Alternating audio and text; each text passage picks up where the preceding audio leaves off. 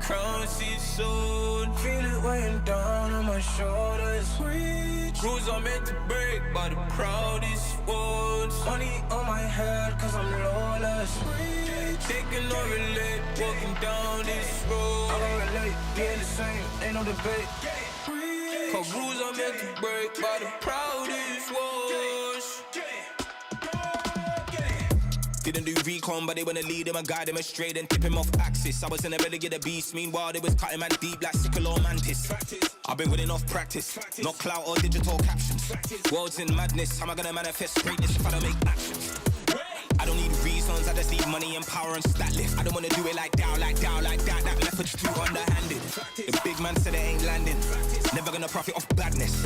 Never got a dollar off sadness, but I've been sunk so I don't do sanctions. Heavy is the hit, that the crown she's soon. Feel it weighing down on my shoulders. Rules are meant to break by the proudest ones. Money on my head cause I'm lawless.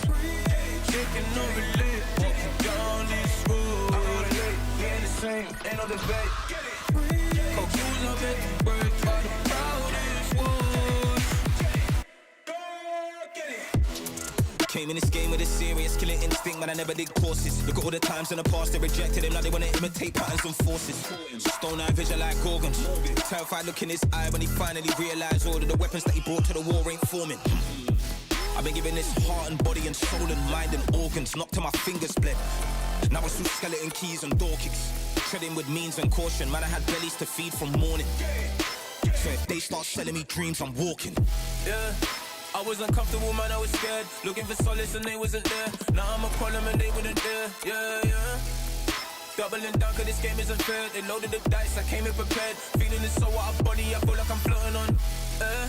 How do you cope when they never gave you hope? Really left you in a cold, and it's weighing heavy on your soul. To be honest, I don't know. Either way, I had to grow. Get it together, whatever the weather, and carry that tribulation to the throne. Heavy is the head, that crown she's soon. Feel it weighing down on my shoulders. Rules are meant to break by the proudest ones. Money on my head cause I'm lawless. Shaking on relate, walking down this road. I don't relate, being the same, ain't no debate. Cause rules are meant to break by the proudest ones. Get it.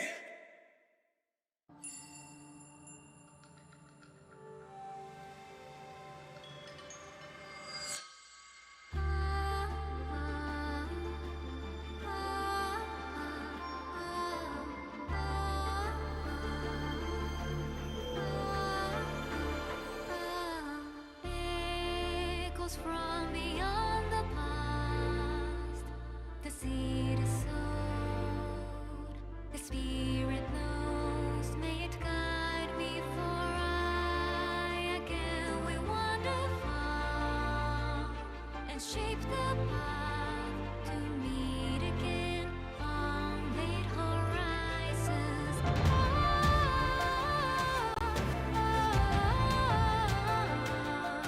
The wind is calling your name, a whisper of the souls who never leave you.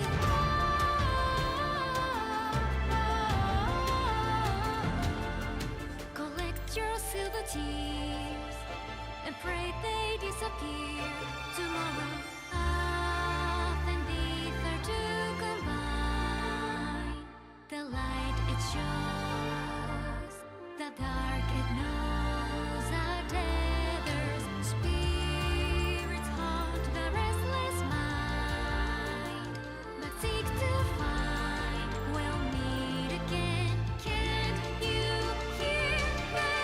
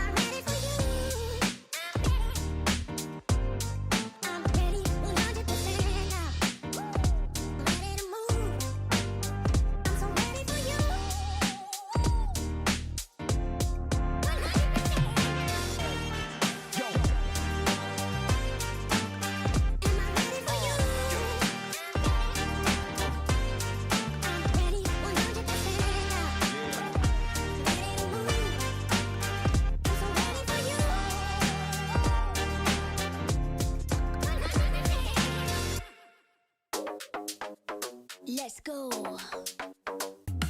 Confident like you never deceive. Big ego, bigger brain, it's really obscene. So we only wear designer cause we always look clean. And for that money, money, money, everybody a fiend. And the bling like a chandelier hung on my chest. And I get it for free cause I'm simply the best. See deposits every hour, not breaking a sweat. Out to lunch with my girls, grant at every request. Thank you. High and bold, can't be bought or sold. I'm so confident.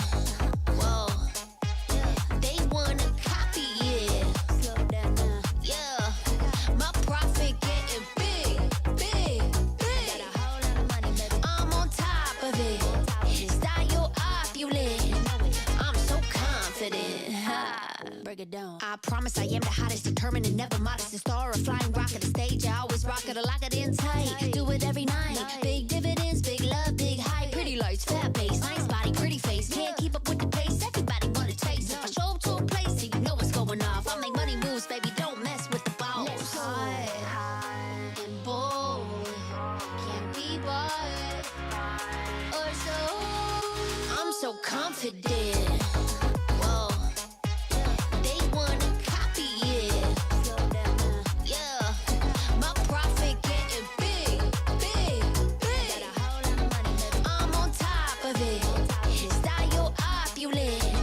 I'm so confident. I'm so confident.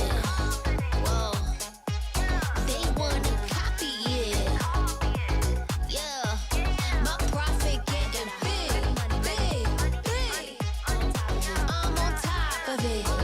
Style opulent. I'm so confident.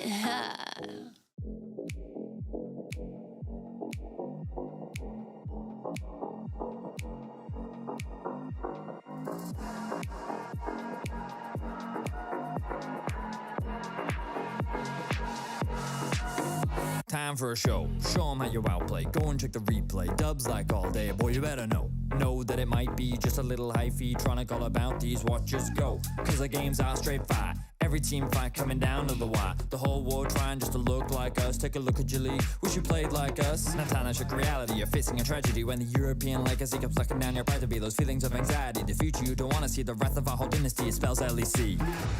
This could be the final chance, our last dance together. This could be the final chance, our last dance. Are you ready? Come on, dance with me, with the LEC. Come on, dance with me, let yourself be free. Come on, dance with me, with the LEC. Come on, dance with me, do that Pepe D. Talk that good shit. Boy, you better back it up. If you want the up yell, sorry, that's just not enough. Cause we got every team fighting lame flashbox. When they clash, you would never last less than 100. Bring your A game if you wanna claim fame. That'd be your main aim, now you're in the right lane. Show up or shut up, no time for excuses. Can't take us serious, you're probably just useless. You want a shot at us, you can come get it. If you're just talking, then you can forget it. We're gonna blow up, we're on the rise. Euphoria, this is the vibe. We wear the clown nose and we wear the crown. Kings of the West, you know we hold it down. Like This This could be the final chance, our last dance together. This could be the final chance, our last dance. Are you ready? Come on, dance with me, with the LEC. Come on, dance with me, let yourself be free. Come on, dance with me, with the LEC. Come on, dance with me, do that Pepe D. We've come a long way since the beginning. The dark days of double streams, vacation memes, now charged up and charging forward. We are the LEC. We can't be stopped, slowed, or suppressed. This tenacity is EU at its best. It's time for the LEC loyals to show their fandom. Put your hands together. This is your anthem. Come on, dance with me, with the LEC. Come on, dance with me, let yourself be free. Come on, dance with me, with the LEC. Come on, dance with me, do that Pepe D. Come on, dance with me, with the LEC. Come on, dance with me, let yourself be free. Come on, dance with me, with the LEC. Come on, dance with me, do that Pepe D.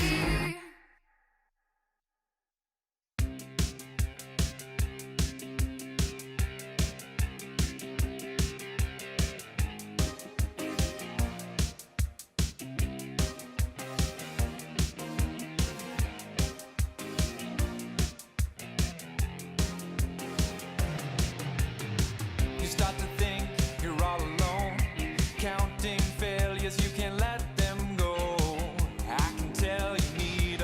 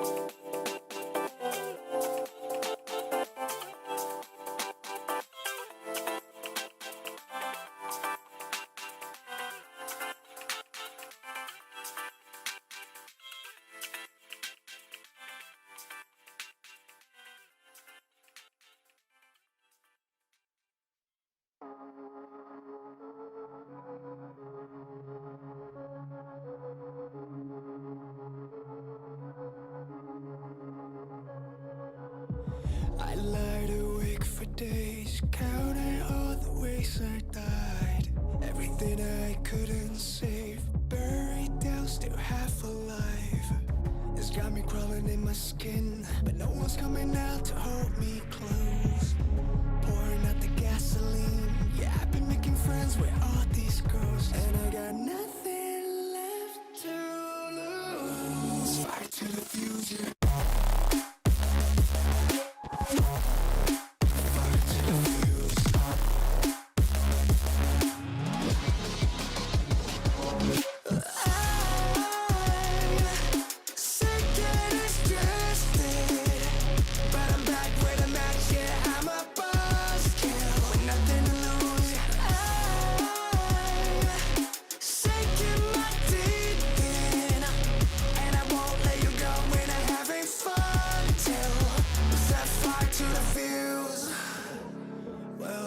It's not me to turn and run. Met the bitter truth and I choked it down. Left a bad taste on my tongue, but my appetite's been growing now. I can see you crawling in your skin, but no one's coming out to hold you close. I'm pouring out the gasoline, so say hello to all my ghosts.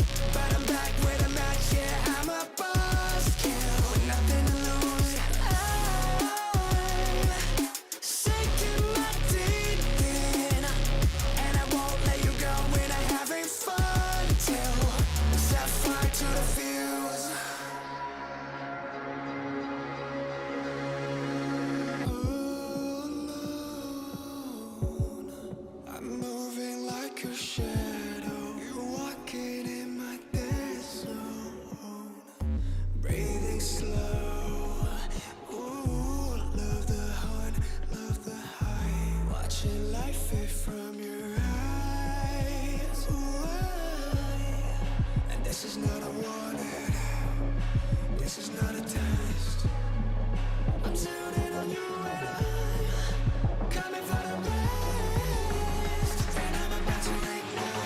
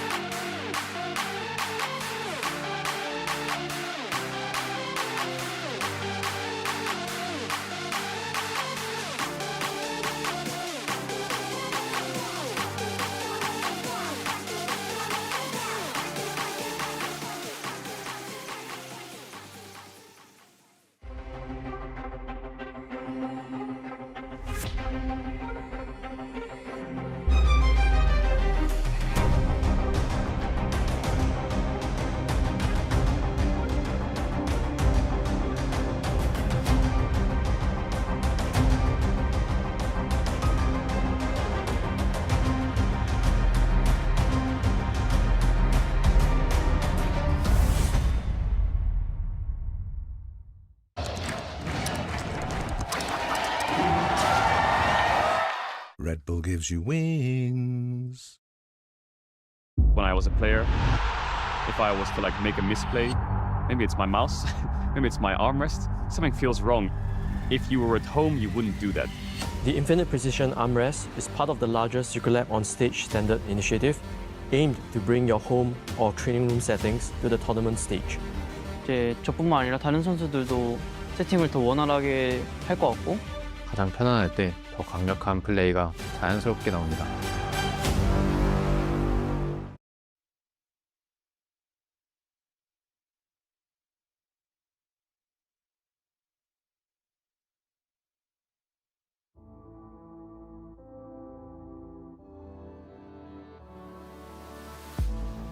If you had it all, would you look the fall in the eyes?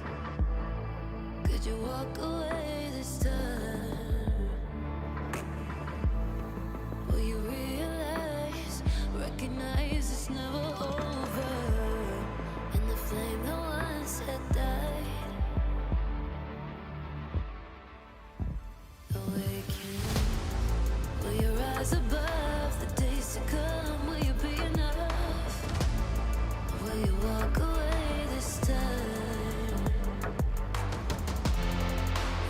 your left, to your right, leave the pain behind. 'Cause we all face the fires, and we stray from the light. Go leave the pain behind.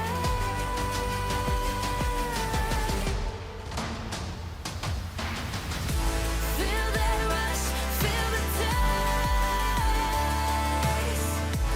Can you feel it? With the pain, wash it away and stand again.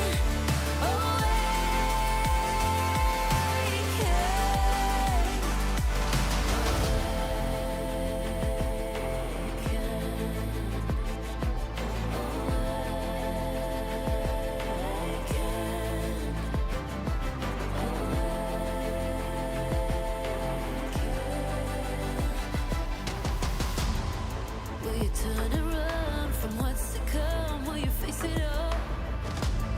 Or will you fall away again? What's calling out to be found when the time is right? When the time is right. 'Cause we all face the fires, and we stray from the light. Go leave the pain behind.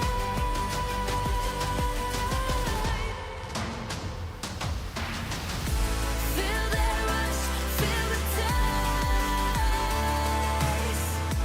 Can you feel it? With the pain, wash it away and stand again.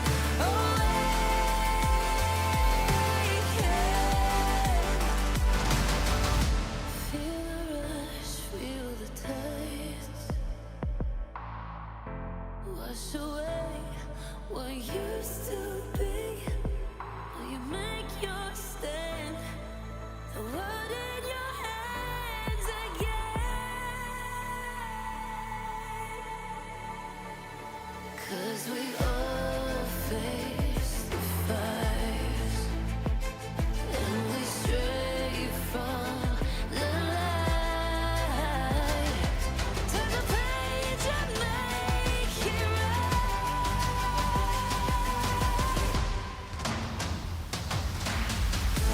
Feel that rush, feel the taste.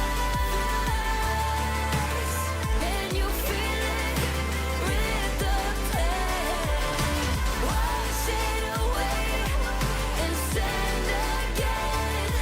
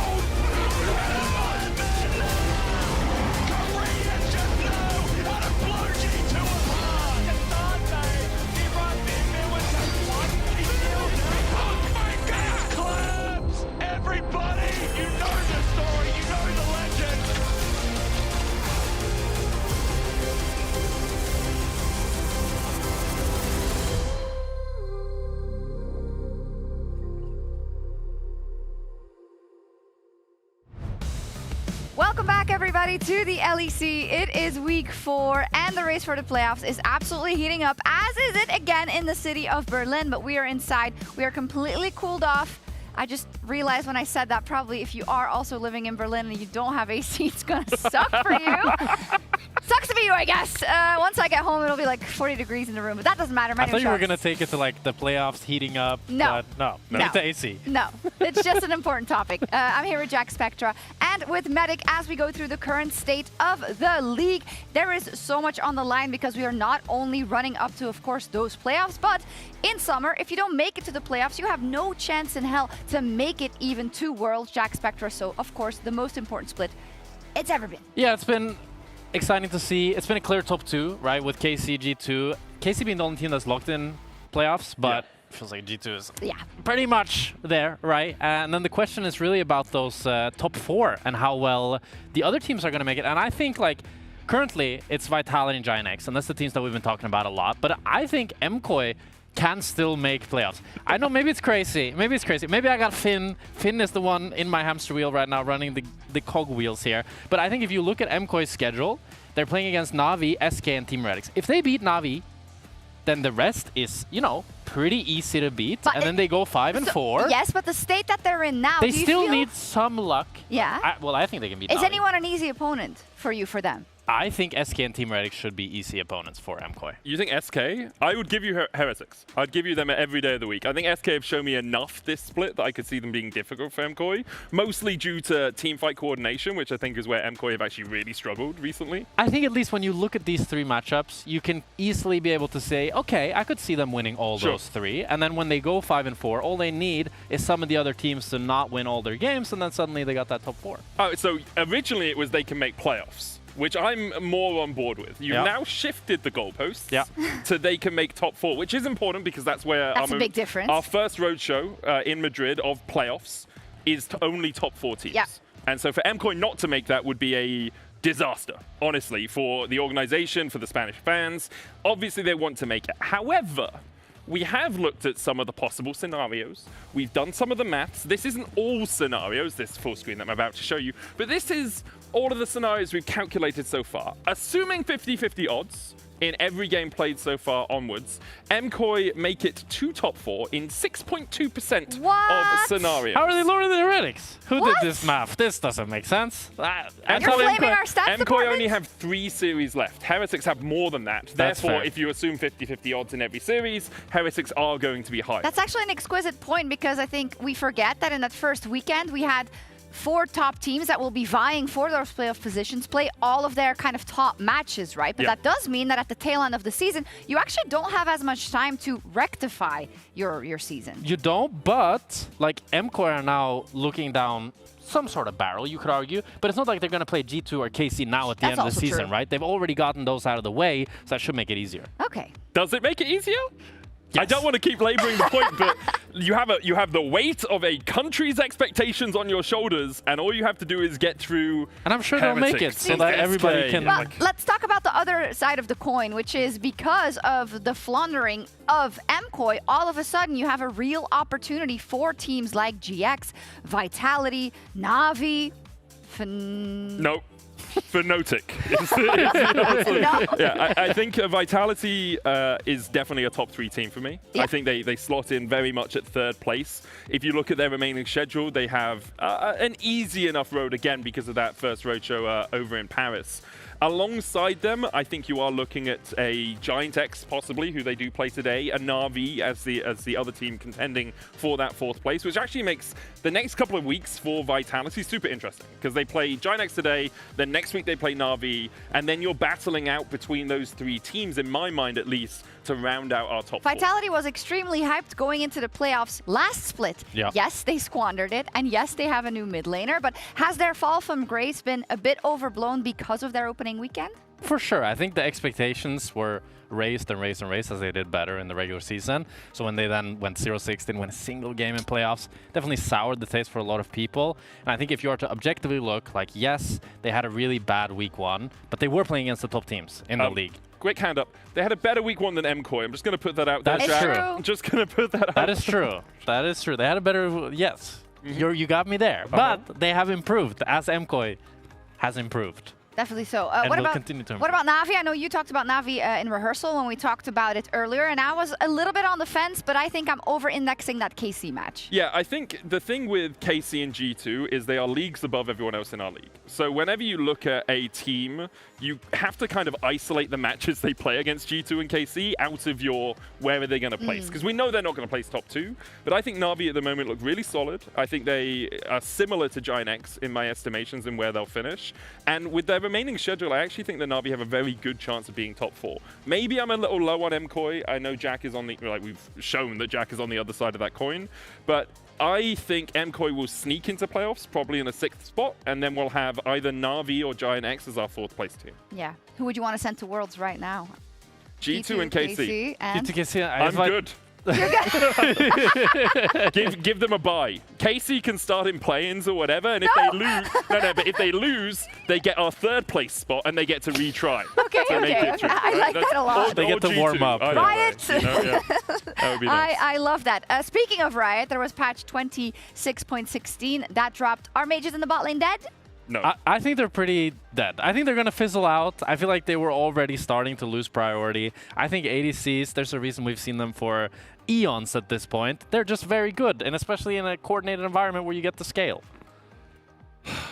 It's difficult to talk to an AD carry player from time to time. Because as a support main, I'm used to AD carry players being like, I am God. I am the second coming, feed me everything and I will carry you to glory, right? The problem is they only know how to do this on champions that right-click other champions, right?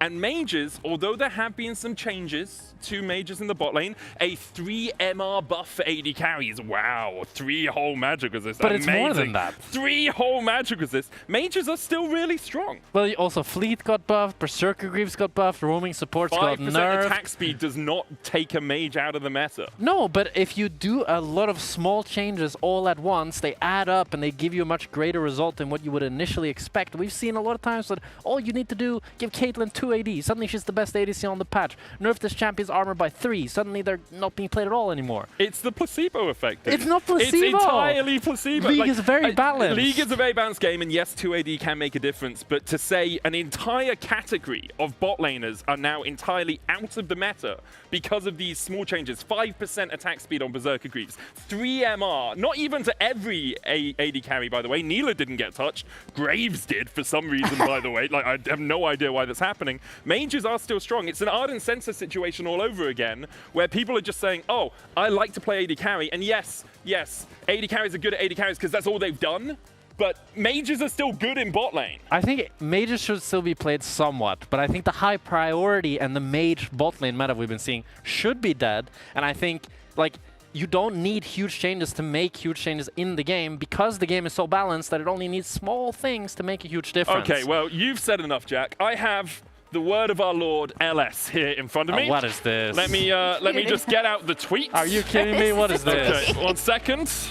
I can refute you with facts and refute you with facts and logic here, Jack. Okay. How did he tweet this, by the way? So as it was written in the scrolls, this is going to be a super long tweet about meaningful versus placebo changes. Oh my God. Identifying them and engaging with them. As a preface, Jack is wrong. That's not crazy actually. that he I said can't that. read all of this. Basically, he agrees with me. It's placebo. And honestly, AD carries are kind of similar to mages in bot lane, and mages should LS still be never played. changed, Yeah. really. Anyway, you did read it, so what did you think? I disagreed with a lot of this because Why? I think what he said essentially, I don't want to boil it down too much Yeah, because there's a lot of text, but that it needs to be replicated to have a meaningful impact. But I think of League as more statistics. If you have, for example, Victor versus Orianna matchup in mid lane, and you have Faker versus Chovy playing that, and then you give 2 AD to the Victor, I think if you play 200 games, the win rate of the matchup will change, the percentage. Maybe each game will look different, but the probabilities of the matchup will change, and that's what actually decides what is good and bad, rather than replicating specific outcomes. I understand where you're coming from. I still think I disagree. Partly because when you were talking about, like, AD carries are better if they get these slight buffs, like, you build compositions around what you're playing. right? So if I'm playing a mage bot, I'll build a composition that works with a mage bot. I'll have AD jungle, maybe I have Vayne top lane something. If I'm playing AD carries, yes, we're going to see more AD carries win now, because more people are playing them and more people are building compositions where AD carries work. That's fair, yeah. Statistically, I like that. That's an argument. Beautiful. But I would say, though, that, like, we didn't touch so much on how much like roaming supports were nerfed. Oh, true, yeah. Because I do think like a big reason you were playing mages is so Camille could lane top lane for 10 minutes, and if she does that now, she's useless. True, but we run out of time, and you didn't bring it up early enough, so hopefully we can talk about it in the post games. I think you can still roam. Can you still play Camille? Because I know it's important to you. You can still play Camille. She's not as good, but you can still play her. Unfortunately. Okay, well, thank you for that. We'll be following that up, of course, in the games today. But it is Shifters versus SK Gaming in our first match of the day, and Medic did catch up with Nuke earlier. Thank you very much, Shocks. I'm joined by Nuke before Shifters versus SK. Thank you very much for joining me. I want to talk a little bit about Shifters at the moment. In the past, you've always talked about how you wanted to be a leader in your teams, how you wanted to be the strong voice. Do you feel that you can still have that same impact in this split? I mean, the split so far was a bit rough. I still think we're actually like on the background, we're still doing a decent job, but it didn't translate to the result on stage, right? But I think I still managed to have a positive impact for the team, which is my main goal. Like for me to be here for my teammate and just to allow them to play good together. So far, yeah, even though the result is not the best. Okay. Right? And what is the disparity between backstage and on stage for you? I mean, I feel like in League of Legends, you can lose game on so little things that you cannot really control / practice / like it's mainly from like the player on the moment. And I feel like League of Legends is such a like harsh game in a way that you can lose game on so stupid stuff that just for one mistake. So yeah, I think that's the reason why it's going this way. That makes sense. Do you feel that the addition of Sheo and Stend into the lineup is helping shore up some of those issues? I mean, for sure. Like it's mainly about working together. In the recent roster, we had issue about aligning together, working together, just improving together. But in this roster, we don't have this issue. It's mainly, like I said before, like my opinion, that's our issue. But so far, I think we are doing a really good job at working together and just fixing our flows in the game. That makes sense. The alignment obviously super important, but it's a very small time span you actually have to get aligned. How are you feeling about the rest of the split? I mean, Shifters since 2 years are not doing good results. And basically, with the last change, we only got one split to get back 1.5 years. Which is really hard, but we're doing everything in our power to just make it through. And yeah, like you said, it's a really short amount of time. Every game counts, so let's start today with SK with the win. It will be good. Do you think that if you do win today against SK, that can springboard you into a possible playoff berth? Or it feels unkind to say it, but at the moment, I think for a lot of people, Shifters are... you know, 7th down. I don't think a lot of people expect you to make top 6. I mean, it's fair for them to think this. I mean, it's just by mathematics and logic, it's reasonable. But I think if we just find our cruising speed and starting today with SK, if we win, I'm pretty confident about the team and our ability to come back from the rough situation we're in. I'm not sure how much I agree with that, especially when death comes knocking at the door. Shifters versus SK. The head-to-head best of 3 as the Adventure Time cast will debut this split in the LEC. I'm Jake and this is Finn. Yeah, I'm Finn and I'm joined by Jake. And yes, Shifters versus SK, a must-win game for both of these two teams. Really need to secure a win here today and secure some momentum for a potential playoff run. One being hyped up, the other not really left the starting mark. Shifters got me excited. Last road trip of last split. What I saw out of Paddock, what I saw out of this Shifters roster that could hit high marks themselves. They've come into this split, Shao and Nuke reunited back together of what was a top 3 jungle support, a jungle mid, excuse me. Stend, who's also come over with Shao, you expect synergy. And I feel like right now it is the man in the top lane who's the only one kind of hitting the standard that I want out of Shifters, where everyone else is falling a bit flat.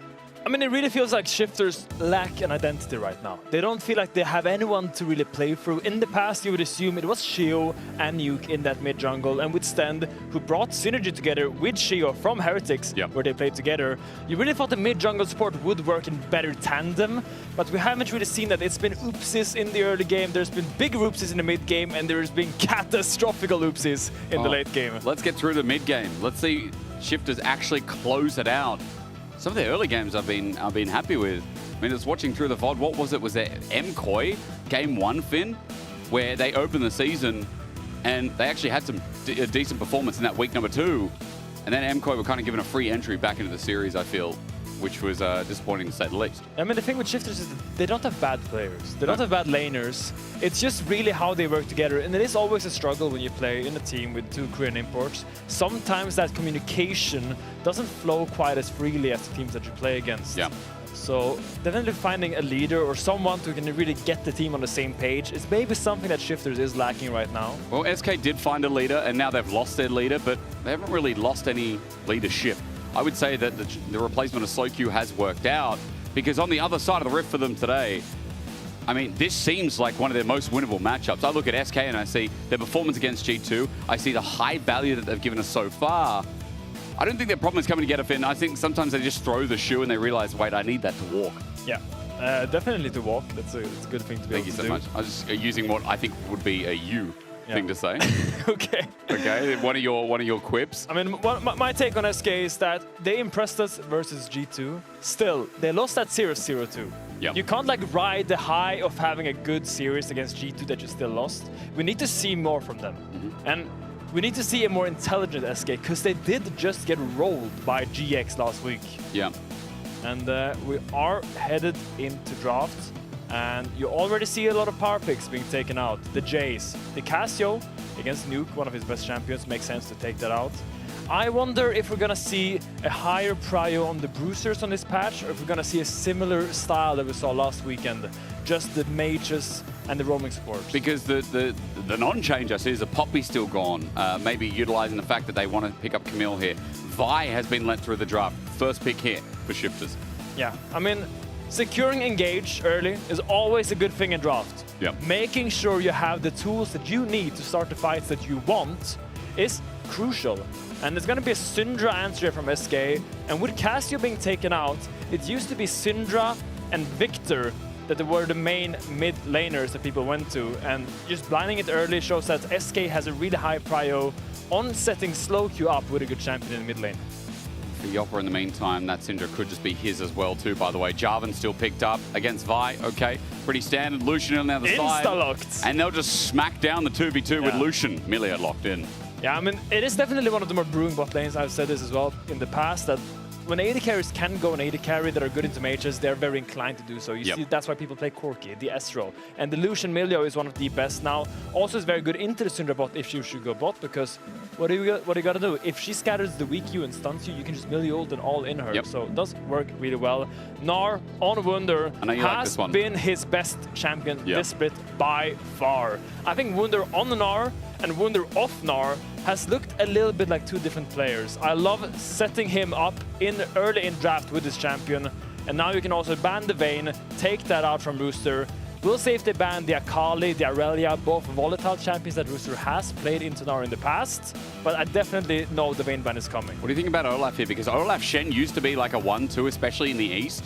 In LEC, we were tiptoeing over Olaf in the last patch. Shen was always making its predominant return, though, early in these Fearless games. So, I mean, another option there that we could be seeing, obviously Shen would only be for SK here, but that Olaf, I just want to hammer home that with the Vayne now gone, is that the next ban here? We'll see, because Olaf is fine into Gnar. He works well into Gnar. He can run him down the moment he gets his first item. Laning phase, a little bit wishy-washy. We'll say Olaf hates playing against Jarvan.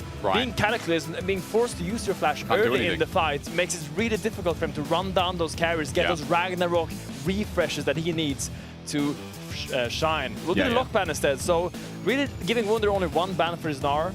We'll see what Rooster has as an answer into it. But for now, we see Shifters targeting the bot side. And into Lucian Milio, I assume we're gonna see a standard AD carry in the bot lane. My mind goes to Ezreal and Corki, the main 2. Joppa has played a lot of Varus, but it's already been taken out 1-2-3, so won't really be an answer. Kaisa as well on the board if you want to match that with a Naut, could work very well for them. Kaisa Naut, yeah, that is an interesting pairing. That is an interesting prospect here for SK. Sport's going to get locked. That Nautilus is slammed. Now SK leave 80 carry up in the air, whether it's going to be that flex or not. So flex is essentially left as this last pick. For Shifters now, what's the answer going to be? What's going to go into that Gnar? I mean, you have two options. You can go for an Akali if you want to be really volatile. It is a champion that Rooster has liked into Gnar. It is a good Akali game. Now the second one would be the Ambessa, a lot more conventional, there it is. A lot more standard, and it's being played across the world. Not really super good into the Gnar matchup, but you know what is good against Gnar? Sylas. Yeah. Taking that Gnar ult, having the Nautilus ult, he has so many good options. If he can have a solid laning phase against the Syndra, or potentially something else, as the Syndra can still be flexed, we can see a massive Sylas game here from Nuke, and he needs to be the man, I think, to put this Shifters lineup on his back, because he's the man they look to make things happen. Well, the thought for SK, how do we deal with that? Well, they're going to add mobility into their 80 carry. Won't be the Ezreal, but the Corki. You suggested instead, Finn. So we've got a little bit of range on SK. They've got a bit of poke and a bit of stay the hell away from me as Shifters try to make the engage. So the Shifters comp is a little bit odd. They have two different modes. They have Lucian who wants to poke and play for these really short, bursty trades. Right. And they have the Mega Dive. The Ambessa and Vi combination, together with a Sylas with a potential Nautilus or Gnar ult, will create havoc in the backline of SK. So SK, on the other hand, has to take their fights well. Wunder gonna be super strong on the side lane this game, but most importantly, it's really important that they bait out the skill shots and kite back. Both Syndra and Corki have a very bursty damage window, and if they go for an extended team fight, I think they will run out of damage eventually, and they really need to make sure they play off their CC. They need to play off their Scatter the Weak, off their Nautilus engages, and just go for a quick shotgun attempt at an enemy carry or jungler. Quick shotgun, don't find yourself caught in the trap of Vi and Bessa as well. I mean, I'm looking towards Shifters here, and Finn, I think that Sylas pick, catching the drop by a toe a little bit. I'm not going to come here and say, oh man, it slams down the comp, but you mentioned the Gnar, the Nautilus, what it can do up against this comp that wants to find the shotgun. Maybe Nuke builds a bit of time, but for now, we question 1-3 versus 0-3, SK versus Shifters. These guys are in the hole. They're facing off against Death. Remember, Death smiles at us all. All a man can do is smile back. Both these teams are in the gravel, so I want to see Lila, Finn. I've been asking for it for weeks here. Watching as a viewer for the first two, now back in the chair for the next three. What are we going to see from SK and Shifters coming in here? I mean, we did get a Lila comp from Shifters at the very least, running into game one. So my worry for Shifters this game, and I think the thing they need to be aware of is that Nuke is playing Sylas into Syndra. Okay. Usually the way you win Sylas into Syndra is by sending your support and your jungler mid there and fight. True. Because in a skirmish, Sylas provides a lot more value than a Syndra due to his bursty dashes, all that stuff that he does. But you have a Vi. Vi is a slow clearing jungler and doesn't really want to fight too much before she gets level 6. Yep. And you have a Milio that doesn't really want to leave Lucian's side. So my worry for Shifters is that Nuke is going to get really isolated in the early game and maybe struggle in this Syndra matchup on the Sylas. Because we know if he gets to those skirmishes, if he gets those ultimates, the Nautilus ult, the Gnar ult, he will be super strong. Get out of lane, you said, yeah. Sphere going to be dodged away from by Nuke. But as you said, I mean, we're in 25-16. 25-16, Finn, am I right? We're in 26-16, sorry, wrong year. Yeah. The point being that supports are in lane. Dredgeline going to be dodged away from. It is only level 1, but again, with that change on experience, I think it is really important to note that we could be looking down different League of Legends. Finally, the fans have been asking for it. But I truly wonder if we're going to see this throughout the day. I mean, this is a very standard draft. Like, with all the things that we've seen, Mickey puts a minion. Yeah, okay. Standard Mickey fashion. Goes Campfire, That extends the trade. We'll go further than that. Piercing light down, couple of autos as well. Paddock just resetting with a relentless pursuit. Sten walking away. Dredgeline not going to connect either. That's a big win trade for Shifters who are getting the push. Yeah, now the Lucian Milio will be super comfortable in his matchup. Getting that punish trade on Mickey. Usually if you play Nautilus and you miss a hook, you usually hit the wall. Flying to the wall, can still maybe get in range, get the outside off. But the fact that he hooked the minion makes that hook going full CD and became the trade back, or the trade back became a lot more awkward for the SK bot lane. So nice trade by Shifters. And I expect we're going to see quite a slow early game hysterics. Really? I don't think any of these lanes are super volatile. The lane I am looking at still is mid lane. Slow Q is the new player on this SK lineup. And is in a position where he can do a lot if he works in tandem with Skeens and Mickey. Keep in mind, the Nautilus and the Jarvan linking up together is a lot stronger than an Enchanter and the Emilio together with the Vi. So that is really where SK, I think, needs to attack them. Mickey just peeking his face through the river, getting his feet wet. Okay, he's going to be spotted on a ward here by Shifters as well in the meantime. I just want to take this opportunity to remind everyone as well that people like Jack Spectre are looking pretty happy. We'll see first though, because Skeens is an angle. Rooster the wave, not in a great spot here. I can pause on that point because a flag and drag is... It's a hard gank. Moments coming from here. It might just get the flash out, Finn. Maybe that's all they want. They do. A flash comes out of Rooster and he'll try and get back in the wave soon. Does actually get the flash. That's a pretty big win now. Wunder when he gets level 6, gets that Mega, gets those Ninja Tabai or pay the steel caps. Can really look to punish this Ambessa that He's going to get reset here. Runs into Wonder, gets the electrocute down as well. The return is the big part of the trade as Wonder walks into that W anyway and Rooster gets the push out. So Wave's going to reset, and you were talking about this in draft, Finn, but Wonder, even though he's getting pushed up against the turret right now, it is Wonder's Gnar once again that you were kind of being like, hey, this is one of his best champs, and anything else that he plays hasn't been as effective. I mean, frankly, I think Wunder, when he's not playing Gnar, doesn't look very comfortable right now. So when I see SK pick Gnar, I have really high hopes for them in that game, because I really think Wunder can do a lot of damage on this champion right now. Has an okay laning phase, doesn't get to play the steel caps base, but the fact that no flash on Rooster is something he can punish. But it's really in the team fights where Wunder's Gnar shines. He lands these massive 2, 3, 4-man stuns and sets the team up for success. Still laning. Nuke taking some damage, has TP'd back and getting a little bit low. See if Sloke's going to hold the waves. Great scatter. Yeah. Skeens is just hovering over the edge. He's going to go to Raptors instead. Both junglers clearing down towards the bottom side, or rather, it's just one camp for now because Skeens is heading up top towards Wolves. And jungler's quite even on CS for now. Rooster threatening. No level 6 just yet, a minion away, but getting the electrocute down for a big trade before the Mega Gnar comes up. Maybe Rooster's going to choose this opportunity to press his R button, or close to. Meanwhile, Dragon thought about by Share as a control ward spots him out. I'll be very impressed if Rooster lands a public execution. There I've seen a lot of those go wide, as the hook also goes wide by Mickey. And still, Shifters are playing a buy into Jarvan. Their laners are a little bit weaker on paper, in my opinion. And the fact that Shio is getting to level 6 quite cleanly is a good sign for Shifters in this early game. They can even stack some dragons, probably not. Shio looks like he's just gonna path back up. But slow early game definitely favors Shifters. Indeed. It was all about Nuke, how he gets out of lane. Sheo is going to come back. He's going to wrap back around. While top side of the map right now is Skeens' domain. Dredgeline finally connects here. Getting the launch down is nice, but Mickey, the trade back hurts, man, with Caulfields. Yeah, Mickey and Jop has to be really careful right now. Jarvan is topside. If they take another trade like that, or if they stay like this with low health bars, Sheo can just walk down there and dive them easily after this dragon. 6. And that's the thing. SK doesn't know if Sheo is looking for a dive bot or if he's doing dragon. The fact that he's in Fog of War forces the bot lane of SK to recall, and he also gets the Drake, so that's a double win for Shifters in this sequence. It's huge. Another good early game, or at least pairing to be here for Shifters. What is measurably slow. We pan up towards top because the push is going to come out. Supports look like they're moving, or at least one of them. Through River will be Mickey, as close to getting spotted out, seen by Nuke on the minimap. Stend is walking up here as well. Grubs are up in 135. This might be a defensive play to see if SK are trying to walk in and get aggressive on this red respawn. Let's see what Mickey does now, because he doesn't really need to go back bot just yet. He has a lot of freedom. He's just hovering around mid. In case Nuke goes for the dash forward, Mickey's just there to cover. So just gone to duck into a dredge line as well. Slowkey needs to get some damage down, but he's already scattered the weak. Sten coming in, Cozy Campfire going to sustain, and Mickey's hooks right now are just leveraging any damage he can follow down. So 7 minutes into the game, no kills yet.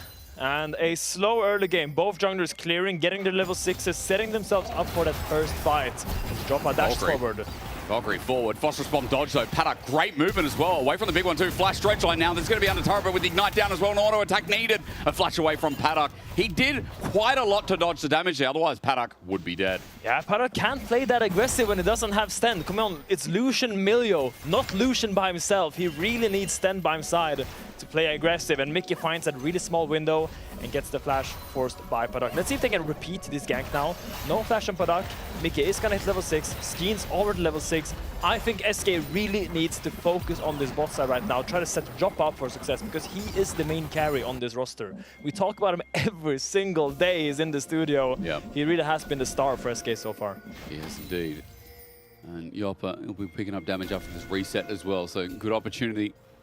As Grubs is spawning, by the way, 5 seconds, Mickey's going to move on up, doesn't have level 6. Sten doesn't either, but Sten is a minion away where Mickey's got a full bar of experience to go.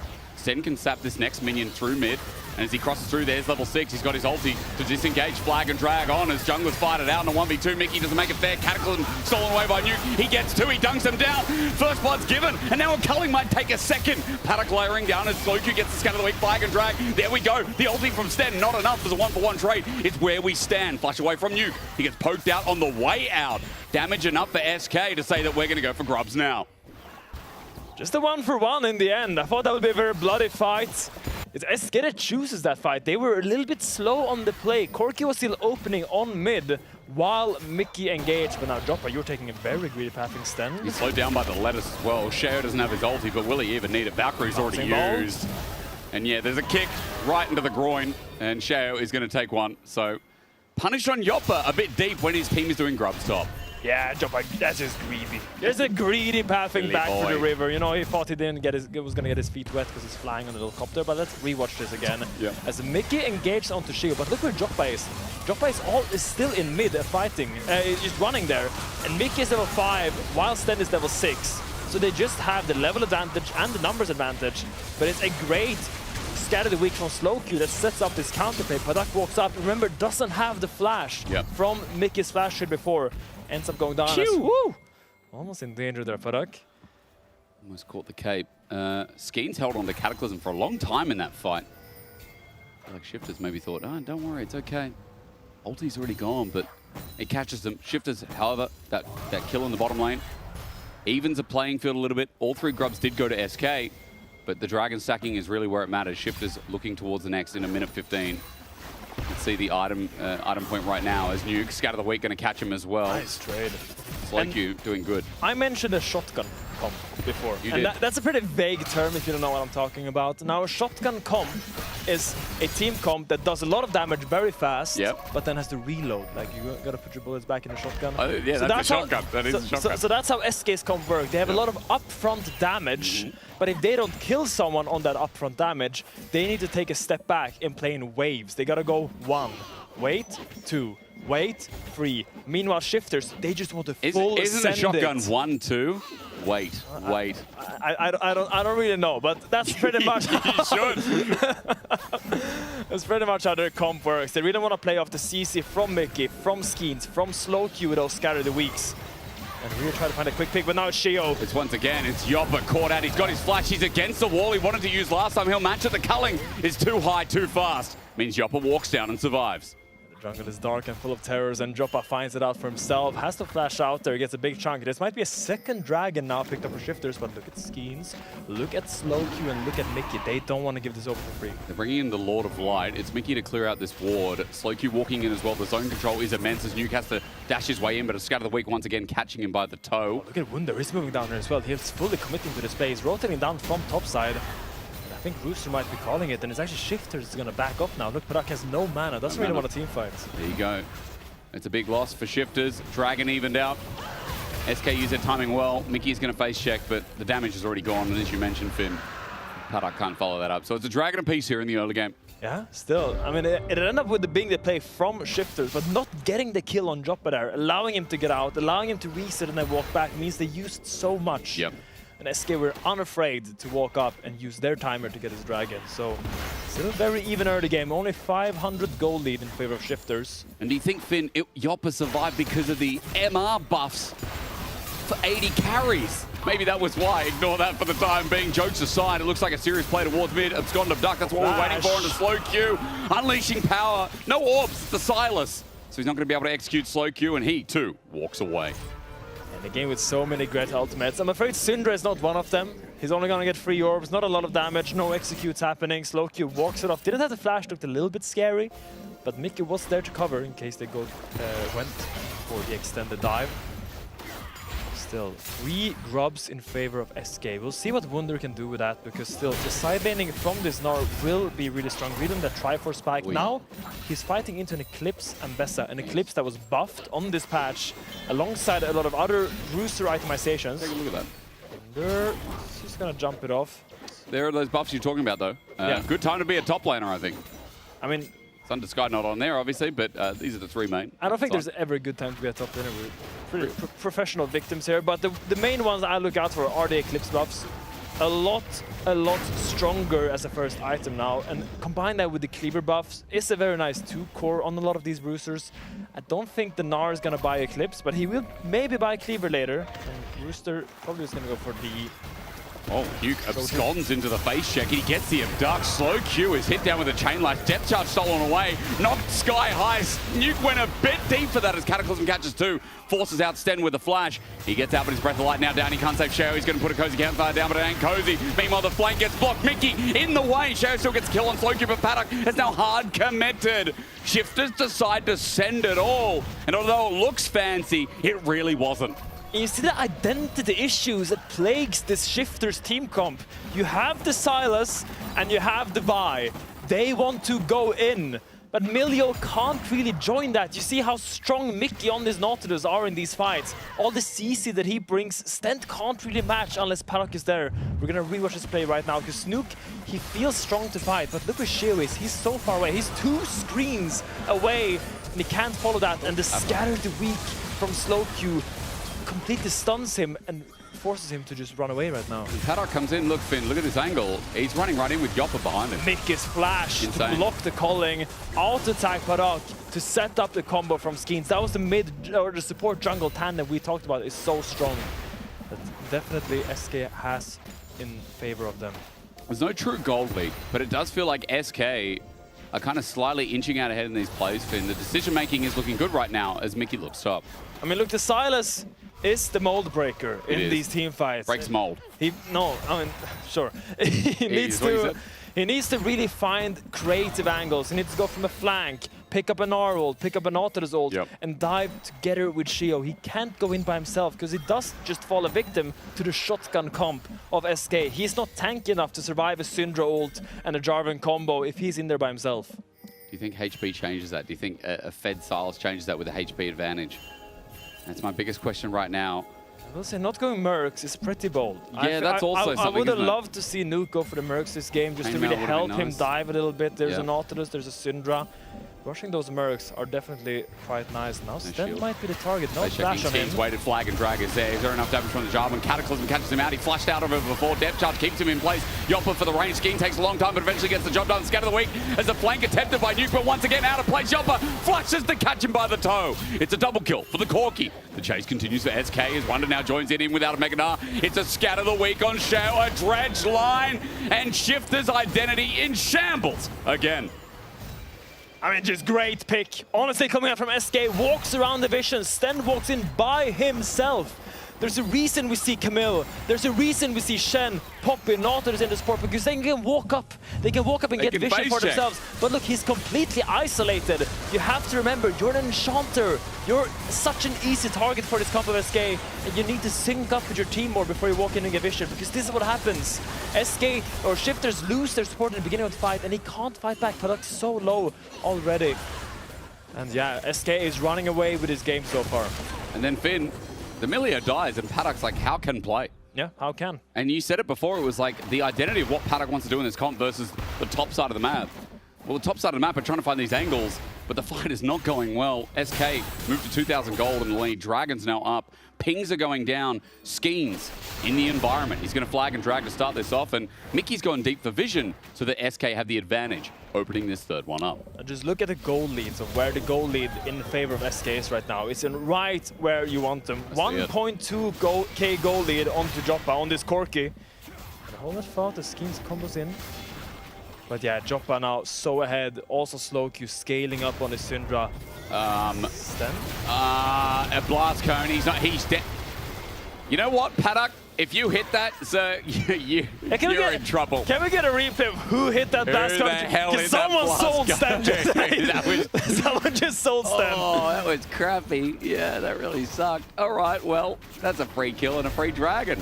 And you see, the draft is an extension of yourself, Hysterics. Really? You know, if you have a draft that lacks an identity, you'll see it on the players as well. They don't really know what the correct play is. There's some people want to go in. Sten being caught out now 2 times in a row as SK is extending this lead. Let's have a look. Who? Was it Paddock? Paddock! Oh my god. Stinky. Okay. So, the world's burning for shifters. Now, Finn, it's your job. That's why you get hired here. That's why you get paid. To tell me how the hell this is recoverable when the Corki already has 2 items, when we got a 2k gold lead for a lot of the range that navigates the space that you want to dive into and engage into. Absolutely. I want to see shifters play more towards the side lane. I want to see Rooster or Nuke push out one of these waves. I'm going to bring up the map right now. Take me there. Where am I going? I need to see shifters crack one of these silence towers. You see, they're all moving down here right now. Okay. If they can get this tower... Hang on, I've just got him duck. Flash away from by slow Q as well. Finn, you take me there in a second. Cease and desist. There's the pick. You want to see them play towards the side lane? I mean, that's a start there. Overload, and Shifters do exactly that. Now towards mid. Paddock in a bit of trouble. Flag and drag, Cataclysm flash. That was clean! Skeens slices through Paddock as he hits the dirt. I mean, they got halfway there. You know, you make a play on side. That means was a good start. Yeah, but then you need your mid laner or the guy in mid lane to play a little bit more careful there. I saw Paddock trading like a madman into the Fed Corki. It does end up going down 2 Skeens, which wasn't a fancy combo, fancy punish, but still, you want to trade gold. You need to have income somewhere. You need to trade sides. True. And shifters are doing that right now. They're sending it to the Nuke. On the side lane is where he can shine. If it's all debt, you know, you can't pay it off, right? So you need an income source. As you said, let's look at the replay here and see how they're filling their book. This is probably the liability, isn't it? Yeah, big rockets. Paddock is stepping way too far forward on this mid wave. Joppa easily just dashes into him because he knows he's stronger. And he has the numbers here. It just makes it so easy for Skeens. It is a fancy combo flash. Yeah, you gotta give him that. It was a Michael Jackson video clip, I've seen him, you know, like moonwalk exactly like that. Stretch line away, Mickey Izzy caught, Shell on the chase. A lot of damage here with Black Cleaver. Mickey could be in trouble, no one nearby. He's so dead. He's trying to dredge line, he's going to flash instead, cease and desist. Okay, doesn't want That's not up and available, yeah, so no he cease and survives. desist, you're right. That's not getting out. But Mickey, this is one of his trademark moves. To walk into enemy jungle, get chunked, flash out, and then have to waste a little bit of tempo or recall. He's famous for it. I mean, but the trademark goes, the Hill is saying, so Mickey's obviously stealing that. We'll see a lawsuit in a second. Steal for red buff in the meanwhile. Got a caught over that. SK get it, Cataclysm down. Deep is Sheo, and he gets drawn in by Mickey. Depth charge as well. Nuke sends it. We talk about a shotgun. It's all being sent by Shifters first of all, while SK just stand their ground and send him to hell. The flash away from Rooster to get Yoppo finally does the job. On a blast code. Oh, the wall in the way. Never mind, your escape thwarted. Rooster's going to be scattered, and SK is going to be put on a killing spree. That was deep from Shifters. I respect it, but it probably cost them the game. I mean, that's the thing. You want to fight on the side waves. Why? Because you don't want the Corki included in the fights. And they thought, okay, the Corki is going to the side wave. If we all send it on him, surely he must die, right? Surely he will go down. But no, they didn't have the damage. They didn't have the gold. They were in debt from before. Replay number 6. Yeah, so Shio sends it completely. But then Bessa is not here, so the only follow-up is Nuke. And Nuke doesn't take Nautilus ult, doesn't get the Gnar ult. He gets the Jarvan ult, which isn't really the one you want in these exchanges. Paddock sends it completely, tries to get the kill back. To be fair, Rooster played it very well. But that ward completely making all hopes of Shifters be null and void. just the realization at this point, I think. Oh my god. Well, it's 5,000 gold, and you know this one does feel like it's pretty getting close towards over, Yeah. Finn. So 21 minutes into the game, a 5k goal lead for SK as now they're the ones. Dead. Yep. Yeah. And what were you saying? Okay, I said almost a 6k goal lead for SK. Yeah. As they are the ones in the driver's seat right now. They're playing for the side waves. Mickey put down vision for Shloki in the bot lane. Now he's rotating up here, defending his own vision. So playing the map very well, very mindful, very demure by SK in this mid game. Demure. And yeah, it feels like Shifters, we talked about it before, the identity crisis in the comp, they don't really work well together. The Lucian, the Milio, and then the Silas Vi and the Ambessa, they don't really want to do the same thing. Yeah. So if they can concentrate, maybe they just the Ambessa, the Vi, and Silas on the side lane and try to pick people off SK that are isolated, playing with numbers. Because, I mean, they don't have a problem sending a Finn, you know, as we've seen. They don't have a problem sending. It's about the quite confident at that. Confident about when they send it, though, and how they follow up, I think, is the next bit, isn't it? And as you said, we've been pretty critical on Shifters. I don't think we were from the start of the day. But to be fair, we've been critical on both of these teams. They're definitely fighting their way out of the hole right now when playoffs is a top 6 situation. Worlds is a top 6 situation to run towards the top 3. Catch my drift. I mean, especially SK, I think really want to make that playoffs. And they are doing a lot of things right. SK is a team that has evolved in summer. They look cleaner, they look more compelling when they play, and they look a lot smarter, more detailed. Their setups have improved. They're good around the objectives. They're good around the vision setup. I think Mickey brings a lot of that from his time at G2. Yep. All those internationals against the best Asian teams really honed his instincts on that. And it's even in Vitality, you could say it. Even though it was a 2-0 from Vitality, like game 1 was close. Game 1 was actually SK's. Yeah. It was only because they threw away, because they overstepped for vision, as you were talking about for Mickey, for the Classic in this game. The overstep for vision. So you have to be careful here, Rooster. You can't defend this tower. I know you want to defend this tower, but you cannot. The next play has to be Rooster into the wall, done exactly like that. Yoppa gets over said wall. Turret's going to drop. Rooster is dead. He will not survive. He wanted to defend, but Herald, she has a fake charge, will be mounted. That's a weird interaction, but Michael Shelley doing the cha-cha slide. Mickey's going to get the charge in regardless. Top inner turret's going to drop as well. There's a gank on mid. Sluky's going to go golden. Buy some time. Shao in a bit of trouble. Vault Breaker not back in just yet. Paddock is under turret himself. Unleashing, no. Sluky just waits. Paddock's still dead. Wonder came in to save the day. They've been juked. They've been had. And all but 2 left through this mid lane play. A flag, a drag. Stend, no flash. He is dead. Boomerang to help out. Kill given over to Wonder. And SK are making fun. Good night, Sweet Prince, then. He can only stand there and watch us. It's a 3-0 in favor of SK. 3 dragons in the bag, now looking towards the purple worm. Now Hysterics. Holy. What Baron is that? I don't look like Priest Eminem. What the hell? What Baron is that? Hysterics? I listened last week. Oh, that looks like Territorial. No, that's a hunting Baron. Is it? I didn't see the horn. We'll see this again, as it's Shio trying to find a cross map as Rooster just went down, but they don't have the damage. Early stopwatch or Sonya's buy from slow Q nullifies the attempt, and it's in the end, it's just a Syndra against an AD carry. You saw it. You've seen it so many times. Syndra just pressing the fun button on the enemy AD carry just shuts him down as well. Wunder is there to cover it as well. And yeah, Sten, what are you gonna do, eh? I can't believe you call me Dracos. What are you gonna do, eh? What the hell you call me Dracos? How do you? We don't even sound similar. What? Like, I don't rap. I don't have Harry high pants on all the time. Am I in trouble? Flash away, Meganar. Oh. Nice from Nuke. This is what we wanted to see a little bit earlier. One's about to go Meganar, though. Yeah, no one else is here on the map. Yeah, he's only 4 here. Show has flash. Cease and desist. There it is. Trying to get the stun up. Meganar into the wall. Wonder doesn't get any time now. It's there to disengage. He's buying some time. Wonder, 3 people taking to take him down, but the base is kind of in Shadow's spin. SK is already knocking on your door. You guys are in a different country, and SK is just trying to deliver some mail. And they are the ones looking down here. A lot of ults used there. The Vi ult was used primarily. Nuke's ult will be back up and available as SK. We're going to go for the end. Top inhib. We're going to even the fight. They're looking for an angle. Mickey finds a dredge line depth charge in as well. Onto that top lane. Roos has no ulti getting out. Cataclysm down as well. A lot burned for Shift to stay alive, but he is ticking down. As you said, he's healed up for now. Meanwhile, the defense not going well on the front line as Nuke is next to go down. In an instant, Paddock drops as well. A Quacker's play you'd say, but Shifters all game long have had no space in this damn pond. Rooster running for his life. Yoppa gets a big one sent on out. And Shao, as he's last to drop, it'll be Nexus on next. SK obliterate Shifters in game 1. Don't count your chickens before they hatch, and look to the side lanes to make a catch. Marcus Aurelius, as it is SK that come out on top in this game 1. Wise words, Finn. Let's see. Mickey X, what do you got to say after that win in game 1? I hope a lot, because I think that was a Mickey Nautilus masterclass. What got into you today? Well, I think the draft was quite favored for us, and yeah, they were kind of just misplaying a lot in fights and I guess all over the game. So yeah, I didn't have to do much. I felt like I was kind of just there pressing my point and click buttons, and that was it. Yeah, we're going to look at some replays. I think he did more than that. But Yopa, he was great again. He always is great. But his positioning early game. Are you going to have a talk with him? Yeah, well, Stinker, yeah. I'm going to have a strong, stern word with him.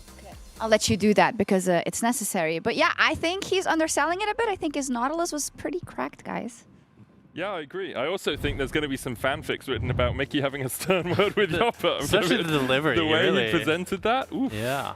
Oh, we get some light as well. Wow. I mean, that reminded me of like the good old days of Mickey Nautilus, you know. What are we posing here? This is very close. Just listening? Yeah, no, but it's just like when you think of Mickey at his best, for me at least, I have trauma from playing against his Nautilus when G2 were so dominant back in 2023. Hansama playing the Draven, I get hit by every Mickey hook, it's just unplayable. It looked a bit like that, to be honest, so. Yeah. I think as well, Shifters did themselves no favors. Like, let's not pretend that they had a perfect game. They had some okay moments at the start. Mostly Mickey getting caught out and Yopa getting caught out. But after that, they never seemed to actually be coordinated in how they wanted to start fights. And it was always playing to the beat of SK's drum rather than trying to drum up a tune themselves. Jake called it problems with their own identity in the game. Mickey also just called out that he did think they had the better comp, and you looked at it holistically as well, right? So those are two things that I think, okay, well, it's very hard to play the game to begin with. I mean, can that excuse some of the things we saw? I like the Shifters comp. I can see why Mickey liked his comp as well, because it's a very comfortable Nautilus game. He has a lot of targets that he can hook and disrupt. But I feel like you get Vi, Ambessa, Silas with good ultimates. Good. You know, you have such a strong top side, so much skirmishing power. We just never really saw that get to fruition. And I think when Lucian falls behind, Milio is then not going to do anything. It's such an easy target. So I feel like we didn't get to see the best light of this draft. And I don't go away, walking away from this game thinking, oh, this was a draft game. Yeah, I agree with Jack. Yeah. That's true. It's true. About a couple of those fights, we want to take a look at, I think, the 14-minute river fight. There's immediately one after that as well, where I think Mickey was underselling it a little bit because his coordination with his jungler medic was really good in this game. So this first fight is kind of the first major skirmish of the game. Mickey actually plays it really well. Waits for the depth charge to come out and then re-depth charge onto Nuke to allow this engage. It's kind of indicative of things to come as well. I'm not sure what Sheo is doing, stepping side to side. They think that they can obviously find the re-engage, but Mickey again with a good flash to block the culling. You can't step side to side like that into a Nautilus because he will just walk up to you and auto attack you. Like, it's one of those, I'm trying to dodge a skill shot, but maybe they were thinking about the re-engage and Mickey outplays them there as well. I mean, that flash was just gorgeous though, because it looks up Paduk as well and shuts down the carries from Shifters. It's like, I don't know, you can't ask for Mickey to do anything more in that fight, and it just looked like Shifters were so unprepared. We also have was it like 1 minute after, next fight after, that I think Mickey again shows his muscle really on the support role very well here. So we're watching this fight from Shifters POV, and you can kind of understand why it's so hard for Sten to play. So you can just play it out. Like Sten right now, it looks pretty safe, right? He has pretty decent vision. He sees Mickey going over the wall with the blast cannon, and if you pause right now, that fact that Mickey went over baited Sten and Sheo to think this is completely fine. But then Mickey just hex flashes back over again with his jungler. They shut them down, and the fight is just pretty much unplayable. It almost feels entirely premeditated. Yeah. Because like Mickey, as soon as he lands from the blast cone, is like, I'm hex flashing back across this wall. Is spotted by Sheo. Like, this is the sort of thing that Mickey brings to teams that we so often praise him for, but we so often see the int as well, that people forget that he does stuff like this. This is an incredibly well-coordinated play from SK, and it really does begin to break the game open for them. They manage to get the kills, and then they can turn it around and get pressure in topside, pressure in mid. It becomes very difficult for Shifters to play the game. Yeah, I haven't seen SK play in summer. They weren't there week 1, then I was gone. They're just cracked. Yeah, so they're cracked every other series. Okay. So you know how Hilly used to be the coin flip merchant, and then it kind of passed on to Mickey. SK are now the coin flip merchants, right? They can play really well. They did against G2, or they can be absolute doo-doo. And here, it seems today, we have woken up with an SK that are on the right side of the coin. Is that for the whole series? I wonder if Shifters are close to collapse. Because like this 20-minute fight where they tried to chase down Yopa, it's just like you're watching it and it feels like a bad solo queue game where everybody kind of knows the game is like lost, but it's like, please guys, at least get 1 kill. Like, please, we've already burned 5 flashes, 4 ultimates, 3 people dead. Can we kill Yopa? Let's go! Paduk flashing 1v5! Yeah, when Paduk flashes in, you know it's kind of doomed. Like, this is not a Shifters that to me that are like, okay, we're 4,000 gold down, but we can play towards our strong top side, make picks. They're just like, one play, send it, if we lose, we lose. And I don't think that's a team that's going to make playoffs in the LEC and maybe not even be able to beat like 10th place. Fast forward 50 minutes, they crush game 2. Jack's like, they are in pole position to make it to place. We'll see. Hey, we can only judge what we see, right? Yeah, it's a results-based analysis, but that's what we've got to judge off, right? It's Like true. Nuke said, things behind the stage were going well, and small mistakes can cost you a lot. We saw that in this game. Like, small mistakes cost them a lot. The fight on the bot side river, not seeing the fog of war, and then Yopper so very willing to capitalize on the mistakes coming out of Shifters. And those 2 deaths, they were just early when he was being a little bit greedy with his pathing. Oh, and that one where they sent 5 people at him, Yeah, which so is understandable. I gave him too much of a hard time, I think. I hope Mickey isn't giving him too hard of a time. Yopper's an absolute beast. Yeah. Best player on the team, in my opinion, probably through spring and now as well. Like, he is so consistent. It's so good to see a player of his tenure in the league have so much confidence in himself. And the team is obviously setting him up well to do that when you have veterans like Wonder and Mickey who can allow you that freedom. It's great, but Yopper's a guy to watch for many years to come. And their stability in the mid lane now, right? Also, if you think maybe there'll be some growing pains here and there, Syndra is, of course, one of the best picks for SlowQ. But the fact that you don't have to worry about that, like, honestly, we worried about it a lot when Leader was there, right? Yeah, because all the resources went mid. Like, it was a hole of resources. Bye-bye, SlowQ, bye-bye. Yeah. We go mid. But SlowQ playing incredibly well. As you say, 17-3 all-time now on the Syndra. Yeah. Very good job regurgitating Joe's stats, because I couldn't remember. So I'm glad that you actually read the notes. But game 2 is coming up next, and we'll see if SK can keep it going. I have Paddock, guys. I hate this guy. Why? No, I actually like him, but I just didn't piss him. I didn't see him. I was like, wait, what? They do not take my this. He didn't do? They did it. Oh, sad Paddock. My poor Paddock, actually.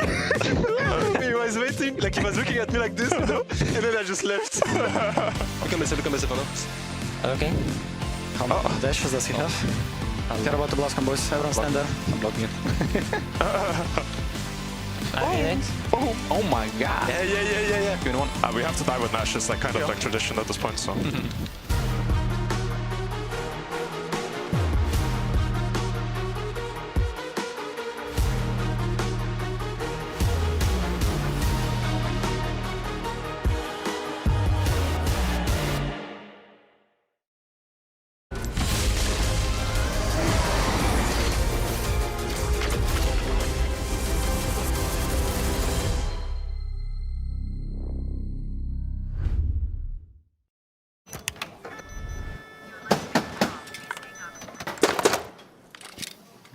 Brother, let me try. Wait, brother.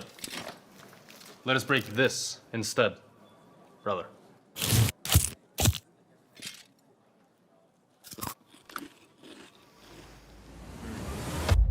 Have a break. Have a Kit Kat. What is this, brother? Perfection.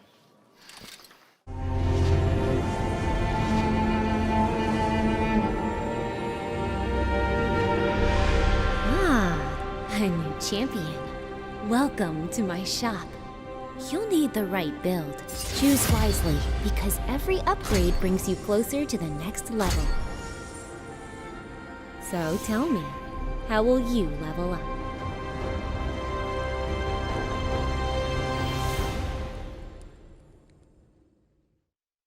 Want to find your fastest server every time? Express like a pro and optimize your connection in one tap. Express and game without ISP throttling. Express and shield yourself from DDoS attacks. Express and choose the VPN trusted by gamers everywhere. Express VPN. Experience gaming the Express way. Fast, stable, competitive.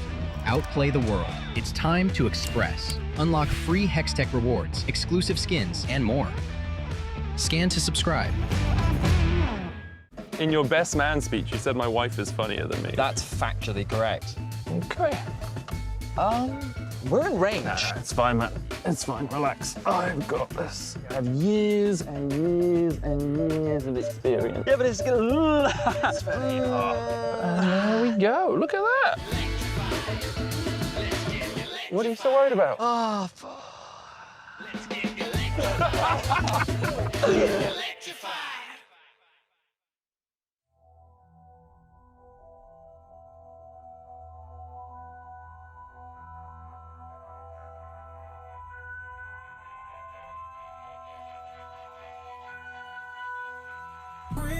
Heavy is the head, Crown seat soon, feel it weighing down on my shoulders. Rules are meant to break by the proudest ones. Money on my head cause I'm lawless.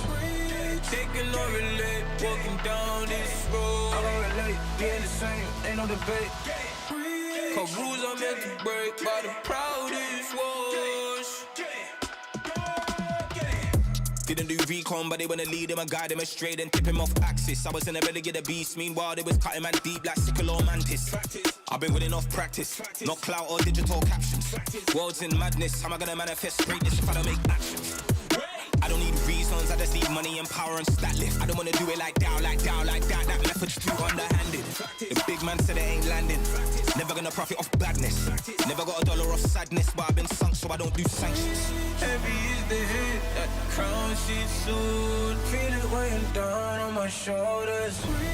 Rules are meant to break by the proudest ones. Money on my head cause I'm lawless. Taking no relate, walking down this road. I don't relate, being the same, ain't no debate. Cause rules are meant to break by the proudest ones. Came in this game with a serious killing instinct, man, I never did courses. Look at all the times in the past they rejected him, now they wanna imitate patterns and forces. Stone eye vision like organs. Terrified look in his eye when he finally realized all of the weapons that he brought to the war ain't forming. I've been giving this heart and body and soul and mind and organs, knocked to my fingers bled. Now it's through skeleton keys and door kicks. Treading with means and caution, man, I had bellies to feed from morning. So if they start selling me dreams, I'm walking. Yeah. I was uncomfortable, man, I was scared. Looking for solace and they wasn't there. Now I'm a problem and they wouldn't dare. Yeah, yeah. Doubling down cause this game isn't fair. They loaded the dice, I came in prepared. Feeling it so out of body, I feel like I'm floating on air. How do you cope when they never gave you hope? Really left you in the cold, and it's weighing heavy on your soul. To be honest, I don't know. Either way I had to grow. Get it together, whatever.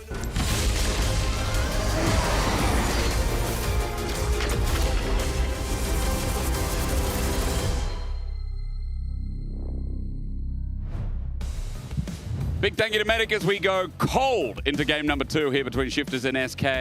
I got some ice cream, Finn got some ice cream, and now hopefully Shifters can get their own too. Yeah.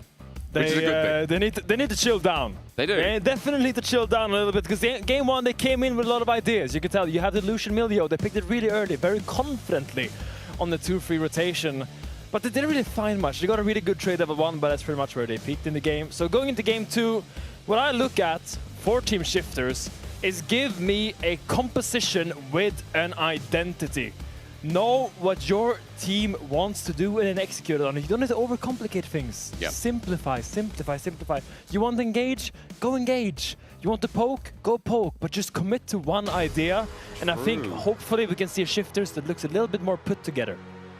One idea, one Shifters, one game win. Let's go. Wonder Wall. First pick is going to be on red side here for Shifters. And the biggest question I have is, are they going to pull out this Shen? Is it really still there? Are we going to see Olaf? Are we going to see any of the things that on 26-16 were still there that are now looking higher than they already were? We'll see what happens with Poppy first, because Poppy was banned in game 1 very early, has been permabanned, but it goes through the draft. And with an Olaf ban already happening, I think at least SK is eyeing the Poppy. But as Shifters, are you the ones that's going to take it away? Have you practiced with Poppy on the new patch? I mean, you have to. They're going to abstain. They're going to go for the Victor first pick, which is good. It's a flexible champion. Can go both for Prak and Nuke. But Poppy, surely... I mean, I've heard teams been practicing it. We know in solo queue it's still big. We know it's been great for a long time and measuring up, especially with the support priority that has now changed a little bit, but still exists. Finn, Poppy, and what? I mean, this could be a trap set by Shifters. Shifters could set a trap for them to pick the Poppy and then just draft a very good anti-Poppy comp. You know, long range, no dashes, just double control mage. Really? We'll see, because SK doesn't really seem to go. Poppy did get hit on this patch, just a little bit. But taking away a few of her lovely stats. But it's a Seraph! Okay, baby. Okay. That is Seraph. Okay. That's bot, right? I rate it. Yeah, it could be mid as well. I think they're matching. Played this yesterday, by the way. Yeah, I think they're matching the Seraph into the Victor. There's a Korean Seraph 1 trick that has made some waves over on the Korean peninsula. and has really made that popular over there. So finally it comes to Europe as well. We'll see if it's low Q or Droppa that pulls it out, but really, really exciting pick. As I don't know when the last time I saw a Seraph here in Europe. Probably like Humanoid played it a bit back in the days as an Azir answer. What was the response for it? It was like for Azir? Yeah, it wasn't Azir. Yeah. Counter range with even longer range. Yeah, the biggest range, one of the biggest in the game. But Shifters countered out with even more range of the Rumble Equalizer. So we'll see as the Bard comes out for stand. And we're seeing a Shifters comp that's more focused on laning and team fighting. Now, I see a lot of champions that have a lot of damage, a lot of AoE damage. What they lack right now is some really good setup. Sure, they had the Tempered Fate. Bard can lock down the carries of SK, but they really want some CC from their jungler, or at least some skirmish power. I'm thinking Wukong, Xin Zhao, something like that. That's an Akali, by the way, for people at home. You can't see Slow Q's champion right now, a bit of a bug on our overlay, but Akali just got locked in as well. And we'll see where that one goes. I assume it's gonna be Akali mid and Seraph bot, and the Seraph will go to drop up, but could also be Akali top, you never know. As it was picked into Rumble, Akali into Rumble is a pretty good matchup, something that Mirren used to play a lot here in our league. As we head into the bans for 5. We didn't really talk about the Pantheon, but I think the Pantheon is one of the rising prio junglers here in our league at least, because, hey, turns out if you can just ult to any play, it can be pretty damn useful. You can make numbers advantage, yeah. Yeah. Okay, what are your options? They're getting rid of some further range to maybe combat and pair with what is already Xerath and maybe some of the dive of Akali. Where else do SK go is a question. They banned Tristana here. I mean, the easy, because there are still flex picks up and available. Yep. The easy thing for SK to do is to just ban AD carries, and the easy thing for Shifters to do is to just ban supports, because that's the pick discrepancy right now. Right. And they're targeting the Leona as a lot of setup. Mickey had a fantastic Nautilus game 1, and it is quite scary when you put him on a support with CC, with Engage. I'm going towards the Rel for Mickey. I'm looking towards Rel, Alistar, any kind of Engage champion. Even a Nico could be really good for him. Yeah. I think the only problem I see right now is SK might have some trouble playing a 2v3 into Shifters.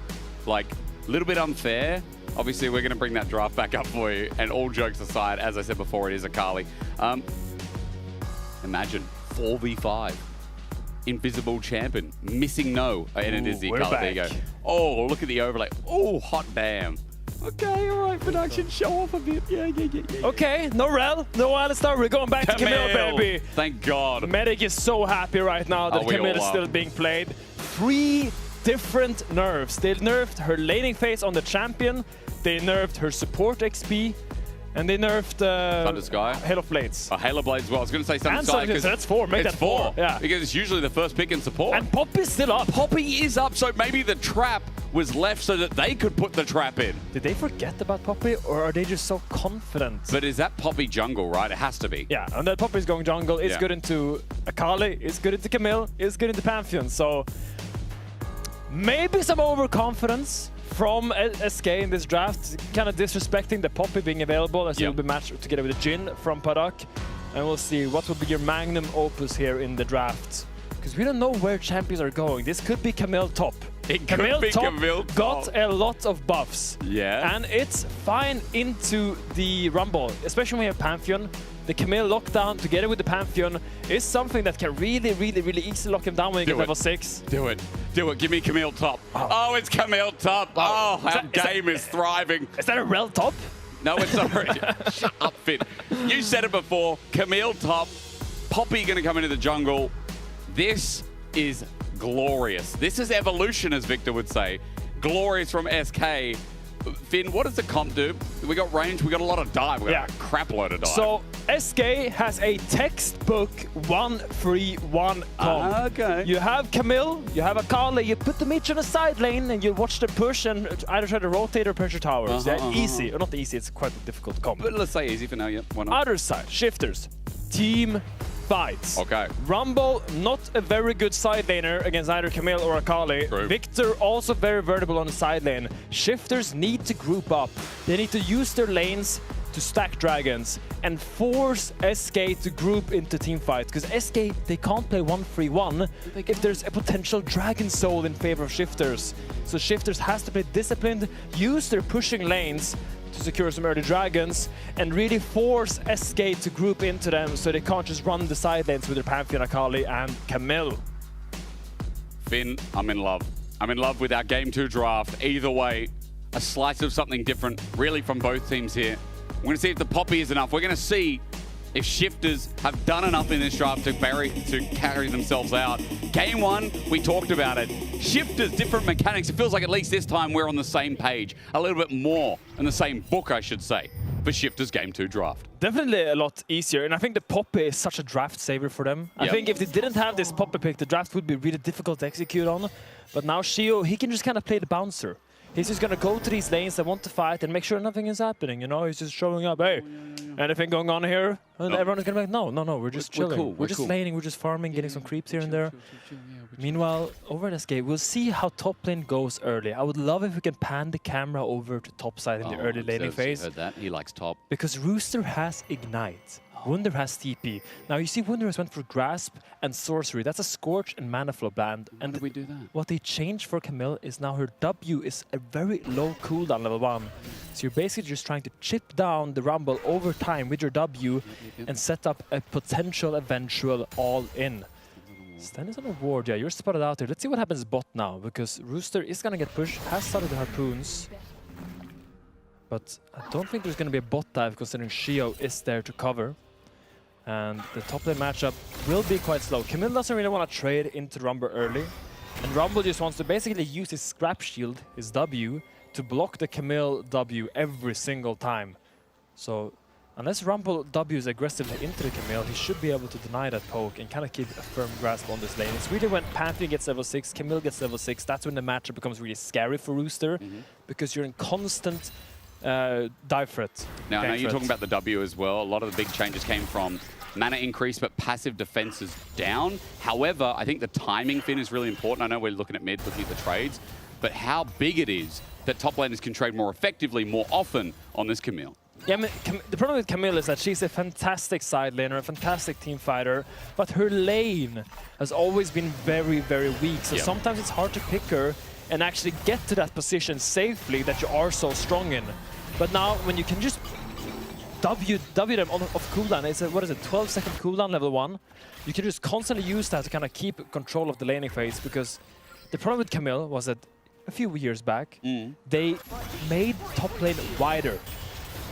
The walls are way further away when you're in the middle of the wave. Yeah, where the wall's gone. Yeah, so it's really difficult to find hook shots on the enemy top laner. Look how open this is. It's too open. It's really difficult for him to find a hook shot onto the Rumble in this position.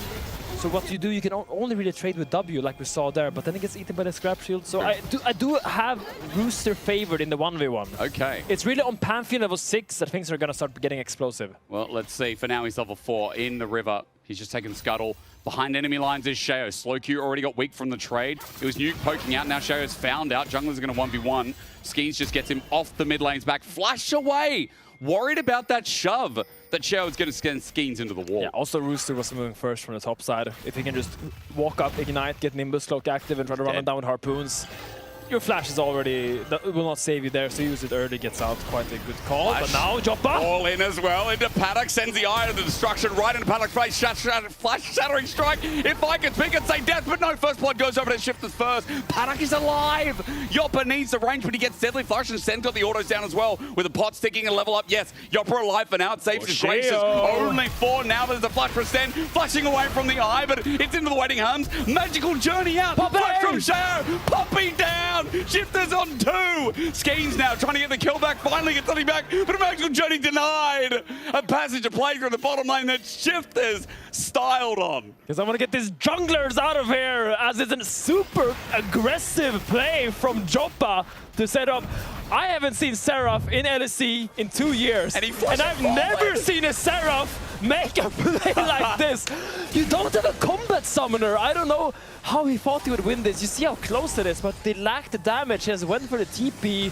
Meanwhile, Jin has the Ghost, Bard has the heal, and really blocks that play. Joppa doesn't have the damage. Maybe didn't know the damage numbers quite as well. And keep in mind, Seraph's stun becomes longer for the further it travels. That was almost a melee range stun, so he really got out of that stun really fast. 0.75 yeah. for the base level, which is, you know, melee, as you said. But Skeens is there to cover, picks up the kill onto Poppy, and sets himself up for that early level 6. And that's where Rooster's gonna have to start sweating a little bit in the top side. That's where he's in danger.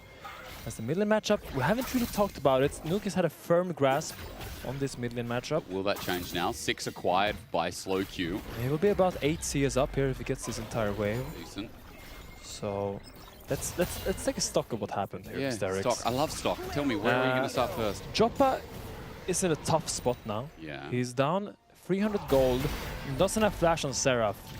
And you really want to get that lost chapter, because the moment that Joppa gets lost chapter, he can then just wave clear by himself quite safely, and Mickey can just leave him. And he can just clear wave, clear wave, clear wave. And we're gonna see the supports kind of get out of this lane. And I think that the battlefield will not be bot. It will be top and mid, especially top. Yep. So I think both, you see already, Mickey is opening here. Stent is running here. There he is. They are trying to get up their ASAP because Pantheon won a camp from level 6. Shield goes in. No wall. 5-point strike doing some damage. Share tagged out. Good kiting away from the Poppy.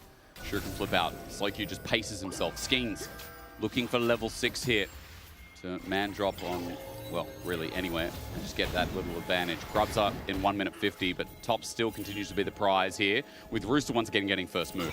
Yeah, I really want to see Shifters try to start setting up from Drakes. Right, they're all in. They're trying to get Poppy first. Share bops Mickey towards his top laner. Hookshot, wall shot, waiting for the Poppy, but still knocked back. Share did a great job. Rooster will get the kill on a Mickey, taking through Slowq. Gets in and then out. Smooth criminal. Shuriken flip. Not back in. No, he's going to hold on. Wonder running away from the Electro Harpoon. For now, it is a 1-for-1 with Mickey versus Share being the kills. That was nice from Slowq. He follows the portal and it ults through him back into safety in the Baron Pit. It's a 1-for-1. Jungle for support traded, but now Wonder, are you aware that there's a Bard in your peripheral top lane? Okay, we're gonna rewatch this fight. Nothing's gonna happen there. Starts with Shield, looking for this fight, but look at how much value he gets from his W here. He doesn't get the initial block, but now Wonder wants to go in there, but he can't really do it. So he just walks it out, but look at his ult. QR electricate proc into the pit. Manages to salvage the play. And still, as SK, you're happy. You got a kill in your Akali. Your Wunder is getting through the early laning phase quite fine. Setting themselves up for the 1-3-1 we were talking about in draft. This is a comp that wants to spread out all that Shifter rows are, but now... Speaking of, it's right of the arcane paddock. Wow. Dead. Skeens flew in. He got level 6 in, and he pressed that R button as soon as he found a target. And they make it look easy. He did. They make it look so easy. No flash on Paddock. Maybe he had it, he just didn't use it. I think it just came up, so well-timed play. From SK. Mickey here to cover. Has the Hextech ultimatum ready. If he lands the hookshot. Wonder still waiting. Hookshot, wall shot. As you said, under turret, the crash down to the minion wave thinning out. Rooster's going to get the plating and look to walk out. He flashes and gets a bit of movement speed, but Wonder matches that as well. Sweeps him down. He's slowed. Mickey's going to remount shortly, get the movement speed, and another shattering strike down. A flame spitter overheating, but adaptive defense is coming clutch as Mickey snipes the kill. And Mickey, he didn't need to take the kill. You could have given it to Wonder, but still, fantastic move from Mickey. Great punish. Rooster going way too far up, not respecting the timer of Mickey, but now Wonder. Magical journey. Wonder wants to push out in top lane. He's going to find the wave eventually. Flash forward. Cosmic Binding not finding its mark. Hookshot, wall shot, takes the turret shot in the process as well. And Paddock is waiting behind his own turret to snipe the kill. Adaptive defense is giving him a bit of time, but Paddock 4 shots Wonder after the shield is done. Yeah, does end up going down. Couldn't run back towards his own tower because Poppy was there. Poppy would just block the hook shots. Joppa is pushing out. Still, bloody early game. We compared to game 1. It was a very slow game. No dragons have been taken yet, Mysterix. Good. And what did we say? We wanted Shifters to take early dragons to force SK to group into them. Did we say that? Yeah, I mean, I said it. You said it, okay. I said it, yeah. They haven't really gotten any dragons yet. So the worry I have right now for Shifters is that SK can just make side lane plays very aggressively, and there's a long time until the soul point. They don't really have to come into the meat grinder that is this Shifters comp just quite early. So they're, you know, right now SK can keep being vegetarians, that's fine. I mean, they can be vegetarians. My eyes are always on this ability right here. I'm going to put this small circle over it. Every single time this Pantheon ult is ready, that Grand Starfall, I think it's called. Maybe they changed it with the rework. It used to be called Grand Starfall, I think, because I keep thinking of Skyfall. Yeah. Grand Starfall on Pantheon is really their main playmaker. Whether it's attacking the Rumble, it's attacking the Jhin. That's really how they make plays. One of them draw here. There is a Poppy that can block you. Adaptive defenses again, but Rooster's still trading through. Hook shot, just at max range. He's smelling a Yordle in the river right now. He knows he's playing weak side. I mean, Dragon is started by SK here, so to be fair, it's smart by Wonder not to overstep his mark. Yeah, steering. Trying to pick up this Dragon. We'll see if Shifters will get the cross up top because this dragon looks definitely very free for SK. Wonder he's gonna have to outplay this. There is a Poppy, it's very hard to outplay. So stun into the, yeah, he's dead. Well, he's dead. How do you play against Poppy? Well, I mean, you got to be away. Hey, turns out Poppy's pretty good into Camille, huh? What? Who would have thought? Oh, not me. First time hearing about it. Good cross map by Shio. Wunder probably just had to give that wave, walk a little bit further behind, wait for a TP from Slow Q or Mickey to base and open up behind him to cover him. Yeah. And it sucks. Dying as Camille like this sucks because she needs gold. Camille, she doesn't do well. She's a little bit. What is it? She's a bit bougie, you know, bougie. Really wants to buy, you know, the expensive stuff. Yeah, she's bougie. I mean, Trinity Force is a nice item. It's pricey. Yeah. It is, yeah. She's an aristocrat in Piltover, I'm pretty sure. Yeah. Pretty sure she is. Going mid. All in again. Yuke's got no mana, by the way. Puts the gravity field down with the final axe. Skeens flashes over it, though, and stun will come up. A spear to follow, and Wonder really wanted the kill. Give Wonder some gold, man! Give him some kills. He's just going to have to go to Marketplace and get a second-hand handbag. A nice little handbag for Wunder. No, he's really trying to get to his Triforce Power Spike. Yep. That's where Camille really activates. And then after Triforce, you either go for Sunder Sky in the past. Now after Nerf, you probably go for Ravenous Hydra. Oh, you reckon? Yeah, just for the wave clear, for the lifesteal. Okay. Makes you a little bit more squishy. And dueling as well, I assume, with Rumble would increase with Ravenous? Yeah. I mean, Camille just has everything except for one thing, and that's wave clear. Yep. So buying Tiamat really helps that. Ooh, we're in danger. We got an Arcana Pulse down, but it won't be enough. Deadly Fox going to catch him as well. Getting the stun down is a shocking orb, and Paddock slowed down. Match Journey going to be taken. Well. A curtain call as well. Flashed away from outside of the range as well. Q charges up right of the Arcane, and Paddock will be hitting by 2, but as Yopper gets his mana back with the passive, he's still against the wall. Easy pickings for a Poppy named Sheo. Shifters still get the play. In the end, it's 80 carry down here, and Shifters getting some more gold. And that's the price of using your Pantheon ult mid. And this is what you have to do as Shifters. You have to play fast. Because you can't just let Pantheon pick off your mid laner and then just wait for him to do another full clear and then have his ultimate backup and available. You have to make side lane fast, or fast plays on side. Yep. Make sure you pick off these squishy characters. Joppa steps too far forward. Remember, he slows himself when he charges that Q. Makes it so easy for Sten to find Tempered Fate onto him, lock him down. And he makes a cute little attempt there of getting towards the wave out of the Jin ult, but look at Shio, that's a man with a mission. He's just running straight at him, ignoring everything to get that kill. Good punish, really good punish. This Bard was picked up. Still no Triforce on Wunder. See what Sten can do in the top lane while you mentioned Rooster and Wonder going at it. There is no Tempered Fate. Locket has been picked up by Sten, by the way. And I quickly, Finn, want to talk about items. Even though we're not at objective points yet, first Gunblade, we've got Yopper as well with Luden's Echo. So there is a bit of power here for SK. Outside of Wonder still looking for that Trinity Force. Note, before Herald comes up in 1 minute 50, those items are important. Wonder did, as I was talking, just pick up that item. And so fighting territory once again, it feels like here. Shea looks to start us off. Yeah, Mickey is going to take a big chunk here. Can't use a W to get out of it. He's on a horse. Yeah, we'll go down to about 30% HP. Shio now behind Wunder. And this is the problem with Poppy. She's really good at diving. Yeah. Because if you have a champion that can just push in the wave uncontested, if you're standing under the tower, it makes it really easy for Poppy to land that heroic charge into the wall, but now Pantheon is going again. It's deep, but it's right on Nuke's head. He flashes away, but he won't get out of the stun. Tempered Fate gonna buy time, but Nuke is one shot, and Skeens gets out anyway. Easy as that. Wait, where is the kill? Slowkey flashes forward, 5-point strike gets it. Meanwhile, curtain call, the shield's up. Skeens, last shot, almost hitting him, runs into the turret. Sten will take the kill. It's a 1-for-1, but remember again, the kill went over. It's a 1-for-1, but look at topside now. Poppy is looking for the dive at Wunder. Mickey is here to cover it. It's full HP, has exhaust available. But Wunder, is he gonna be in time?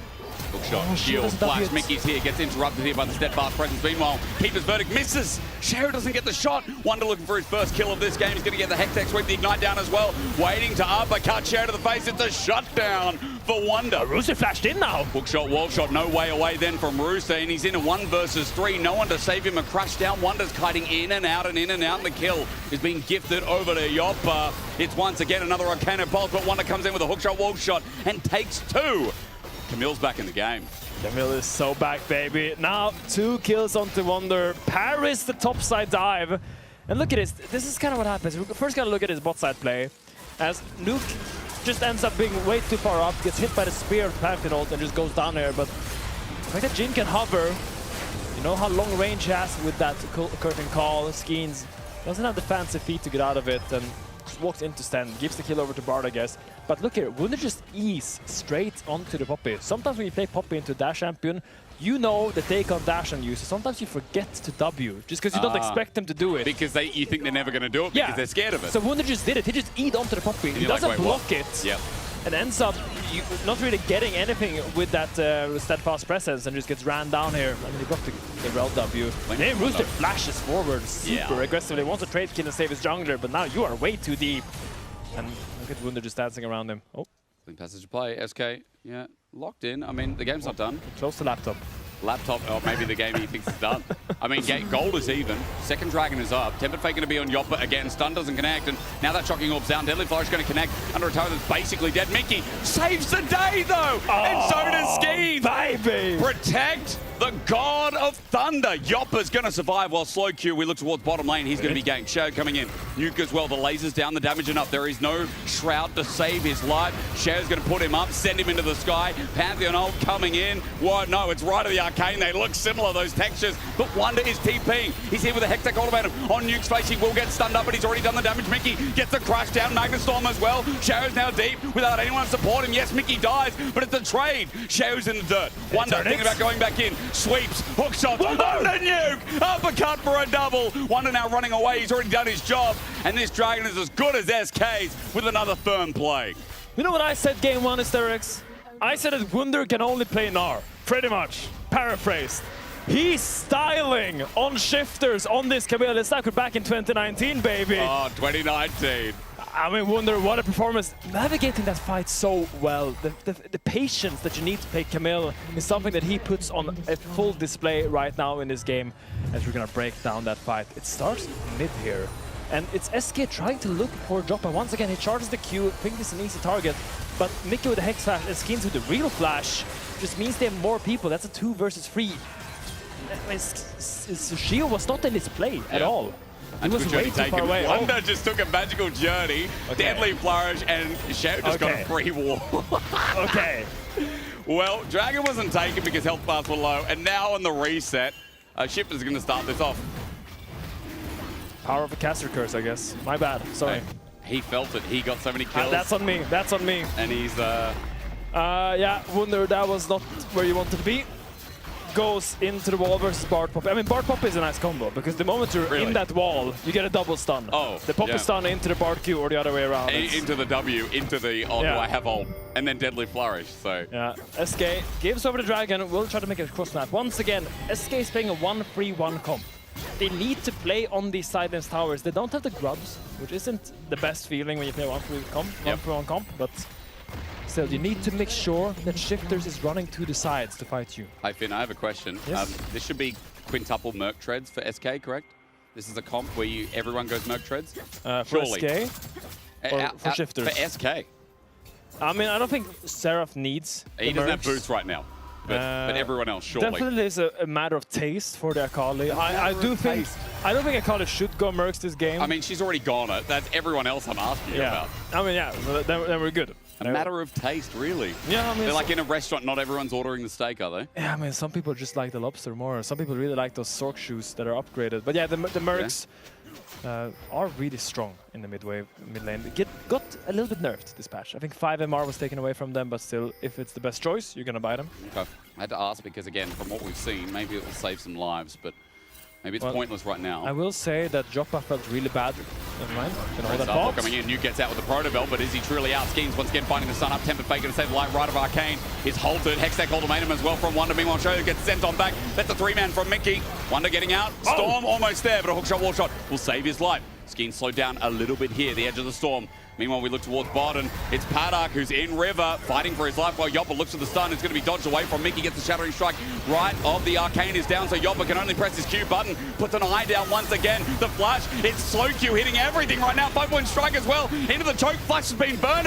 Everyone's used everything. Stun out yet again, and Shattering Strike won't connect from Mickey to disengage. It's SK going back on in, and Skeens trying to find some merit to the fight, but Shifters are surviving on no HP. They'll clean out 2 members at the cost of only their 80 carry.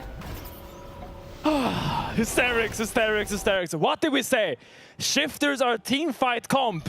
SK is trying to force fights on the side waves, but Shifters are matching it. In a team. Shifters is matching them on the side waves. Going for the 5v5. You see how much damage they have. So much AoE with the Equalizer and the Chaos Storm. It's really difficult for SK to get to the carries on the side wave. You see Wunder gets completely nullified, and you see why this Poppy Pick is just incredibly powerful. Mickey has to wait for so long before he can send it. Wunder, I mean, I don't know where SK is taking this fight. I'm gonna be completely honest. I think they thought that together with the Seraph right of the Arcane, they can make a quick pick on the side wave.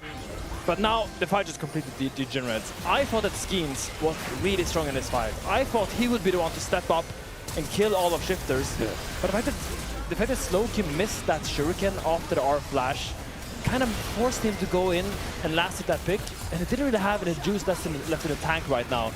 You see, Sten flashes out, and here I think he chooses the wrong target with his Q. He should just kill Rooster, but Rooster with a slick backstep survives that angry Spartan man. And Nuke untouched during the whole fight. He got a good Chaos Storm down, he got good positioning on the gravity field. Nuke 1,000 kills off the back of that as well. Great timing. 4-3 on this Victor with the largest gold disparity out of anyone on Summoner's Rift right now. That's 2 and a bit items here. With the Shadow Flame on the way for third. Dragons up in a minute 30. Shifters might have some legs in this series. And when the Chaos Storm is brewing in favor of Shifters right now, it's going to be way harder for SK to find these 5-5 team fights. I bring it back over and over again. They need to play on this Camille. You see now Wunder completely isolated here in the top side. I don't think Luke can walk up here. You have to be really careful of walking to the side wave. Flash though, he's going to be stunned up. Tepid Fate buys time. Curtain Call's already out and about. Mickey tries to get the zone control, but even though Nuke is getting down low, will they escape? SK take the mid laner down. Okay, but what comes up next? Chaos Storm is doing dirty on Skeens. A wall presented, but no stun. Sherry gets the hammer for shock down at the very least, trying to get Skeens down. Is going to be the task of Shifters to continue the fight, though, is the next question. Magical Journey not going to be taken. A 1-for-1 while Slowkey takes down Rooster. The back angle here from the mid laner of SK will get a numbers advantage. Yeah, and it's a good pick by SK initially. Nuke walks way too far up, isolated by himself. And I don't know why he thought that was the correct play, because you know there's a Pantheon enemy team. You know they have a Seraphol. The range of engage of this SK comp is that when they are in mid-wave, they can fight you wherever they want to. Yep. And Wunder has the setup needed. And it's once again, it's a very bloody game, Hysterics. Let's take a stock at it. 22 minutes into the game. Gold is completely even. Yeah. 1 dragon each. And the dragon is spawning right now in 3 seconds. I do think SK should consider not contesting for the 5v5 right now, just because how strong the champions of Shifters are. Okay. But they want to contest their Wunder on a flank. The thing is, Poppy can only W1 champion, right? And that W is going to be important. Who does it stop? Herald's going to come down. Finn, my question to you is ultis. Timing for everything crucial here. SKs look like they're coming up first. Herald is going to be used as a charge. Mickey found a pick. Sten wants to take a Magical Journey. He's stunned, he's brought back, and he's going to die. He thought he'd get out with a Magical Journey. His one's going to take it instead. Shadows already used that steadfast presence, so now he's exposed. SK pulled a cheeky team fight, and they picked apart the pieces. I mean, it was a team fight, but it was just Shifters getting caught 2 times in a row. I mean, Sten just ends up dying by himself on the other side. I think Shield really wanted to use the steadfast presence on the Herald charge, because they can knock the Pantheon out of the Herald when he goes in there. And he gets stuck. But look, he instantly gets the Aegis Assault and blocks all the damage. Look, Jin is hitting him, Rooster's hitting him, Nuke is hitting him. He blocks all of that damage with the E button press.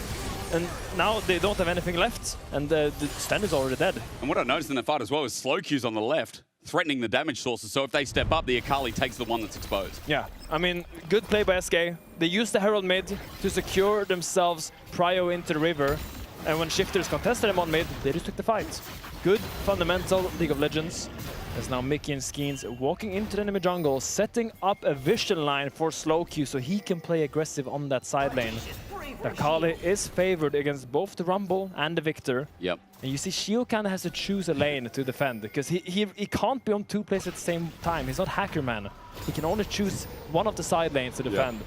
And the other play, or the other side lane is really where SK will find a lot of things done. But just to reiterate on that last play, I mean, that was a big pick, because SK not only set up dragon stacking, they denied from Shifters You know, again, we talked about it. Shifters want to pull SK into their own domain. They're 5v5. It's getting harder as time goes on as SK pull out the first meaningful gold lead in this game. 2,000 in their back pocket with a third item coming soon for the Zerath, who his range is going to start being an issue as the game goes on. And SK taking every resource in the enemy jungle right now, denying options for Shifters to get towards their third as well. I mean, the problem with Shifters comp, right? Yes. When you think about it, if you take a second to think about it, what do they want to do, Hysterix? 5v5, team fight around objectives. How do they start a 5v5 team fight with their comp? With their range, with their setup, with disengaging by Poppy ult so they get numbers. So, does that say anything good? This is the problem. They want a 5v5 team fight, but they don't have any engage. Yeah, so like this, Poppy presses E in the middle of Asgard, and then what do you do? Stuck up. Well, Tempered Fate only gets one. Does it really matter? Flush away from Paddock. He's in the middle of no man's land. Bit of a whoopsie from the Jhin, and Carter's going to go down. Schemes will take an easy kill. Hextech Ultimatum catches Nuke by the side as well. He has Flash, wants to use it, but will he get a chance? He goes Golden instead with Schemes waiting for his escape path. Nuke is dead. Once again, he flashes, matched by Schemes. Now Wonder's looking for a new target onto Rooster while the range of Yopper helps on out. Rooster tagged out by his big toe, and Baron now thought about. It's 2 down for Shifters. Yeah, Shio has the flash, can get into the Baron pit maybe with the help of Sten, so SK has to think twice about starting it. Mickey. No, they're there. Stender's going to face check this. It's an Akali. A wall presents. That's nice, but here's Mickey. Crash down as Sten gets on out. Looks like you is denied. I believe last part of the ulti was used. Not sure how that happened. Sugar flip out again. The camp player, very low health bars. That's a territorial Baron. They are still going. Thank you so much, Finn. Baron Pit Fight Club, let's go. I don't know what round it is, but we're going to start again. It's like you, Sugar flip out. And that's an EU Baron. It's a Friday, and it's only Saturday, Sundays that we do Baron Pit Fight Club, isn't it? Yeah, SK, they had an easy play, Hysterix. Yep. They could just go and take Baron Nashor. They were 5 versus 3. They had the numbers advantage. But Mickey and Slow Q, they felt a little bit mischievous. But let's look at this fight, because it starts quite well. We talked about it, Shifters really want to fight, but who's engaging? This is really the only engage they have. Poppy walking up with W and pressing R. But when you're engaging the fight with Poppy W, you can't peel when they go on you. So, can I ask, why was Paddock stepping up in that mid wave? Why did he step up so deep? Do you know? I mean, I think he was just trying to follow on the fight. I think it was a very desperate attempt by Shifters. Okay. They feel pressure to force a fight, and then they feel pressure to follow the fight. And there's just no way they can do it. What Shifters need to force a fight is to be first on the objective. But it's really hard to be first on the objective when you're losing all the side lanes. Wonder. Wall. Opportunity, gravity field as well. Wonder is going to reset with the Hextech Ultimatum. He still gets stunned though, but the cavalry's coming in. Tempered Fate delays the play, but Nuke's now sent out by Mickey. A wall's still there, and a nice steadfast presence. Bob Schemes back. The shield's going to go up, but I think Schemes still in a lot of trouble. Nice pick here to get the GA as well. There's no objective up for 45 seconds, but those timers are getting mighty long. As top jungle gets caught out, and we do the game of throw and catch again, Finn. Our region right now, oh, I love it. I love it. You know what? Good League of Legends. You can call it good, you can call it bad, but this is our region. This is our League of Legends, Finn. I mean, you're completely right, Hysterix. I am right. I know I'm right. I just want to give Shio his flowers. I think he found a crucial pick for Shifters. The fact that he was preying on Wunder, standing in the bush there really early, catches him off guard, because SK wanted to play into bot side, but the fact that Shio was already there, ready to pull the trigger the moment they walk in, made it into a favorable fight for Shifters. As now Dragon is spawning in 3 seconds. Securing it would be huge for Shifters, because they need to force SK into them. I talked about it all game. When you play a team comp that wants a team fight, but you don't have any engage, you need to force the enemy team to walk into you. You need to pressure the objectives, pressure the Dragon, pressure the Baron. Because if the enemy doesn't walk into you, you get the objective. And if they do, you get the fight you so desperately want. Tempered Fate, dodged by Wonder. Hook shot somehow, reaches the wall. Don't know about that for our games. As Yopper uses range. Around Baron we fight. Cher gonna face check. A stun comes up, but Cher takes a while to die. Thunder Sky still gives him healing. He picks up the buckler, ready for the next burst of whatever Pantheon can throw forward, and that absorbs. GA down for Schemes. Opens up windows here for Shifters. An objective that they want to fight around and set up first. It's now become available as topside's being overloaded. Yeah, but look at already SK. They are completely selling their topside and just trying to walk into bot. We have Slowkey pushing on the Akali bot side. Skeens ready to hover in case someone would go there, making sure that if someone steps on that bot wave, Skeens will ult on them, the Akali will ult on them, and they will die. Gonna take the recalls now. I think maybe they have some items in base. But this is what SK needs to do. Pressure, pressure, pressure through the side lanes. Finally get that 1-3-1 working in motion. I'm curious about what Slowkey does next because he's walking towards the mid wave. Yoppa gets pushed. That'll reset. Wonder's still up here. Mickey's covering his top lane. A Crashdown gets some information. There's 3 topper here. Quick hook shot, wall shot here from Wonder. Great damage onto Rooster, but he knows he can only get burst down. You're right, Tempered Fate is up and available. Wonder thinking about going in once again. Heal burn to give a bit of movement speed. Thinking about that Crashdown after the Steadfast presence. When's it going to come out from Shayo? Shattering Strike comes down. They're trying to bait it out. There's 4. Now 5 members of Shifters. SK are like, okay, we'll take the team fight again. Pantheon ult into the back, flashes out. Tempered Fate as well, equalizer down. Paddock is in the middle of no man's land. What the duck is he doing there? He's going to run it all the way back. Gets hit by Yoppa with a snipe as well. Gravity field down. It's going to do anything but defend as Wonder tries to jump on in. He pulls out a hook shot, wall shot into the ultimatum. But that ultimatum might lead to death. Again, Dumbledore said death is the next greatest adventure. But I didn't know they were going to take that literally. I haven't seen a flanking Jhin since 2020 Worlds with Huanfeng in the base. And he won that fight as well. And that was different, that was good. Paddock won this fight as well. I don't know how he ended up behind all of SK. We're gonna rewatch this fight. Because SK, they're walking up here as 2. Shifters, they're 5 strong. And I question you, SK. Why do you want this fight so badly? They are opening 5 people in the lane, asking you to team fight them, and you say, yes, sir. We'll give you the team fight. Let's go. Let's scrap it out. He's caught. He's going to flash away. Ray's down. Mickey's dead. You know what's a good idea now? Start Baron. Baron. Yeah. Game 3. Oh, I can taste it. I can feel it. Now, this is the territorial Baron. It is the weakest out of all the Barons, Hysterics. Oh, that's not good for SK then. So let's see. We have Rumble ult up and available. We have Victor up and available. They're not starting Baron yet. Shield on the flank here. Tempered Fate. He's got no GA still. That's out of time. He's got no way to escape. Deadly Flash going to catch him out. Meanwhile, on the left side of your screen, Shayo has been found out. Hextech automated from Wonder. Gets the uppercut as well. The stun is good. They find the jungler on different pages here are Shifters. Sure can flip in. Slowkey gets on out after the Shroud. There's a curtain call. Jhin is trying to lay down some shots, but SK already out. Wonder thinking about how he can go back in, right to the Arcane. Yuka's trying to juke it out. It's one more. One more. Maybe one more. There we go. That's the last one. Shifters get out. There's a bit of damage on them, so Baron's not going to start, but the game's going to go on. I mean, you can't hit Victor with the right of the Arcane. He is Mr. Arcane. He is Arcane. Yeah. That's right.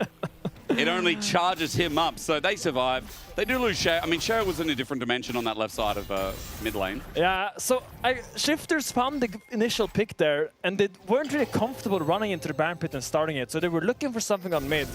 But Shio just ends up being caught by the Camille at the back end of that fight, and Shifter was like, we're a bit far away, bro. We can't help you over there. Really? And so he just goes down for nothing. Now still, 33 minutes into the game, a 1k goal lead for SK. Dragons completely even, spawning in 40 seconds. SK, are you actually gonna give Shifters the fight? Because Shifters loves the 5v5. They love 5v5. They love it.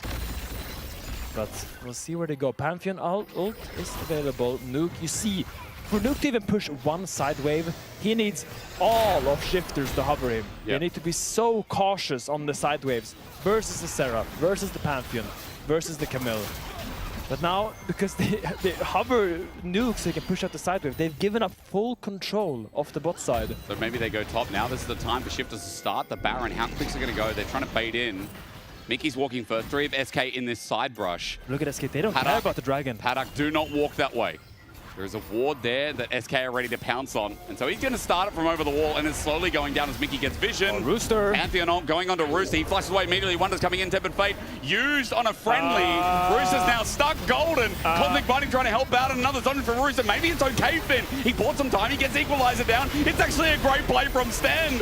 One already taken. SK have lost that top laner who went balls to the wall. Mickey can't find an engage. And Skeens, who just got G up and available, is going to drop, and lose it once again. But will his life go with it as well? Mickey, engage! Magnet Storm, Shattering Strike, sends his life for the cause. flush away from Shio. A double for Yoppa. And SK are still standing. Mickey with a huge engage, pulls SK back into the game. That fight looked disastrous. For some reason, Jin was flanking in River once again, getting caught by Akali. But they sent everything onto Rooster, and he parries the attempt so well.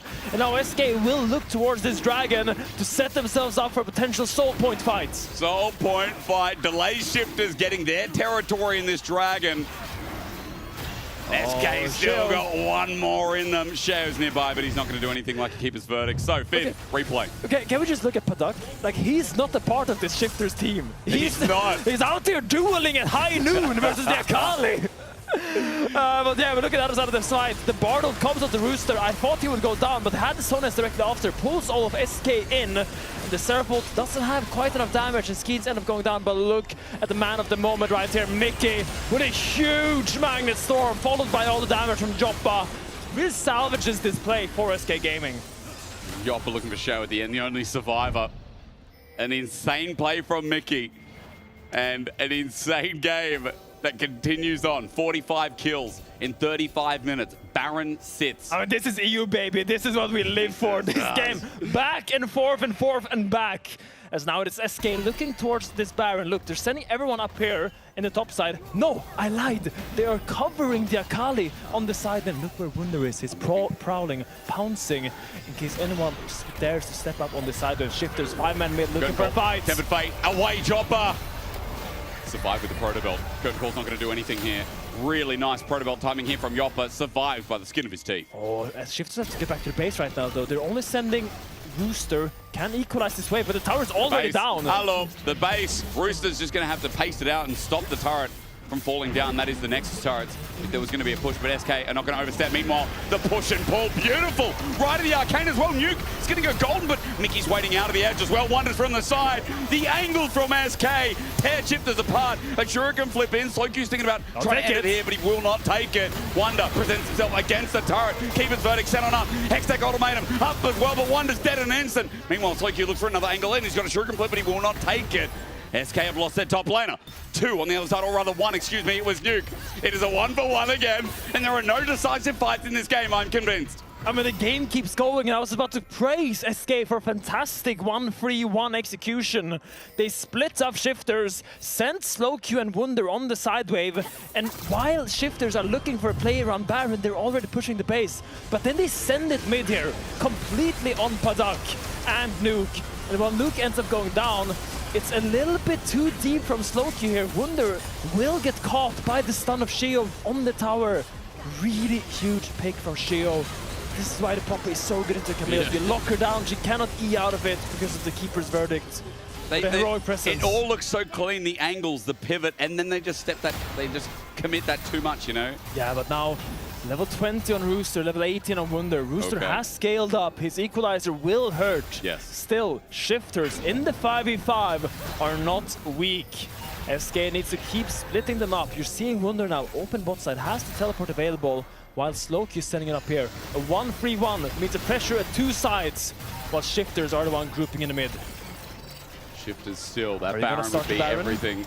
I think they need to start the Baron if they want to progress this game forward, because right now you're just giving side push for nothing. True.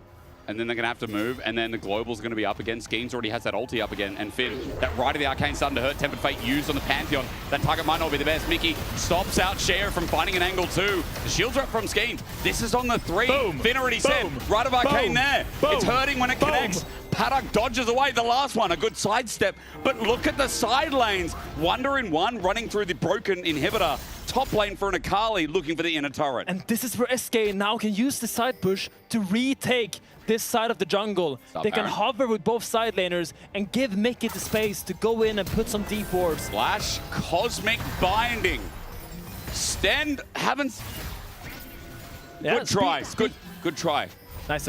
Good try. Yeah, nice attempt by Stan. Doesn't quite get the Cosmic Binding. And you see Shifter's team comp has a really hard time starting fights. Yeah. And that is a really big problem when you're playing a team fight comp that wants to start fights. And the later it goes as well, yeah, the harder it is going to be, no? Like, they are basically playing for a Cosmic Binding into Deadly Flourish from the Jhin, or a random Poppy Stun, or just a Rumble E-Flash. Like, they don't have any hard CC that is easy to execute on. It's really only a Tempered Fate that needs to land on a flashless target. And but Joppa has the protocol to get out of it. And I mean, to be fair, Sten's credit, it has been okay this game. His Tempered Fates have been landing pretty consistently. On key targets, yes.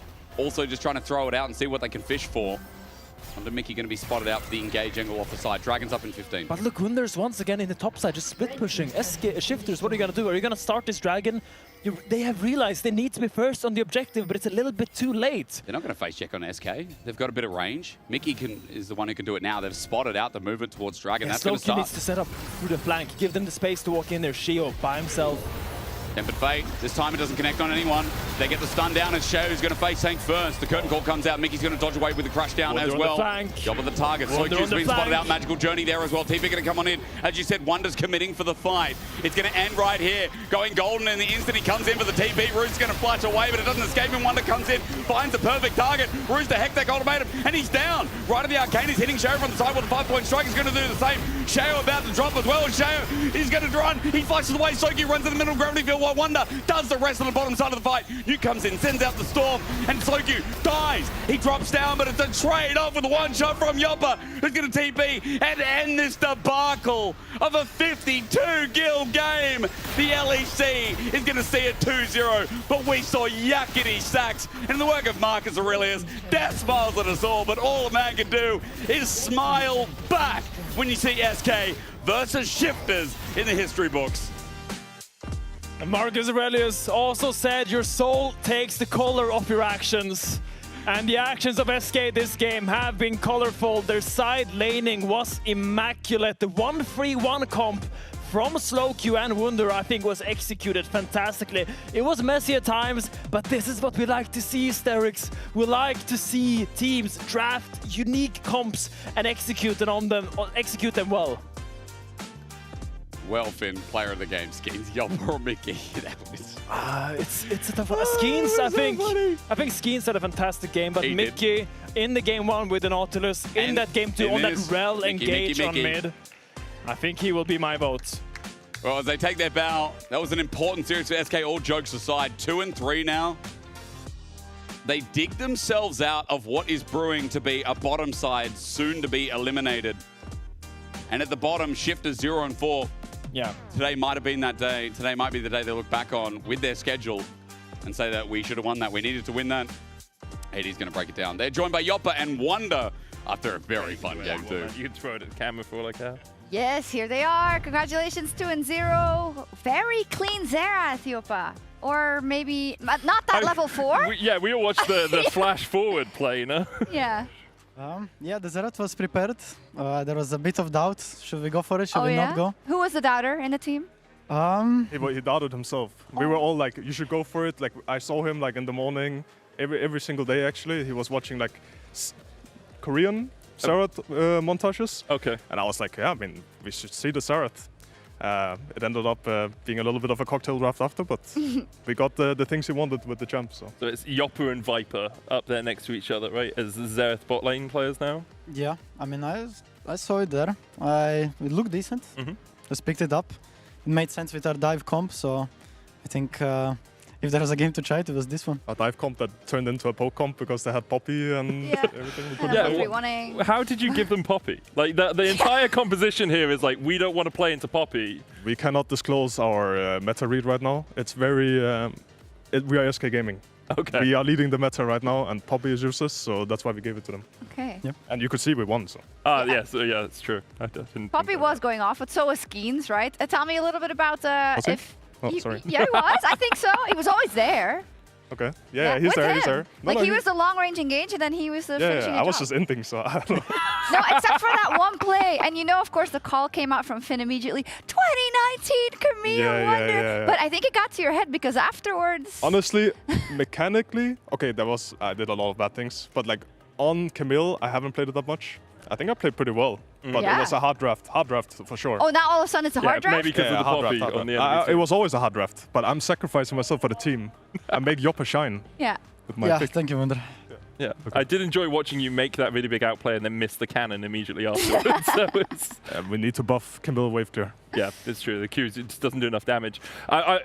It does feel like you guys are, as you say, creating your own meta a little bit. A lot of people expected mages to fall out of the AD carry pool. Joppa, would you, obviously you've still played one, but do you think that mages still sit in a spot where they're viable generally bot lane? I think nothing much changed, to be fair. I think you can still the power of flexing a champion and just sending a mid or bot or somebody getting a counter pick.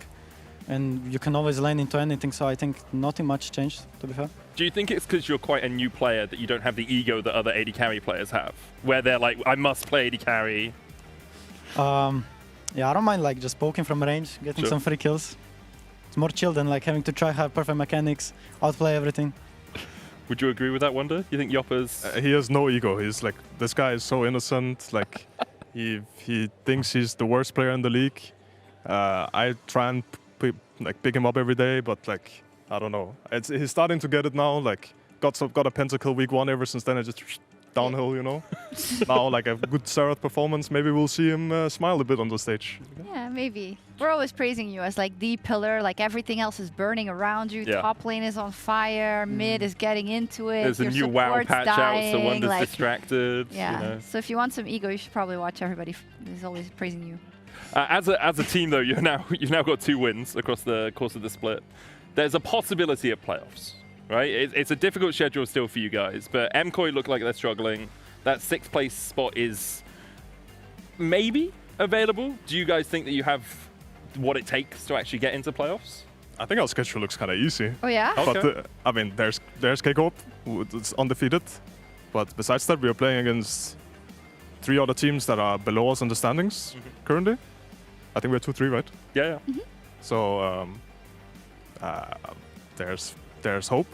There is hope. And right now, I think we lost only to the teams that are above us, and we are top 6. So exactly. hopefully we should make it.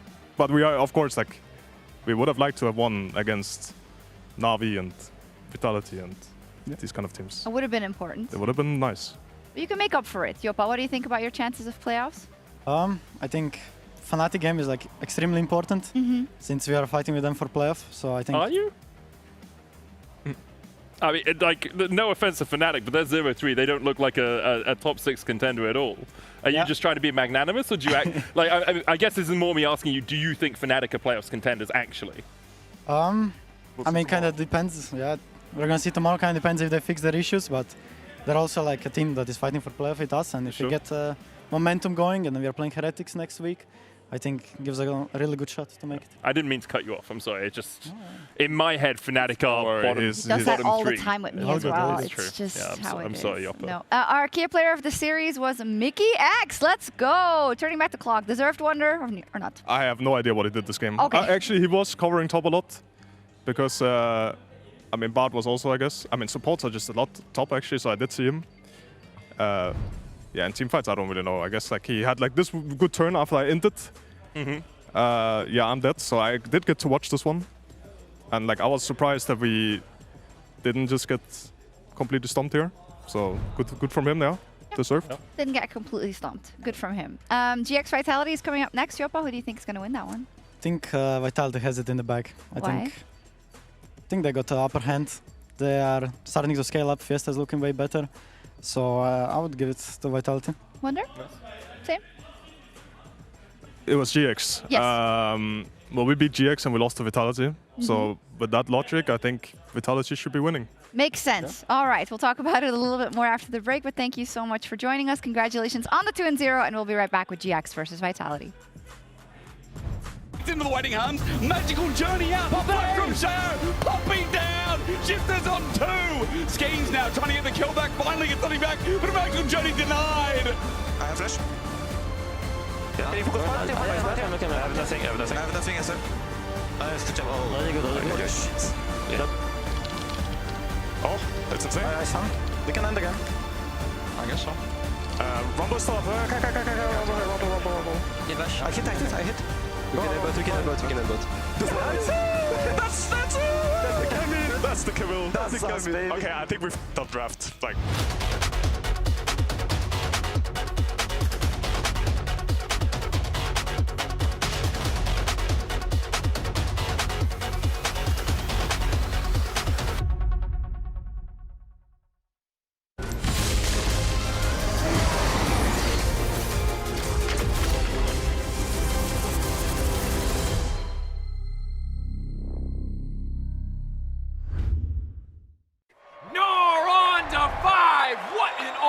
What an incredible play there from Oh, that was incredible. You love to see it. Right, yeah, let's really What get into a move! He's just so good. I mean, the persistence, the patience to find the angle. You just don't see that from rookies. I think he's got it all. He's got the pizzazz. Have a break. Have a Kit Kat. Ooh, that looks good. Do you want to maybe share a little bit? Yeah. What a move!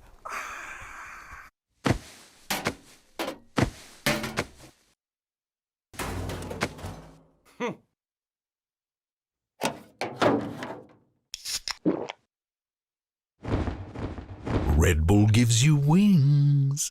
When I was a player, if I was to like make a misplay, maybe it's my mouse, maybe it's my armrest, something feels wrong. If you were at home, you wouldn't do that. The Infinite Precision Armrest is part of the larger Circulab on Stage standard initiative, aimed to bring your home or training room settings to the tournament stage. 이제 저뿐만 아니라 다른 선수들도 세팅을 더 원활하게 할 것 같고 가장 편안할 때 더 강력한 플레이가 자연스럽게 나옵니다.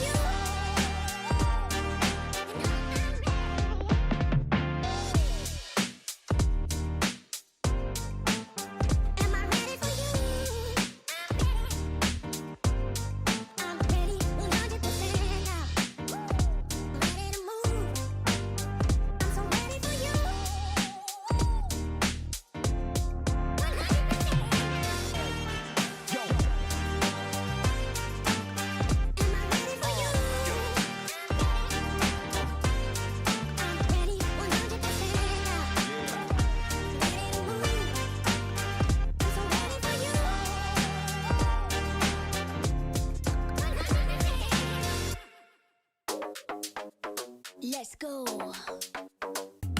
Confident like you never deceive. Big ego, bigger brain, it's really obscene. So we only wear designer cause we always look clean. And for that money, everybody a fiend. And the bling like a chandelier hung on my chest. And I get it for free cause I'm simply the best. See deposits every hour, not breaking a sweat. Out to lunch with my girls, grant at every request. Thank you.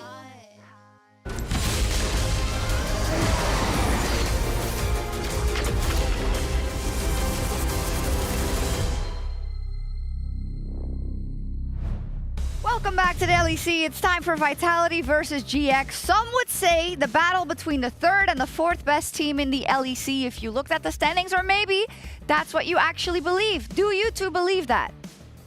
Well, I said MKOI was top 4, so I don't believe that, but... What? On current form, I believe it. Yeah. I think on current form, and I think really Giant X has been surprising. They had some bad games, but also some really good games, and I wanted to show their game against MKOI because I thought the way that they played their comp was so good. It's so often when you think of like, what is it, a team making a mistake versus a team playing good? And I think when a team plays good, you just look at their composition and you think to yourself, wow, there was nothing the enemy could do. And I heard a lot of people flaming Supa. So I thought to myself, you know, Supa, he often gets caught. We're used to that. But realistically here, he's hugging the right side of the wall. His team is all pretty close to him. He's playing Ezreal. He is over the wall. Seems pretty safe. But the Vi comes in, the killer instinct from Flacket comes in, Talia with the wall, Talia with a 3-man shuffle, and suddenly it's just game over for MKOI. And sure, you could say Supa could try to buffer the Vi ult, he could play a little bit further back, but it's so like, such minute details, and it's so difficult for him to play that it's just props to Giant X for being so coordinated, for being so willing to punish the play. And again, Supa here, he's with all his carries, the support and the front line of MKOI is a little bit deep into River, but the carries of MKOI are playing normally on the mid wave, but Isma, flash ulti Supa, has Jackie's again following, has Flak yet again following with the killer instinct, and it's just a one-shot, and they just clean up the fight, and they just showcase so well how the comp should be played, and that's just a much higher level of League of Legends than what we've seen from Giant X in a while. Yeah, I think I was talking to, I want to say Vedi. Actually, I was watching Vedi's stream, because he does reviews of this before he does his podcast, right? And he was saying he thinks that Giant X have found these synergistic comps that are just working really well for them. And like, he couldn't really work out what he was trying to say, but what he wanted to say was Giant X have wombo combos, right? And they played it really well last week in both their drafts, where they have these comps that are very obviously doing one thing, and they're doing it really well. There are some arguments that MKOI perhaps should mark their flanks better, perhaps should ward their flanks better, perhaps should set up a little bit better, so Alvaro is actually with Supa to try and help with the engage, but overall it was superbly done from Giant X. It looks mega crisp. Let's see if that also happens versus Vitality today. That's that other team in the conversation, and I think I only was here for week 1, and did we take maybe too many consequences from that first weekend where Fiesta had his first foray on the big stage, where they were adjusting a lot of things, because this is a team that was very solidly getting into the playoffs last time around. I mean, Fiesta had a really rough start, and honestly, I was willing to kind of write him off, because, I don't know, my experience with him in solo queue has also not been... like, so when he died 35 times... Did he flame you too? No, but just like the deaths, you know, like he dies a lot. And I just thought to myself, okay, this guy is just going to play way too aggressive, Vitality's not going to follow him. But then it feels like he really found his form as the times progressed. He's been having really good laning phases. He's been having just like consistency that I thought we wouldn't be able to see from him. And that's just made me think like, okay, this can actually be a solid addition to Vitality and allow for them to go top 3. It comes back to that watchword of coordination as well. I think he and Vitality are very much more on the same page than they were in week 1. In week 1, we'd see him trying to make 2v1 outplays, trying to make these big moments for himself on a side lane. And now, when you look at all of the highlights we've selected, it's all in team fights. It's all when it's coordinated with the team. I don't blame people for thinking that he wasn't going to be a good addition to the roster. He was replacing Humanoid, who's one of the most storied mid laners, one of the best mid laners we've ever had in Europe. So obviously there are going to be some doubts, some aspersions cast on him, but the leveling up over the last couple of weeks has been very impressive. It has been. It's interesting. You're willing to write him off after one single weekend? It was a bad weekend. It was a very bad weekend. We even cast it together. Yeah. That was rough. Okay. Watching him try and 2v1 outplay on a LeBlanc and just diving into his death on repeat was not the most Imagine fun. if we only gave you the I guess we kind of did. I did, because yeah. you're here Yeah, now. Okay, never mind. Take back my remark. It's time for GX versus Vitality. Should we sub you back in, Jack? Oh my God. Jack is getting rinsed, absolutely rinsed on the desk. We're going to take you into this one because Vitality in Giant X should be a banger when these guys are looking to take up the mantle when MKOI are failing. Because right now, MKOI are a bit in the dirt, and I got to say, Vitality Giant X might not be the cleanest of a potential 3rd seed, but they sure look like they could be taking up that mantle. Yeah, Maybe. You know, Vitality, Maybe. after that week 1, perhaps I treated you too harshly. Maybe you have a little bit more to give. Yeah. I mean, you gave me a Sopranos. Yeah. What do you mean? You're giving me the... No, but I think Vitality has looked very good. Like, maybe the fact that Fiesta was in that massive arena, couldn't really hear his teammates. was an issue, but they look so much better now going up against GX in a very important game, Hysterics. Oh yes, this one to be looked back on ages, and after my little warm-up before, I am looking forward to the real battle that comes through between Vitality and Giant X. The only question, Finn, I have is what the hell are we going to see in these drafts? What is the adaptation in 26-16? Today, earlier, you could say, I mean, drafts have been slightly different. The priority on support changed a little bit, but I want to know if it's an LEC thing or maybe just an SK and Shifters thing as we're about to run into draft.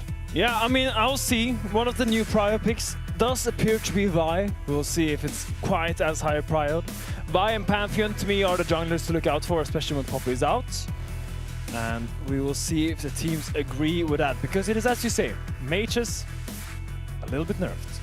Roaming supports, a little bit nerfed. Top lane bruisers, a little bit buffed. Oh, so, yeah, baby. But keep, like, if you listen to all these three things I said, it's always a little bit, because there weren't any major changes.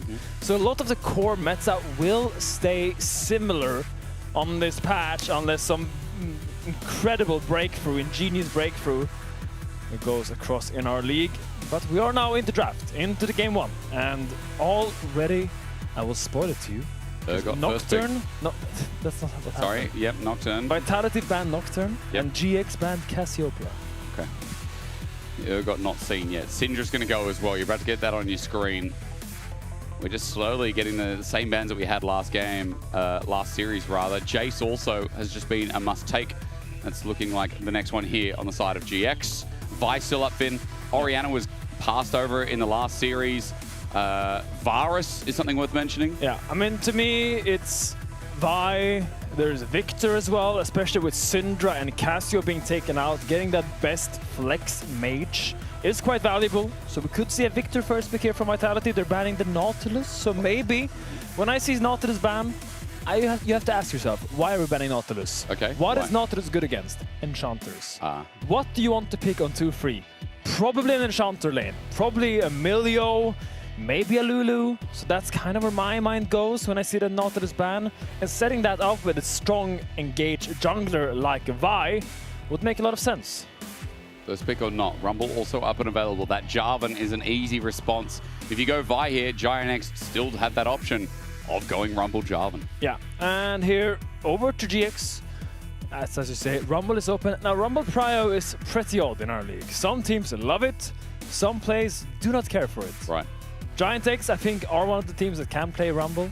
It's pretty solid, but you don't really have a lot of setup yet. I mean, the Bard is being hovered right now, which I think is a little bit of an odd champion to slam into a draft, but it does give you a lot of lane power, it does give you a lot of push, a lot of move, and has set up with the Tempered Fate. So Xin Shao will be the lock-in, a bruiser jungle trade. And then we'll see if my prophecy comes true, because I'm smelling a Lucian Milio here in favor of Vitality. Because there's no top laner yet, so surely it is cementing that bottom lane. You already know you're running into the bar. Yeah, you can also go Rumble Victor, and I think that would make quite fine sense. Yep. If you do not care about the bot lane matchup, like they picked Bard, and you can say you have 3 different bot lanes in the Bard, you can just pick the Rumble Victor, make sure you have strong solo lanes. But no, the Ahri, a return. No Victor, but Rumble Ahri instead. Jelak, Rumble, Ahri, Vi. Classic pick and roll comp. Now, pick and roll is a term in basketball, and it's nothing to do with this. But basically, they pick a champion, engage on it, and roll over them. That's a pick and roll comp. Basketball doesn't have champions. No, but they have LeBron. True. Much better. We have LeBron. We have LeBron. So the counter to a pick and roll comp is Galio. Galio, whoever they pick and want to roll on, Galio can then also pick and ult on to kind of deny that engage. Is a fine matchup into both Ahri and Rumble, and you can kind of choose where you want to put him. I do think it's gonna go mid. I'm not sure if Oscarinen is a big Galio player, but I do know that Jackis has had some really fantastic games. Fine into either, it's either either. So now we have a mismatch once again. GX can freely ban the AD the supports. Yep. Because they have the Bard. They got rid of Lucian. Meanwhile, Vitality, they can freely ban top laners. I mean, not freely, because the Galio could go top, but most likely we're going to see them ban top laners because both teams need an AD carry. What AD carry do you want? The Lucian being banned makes a lot of sense. I thought Vitality would pick it on a 2-3, lock in the Lucian Milio, and have a good time. I also think, when I see Vitality's comp, what makes sense? Kai'Sa. Kai'Sa loves a pick and roll comp. Kai'Sa loves following up on a buy engage together with an engage support like a Rel. A Kai'Sa Rel would be glorious for Vitality right now because they still want a little bit more setup for the Rumble. Now, are you going to get that though? Because surely for GX, I mean, they've already banned an AD carry, yes. They don't need to ban its pairing. Get rid of Kai'Sa. Is it Zeri the next angle for Vitality to follow your pick and roll? I mean, there's Zeri, there's Ezreal, there's Corki. I think Ezreal and Corki are where I'm kind of going now. I think maybe picking an Ezreal for Carsey, picking a roaming support, having Carsey on that self-sufficient AD carry so Fletcher can then roam around and make things happen together with Linsas. I see. Would be a good angle to go for. But then again, GX could just pick the Ezreal on 4 here as well. I think that'd be a pretty good takeaway if you really value that pick because Varus is banned. You're not picking your AD carry or your top lane. Sure, you can counter-pick the AD carry or just take your best top lane champion. I think just taking the Ezreal here makes the most sense. Because of the priority rather than the fact that top lane's already there. I like that thought, Finn. Let's see, GiantX, what are they going to put more stake in? If they pick the Ezreal, they deny. Kazi's kind of isolated a bit, isn't he? They're hovering it right now, as you'll see on your screen momentarily. There it is. If this gets slammed in, does it change the response? Do you just go Corki anyway? I think you go Corki. Because you ban the Kai'Sa Lucian for this Ezreal. You set it up with the bans. Now, I wouldn't even mind going like an hyper carry comp here. You could go something like the Yunara Lulu. If you're fine not having an engage support, Yunara Lulu would be okay for Vitality here. Why? You're into an Ezreal. You can pick an hyper carry. You can get away with an hyper carry. But it's going to be really hard for Lulu to match the Bard on the map. You know what's better at matching the Bard on the map? Cyrock on, baby. Great follow-up engage together with the Vi. Super simple comp for Vitality. And they just have so many options in the game right now. Well, now we get to decide, is Galio going mid or top? And it looks like it might be going top here as mid lane options are being fleshed out for Jackies. So it is going to be Oscarinen on the Galio top to run into this Rumble. And Finn, Azir, Victor. Azir, okay. Got some quality of life changes here. And we're seeing Azir once again. Yeah, so let's break down the comps. I've said it now 3 times, I will say the 4th time. Vitality has a pick and roll comp. Really? They want to find the champion, engage in the champion, and kill the champion. Really good 5v5 team fights, a lot of CC. They want to fight. GX, on the other hand, they have a long-range control team comp. Azir, Ezreal, great at controlling spaces. Put up the Azir soldiers, poke them with Ezreal when they walk through your areas. They don't have the best engage. They have the Bard and they have the Galio that's really good as counter engage.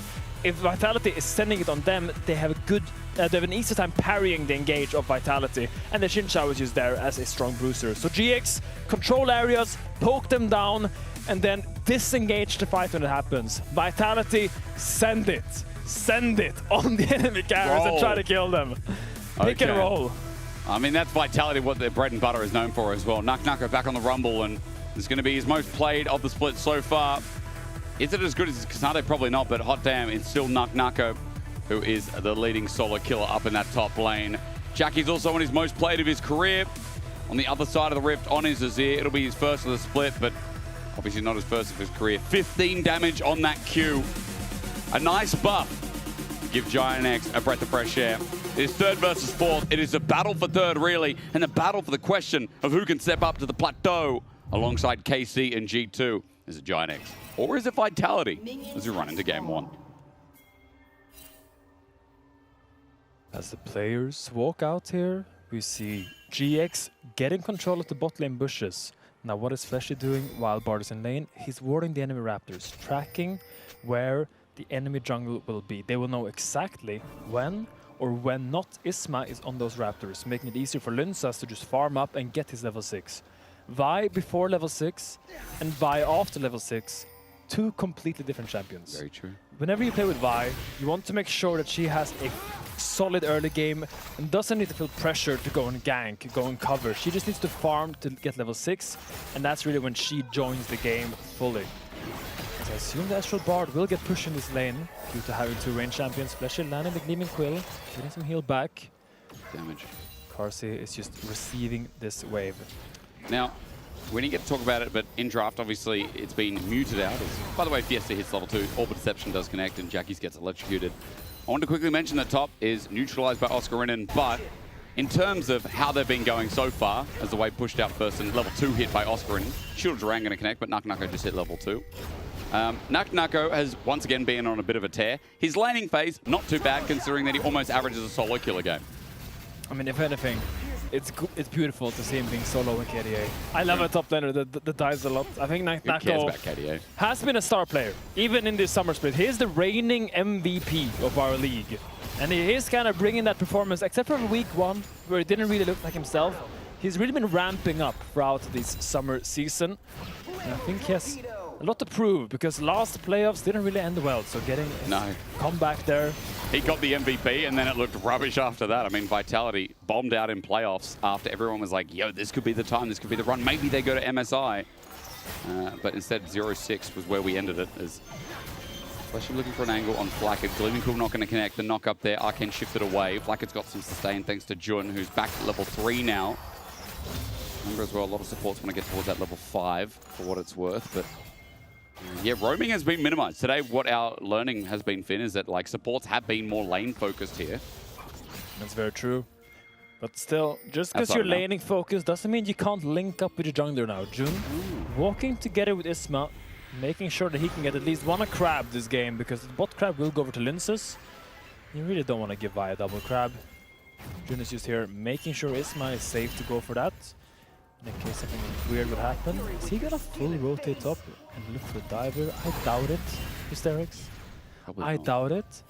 You doubt it? But he's committing to the bit. He's like a stand-up comedian right now, willing to make any joke work. And he's a dry audience right now. Yeah, he's recalling. He bombed out. Sucks. It's alright. There's always the next time. Now Flesh is here. Well, Ward placed nicely by Oscar and they didn't get in the way. Jun cancelled his back. He's got a magical journey though. It's power of level 3 Bard. So he can just step on up. Then Wave is slowly pushing in against Oscar and him. Yeah, Jun waiting to use the magical journey out. Just waiting. Don't take too much of your top laner's XP. Oscar, wait the last hit before Jun is out of range. Oh, he's gonna sneak a little bit of XP. He's still in range, isn't he? Yeah, he is. Oh, God. Winds of War as well deals with that backline minions, so we find for Nuko here. Charm does connect. Nice trade by Fiesta. Keeps good control of this. Seer definitely needs some time to scale up. Gleaming Cool comes, heals him up, and Jackies doesn't have the TP. So, potential PowerPoint, and not a presentation, but something that Vitality can use. Get a small lead, or at least make sure that Linces can get through this early game and get level 6 safe and sound. Fleshy is going to look for some vision. It's a human ward. Finds Jun. Hi. Way back. Electrocute down. Here comes Linces as well, as you said. The human ward's going to enable the open up of Raptors. Isma's here, hovering on the side. Difference between Xin Zhao, Finn. The dueling power is prominent. Magical Journey ready to come in. The steal for Raptors. The smite needs to come down. Goes over to Isma. The knock up, not found by Fletchy. Goes in with the battle dance and back on out. The charm does connect though onto Isma. It's nice, but knocked in the air. Lens is not going to be able to do too much. Wants the Vault Breaker out, but he flashes instead. Flackett looking to match it, but he's not in just yet. Jun comes in with the auto, misses. Doesn't find the mark. Now they're deep for Giant X. The counter hit from Kazi and Fletchy. Here's enough. It's first blood. Over to the Zaya. Lens is thinking about, can he pick another angle? Drops a ward, but it's enough. Giant X overcommit, and Jun pays the iron price. It's a bold play from Vitality to go for that invade. We talked about it. Vi doesn't want a chaotic early game, but Linces chose to invade enemy Raptors. And you can tell that GX was very happy fighting that. Why? Vi is not a fantastically strong champion in these exchanges. I mean, they have the Ori damage, but look, the W goes wide by Fleshy. Great sidestep by Jun. And here Linces is kind of being the victim. They're targeting down. The fact that he gets the shield and then flashes out baits Jun to go forward, has the Vault Breaker ready to get out. And now Jun, you are just a little bit too overcommitted, as you highlighted Hysterics, and it's a nice first blood picked up by Vitality. The pick is rolling. Yeah. Well, it's going to be used to clear the wave, don't worry. It's a cooldown, but I'm guessing that Giant X just say we're not going to really fight anytime soon anyway. Grub's also up in 2 minutes, which feels like the more likely objective, or trade. Okay, let's see this. Isma's walking into his jungle right now, has the level 6 advantage over Linces, wants to make something happen. Oscar has ult. I guess that's why he feels comfortable doing this. Yeah, I mean, he has level 6 over Linces, has the Oscar ult, but doesn't really find him. 6 going to get acquired off Krugs here, Finn. Are you going to start it? Are you going to wait here? Or are you just going to... There's 6. Base. Timing, waits, level 6 versus level 6, but the damage coming out of Isma is massive. Triple longsword is enough. Vault Breaker in and out. TP going to be burned. Lenses thinks he has to come back in, but he's got to pick the right angle. That TP mega slow and it's fleshy, by the way. Great entrance out, and Isma starts red. Yeah, Oscar recalled there. Didn't really want to be included in that play because he has to make it to the bot wave. I will say Ori in these fights are not weak, but with the health bar of Linces, I think they have to concede this red buff. My worry right now is for Nako. He might be a target of a top dive right now because it doesn't have the equalizer to clear out the wave. Has to be super careful there. Magical Journey could come out. No one is really able to cover him, but yeah, they're going to decide not to. Why? Because there's all those juicy camps up to clear. Isma doesn't need to risk a topside play because he already has so much gold sitting on the map ready for him to take. So it's a smooth swap, Finn. I mean, for Giant X, this movement up from the 80 carry support, the invade timed with it as well, and you said Oscar in and back, but I do like, again, that you pointed out the fact that timing was everything for Giant X. They pull it off. Linces going to try and do the same thing on the bottom side. He's spotted on a ward, though. Pings are going down, and now the question is, can it be stopped by Giant X? I mean, this is where Galio comes in with the ultimate. He could easily join the fight here if Isma makes it down there in time. Skipped his blue buff to try to cover his own red buff. Jun sitting around mid. Doesn't want to give anything over. Jack is going to have to recall. Has to teleport just in a moment's notice. And it will be the Dragon starter from Vitality. So a camp advantage for GX. A potential Dragon take. It's lucky it's stuck here against Nako. It's not really a great matchup for Astral. Has to be very respectful. Yeah, because Electro Harpoon connected. Overheat there as the Arcane shift away. Electro Harpoon in the danger zone as well. Great poke damage comes through from the Rumble. Jun spotting this out, knowing full well with Control Ward as True Shot Barrage doesn't tag. Isma, the Steel Magical Journey. Linces, can he get the Steel back? Here comes the Galio. It's Dragon taken, but Linces foregoes his life. A Vault Breaker to pop around, but a kill over to Isma is the price. I mean, the consolation prize is the fact that he got the Dragon. If he doesn't get that Dragon, it's horrible. That's a disastrous play. So manages to salvage it with a well-timed smite to not completely give the early game over to Vitality. Or to GX. Still, 1.5k gold ahead from Vitality. Their lanes are going very well. Carsey, 1k gold up on his Estral. I think Flacket swapped top because he's running away from this Saya. Also, the fact that Rumble was freezing on him top made sure that he lost a lot of creeps. I guess you're also giving up. This Charm doesn't connect, by the way, with Grub starting. Giving up the MR advantage you'd have against the Rumble too, to note for Giant X. Finn, Grubs are going to be started off. It's one Grub already over to Isma, but they're backing away. A little bit scared here. Jun doesn't have a Tempered Fate to add into the play. The problem is your AD carry is completely disconnected from this play. He's stuck laning against the Rumble now for 2 minutes. They have to punish him. Can they get anything out of it though? Scrap shield, and he's out. Nakanako just holding on super well in this 1v2. Meanwhile, in the bot side, the Saya is actually pushing in the Galio. Yeah. The Galio is struggling to contest the Saya's wave because he has bought that Spectre's Cowl. And also the MR shield on W has no effect as Saya. And Saya obviously has fantastic wave there as Charm. Yeah, gets rid of bone plating as well. Fiesta has the Spirit Rush. Is he going to pull it out? Auto's there, waiting for it. The all-in. The shuffle is clean, but Fiesta pulls out the ult himself. Turret's disconnected. We go jank, we go skillful, but Fiesta slaps Jackies around. That was an incredible sequence of mechanics from both mid laners. What a play. Let me break it down. So this is a Seer mechanic where you dash back and forwards and you ult mid-dash. And Jackis has done this before and he catches him off guard, but he's too low. The flash are out instantly. Gets him to safety, and what a solo kill from Fiesta. That's League of Legends, baby. That's League of Legends. What a solo kill. That means so much. A gold lead already brewing and the individual CS advantage, Finn, that now moves to 1k because of the kill platted on top. And Vitality already had a great lead brewing in the bot side. It is now turned to mid as well, as Fiesta also finds him in a 1k gold lead. And let's break it down. Let's break it down, Mysterix. I'm ready. What does Vitality's comp want to do? They want to find a pick and one-shot someone and team fight. Having that massive goal lead just makes every single play go in your favor. When you flip a coin, it's weighted. And it always lands on heads when you have a Vi Ahri that is very ahead. And Carsey, he's very self-sufficient. He doesn't really have to worry about anything. Dive though, Finn. I'm looking towards spot. Flacken and Jun might be in trouble. No Tempered Fate to hold the play. The wave is still quite far. Base check. Magical Journey. Fiesta coming over. His ult, 10 seconds. Yeah, they definitely want to find this play. Bard doesn't have ult, doesn't have the Tempered Fate to block all that initial damage. Isma is running down here. We'll see. Will Oscar TP down or is he going to leave them to die? It actually doesn't have the TP, just TP back top instead, so that's tricky. Breaker short cooldown. Quickness going to come through. Flacket goes up against the wall, but it's the wrong one. The Charm takes him down. It's going to be a 1-for-1 trade, but look at Flesh. He's already picked up the kill. I said 1-for-1. I was wrong. It's because I saw the Faker skin bridge into a double kill. I mean, just an easy play from Vitality. Push mid, dive bot. When you're winning your lanes, plays like this are always available. Plays like this is something as the opposing team you always need to respect. They knew Isma was topside.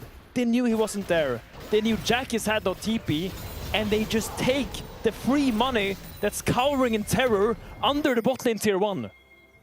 It's insane. It's mechanical. It's smart. Finn, I think this early game from Vitality is something else right now. 3.7k gold lead. This is so funny because last split, we saw a lot of games like this from Vitality as well. We saw individual mechanics pair into insane dives, into fast plays, catch their opponents unaware. Giant X are getting dizzy right now as Jun tries to set up. Isma's on a ward, so Vitality are trying to bait this. Nearby stands Linces doing his camps. Trinity Force picked up first here for the Vi instead of the Sundered Sky.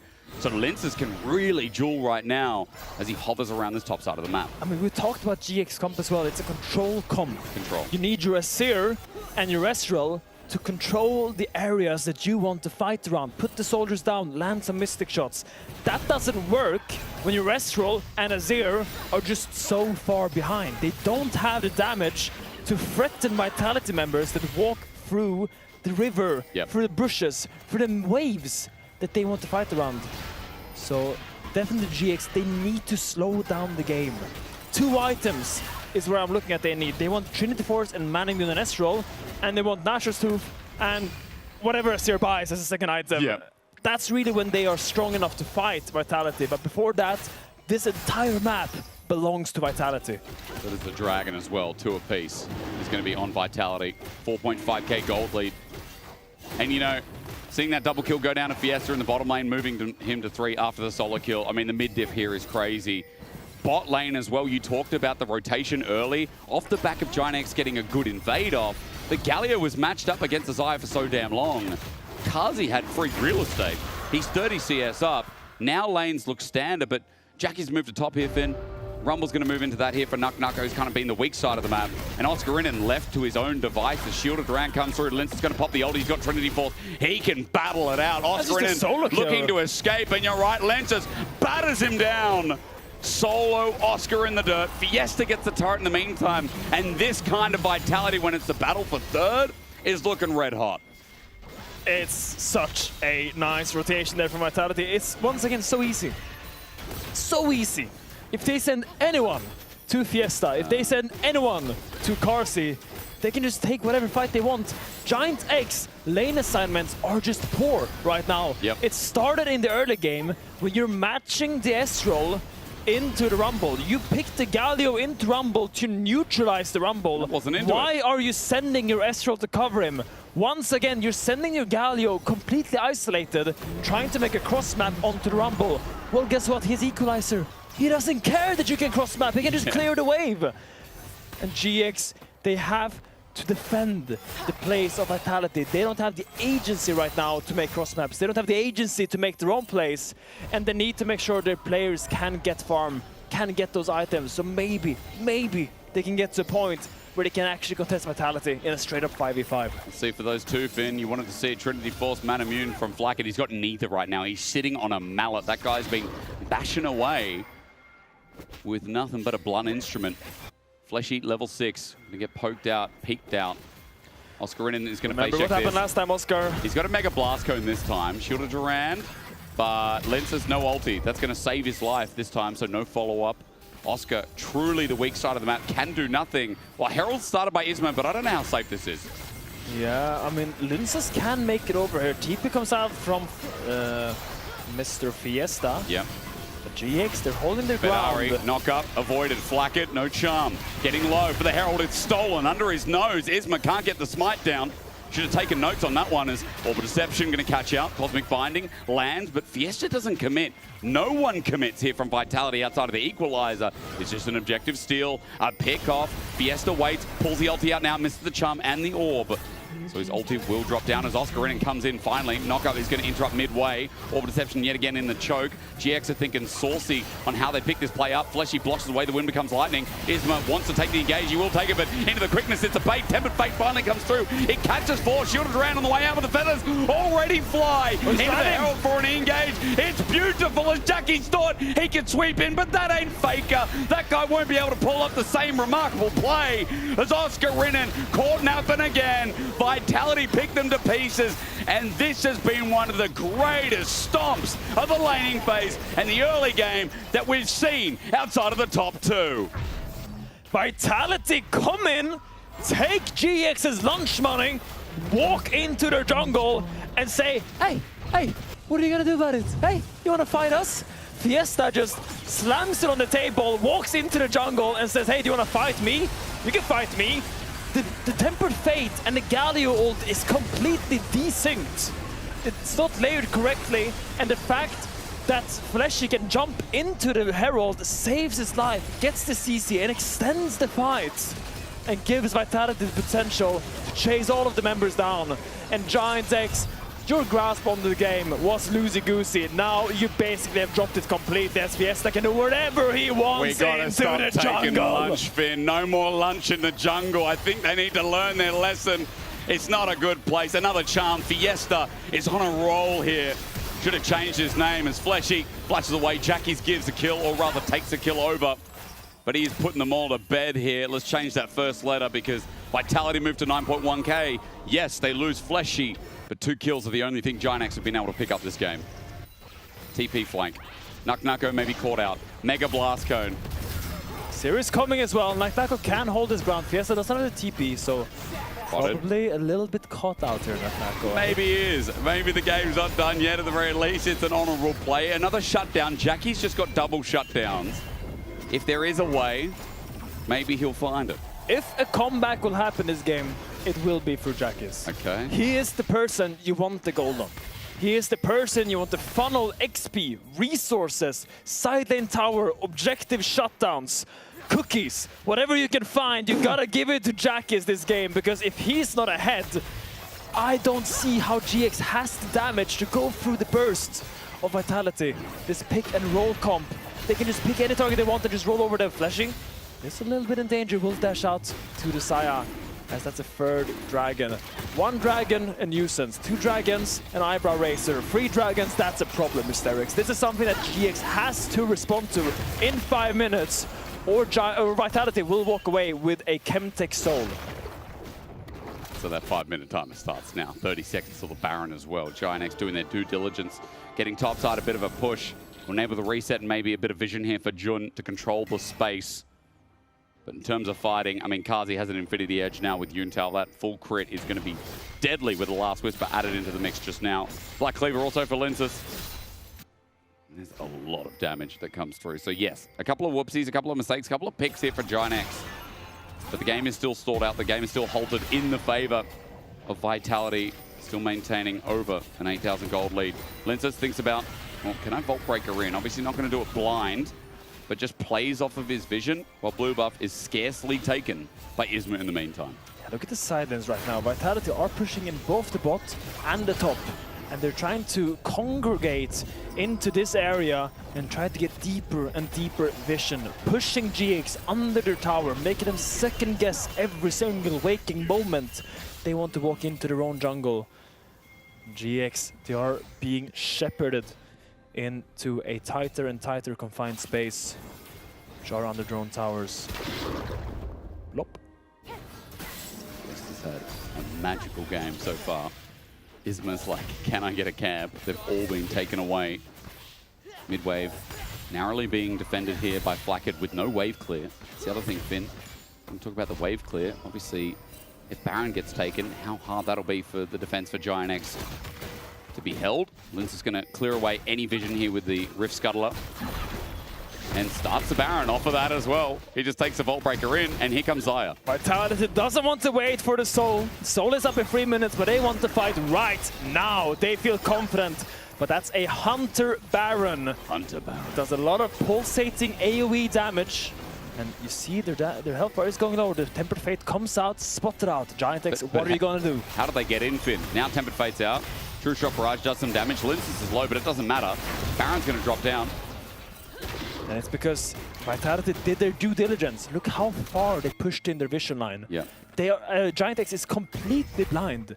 You don't know in which bush there's an Aubrey, there's a Rumble, there's a Fleshy on the flank. They don't know where they are. It's terrifying to walk into an area like that, and they decided giving over the Baron is the lesser evil if they want to have a chance in this game. Because right now, if we take a stake at the game, Vitality is 10k gold up at 22 minutes and are completely running this game. Kazi just solo killed Oscar, and I mean, a taunt against an AD champion is never going to do too much, and Oscar had no way out. He thought, maybe I can get some objective bounty. But he is dead for 30 seconds now. So, Baron's already started off with a big one, and the Red Bull Baron power play starting at 2k is a nice place as Fiesta looking to push in mid-wave to the inhibitor turret. We gotta keep in mind, Zerix, this is possibly the third and fourth best team in our league. Yeah. If MKOI continue to slump, these are the two teams that are favored to potentially go to Worlds from the European region. And Vitality is making it look very convincing this game that they believe they should be in that conversation. They're just got to do it in another game in a back-to-back series. They've also got to do it as they get the playoffs, Finn. Very true. I mean, that's the problem. That's the crux. And obviously we're in the middle of the season, like we're past the halfway point. We're discussing things like Worlds as Fiesta comes in with a Spirit Rush. Tries to shake Flak at True Shot Barrage. Dodged out of the way. Spell Flux was on his head, so Fiesta could have taken some severe damage. But he ults in, ults out. And Baron has run half of its course here with the pressure continuing. And realistically, as GX here, what do? You need to, I think, mentally fortify yourself. Tell your teammates, okay, I love this classic Perks quote. They were playing G2 against Fnatic. I think it was 2019 spring or summer. Okay. And they were getting completely rolled. Yep. But he brought the team morale back with one simple phrase. Make them sweat for it. Make them sweat to get that Nexus down. Even if you're not going to win the game, at least make it difficult for them. Try to pick them in the setup. Try to pick them on side. Try to be as annoying as you can so you don't go into that game 2 with a full defeatist attitude. Well, maybe sweating now. Fiesta just gets poked out, so that's a good way to start. Here's my audacious charge onto Linces. Gets the win down again. True Shot Barrage not going to connect. Fiesta heals up thanks to the Rift. Oscar in and moving into position to ulti in, and that stops the Baron play. The push onto Fiesta, maybe. Jackie's going to step up.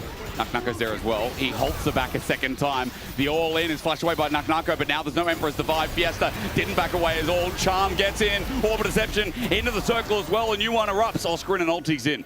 It's a 3 versus 2. Vitality know they back off. Numbers disadvantage now as Oscar expends the ulti to maybe sweat Vitality, Finn.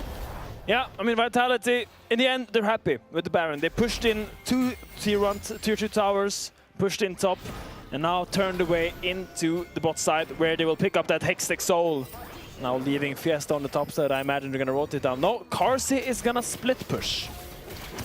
Okay.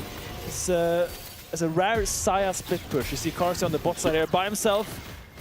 I think he thinks he's a top laner. Yeah.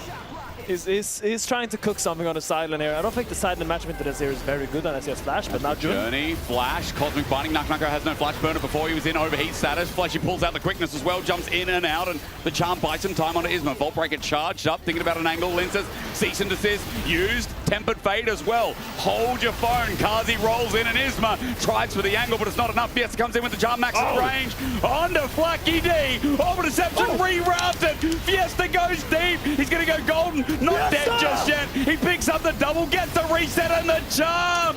What a setup from Fiesta. He styles on Giant X's head. And Vitality will bring game 1 to a close. That's the craziest aura play I've seen. Fiesta puts them all ball in the dirt and tells them it's time for a siesta, as Vitality is pushing down the Nexus in such a dominating fashion. What a game by Vitality. No, don't do it to him.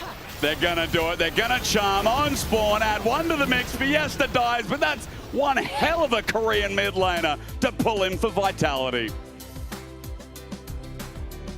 Vitality, I didn't know you were built like that. I didn't know you could play like that. What a domination they showcase here today. Finn, I've seen great victories like that from Vitality, but that mid laner adds a bit of fire into the mix. Analyst desk, that's what we want to see more of.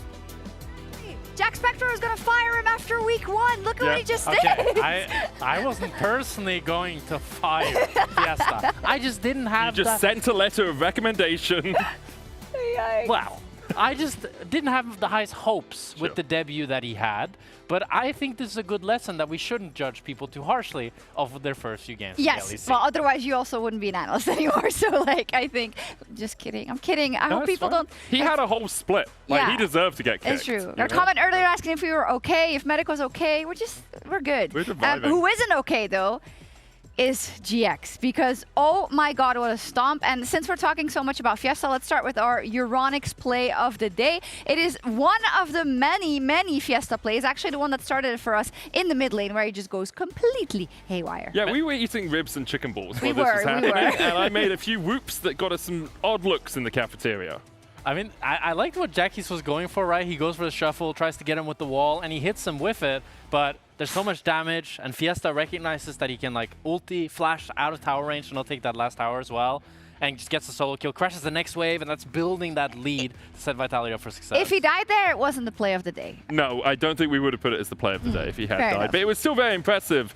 And then continued to be impressive as the game went on. This is the last play of the game. As I thought, like I was saying, Fiesta, you have so many Spirit Rushes, just go for it. At this point, I was concerned. I thought he might die, but a great stopwatch gets him another Spirit Rush charm, and Vitality is just so far ahead that Fiesta can have a little bit of a dance party on his opponent's graves. Yeah, and what a surprising game. Like, I don't know, like, it was just a stomp. This didn't even look close. This looked like the first place team versus the 10th, right? This is not the 3rd versus 4th best team in the league that we were expecting. And it's especially weird because it's not like you're looking at the draft and you could argue that maybe Giant X draft is a little bit wonky at times, but it just felt like such a big player discrepancy in every single lane, in every single play.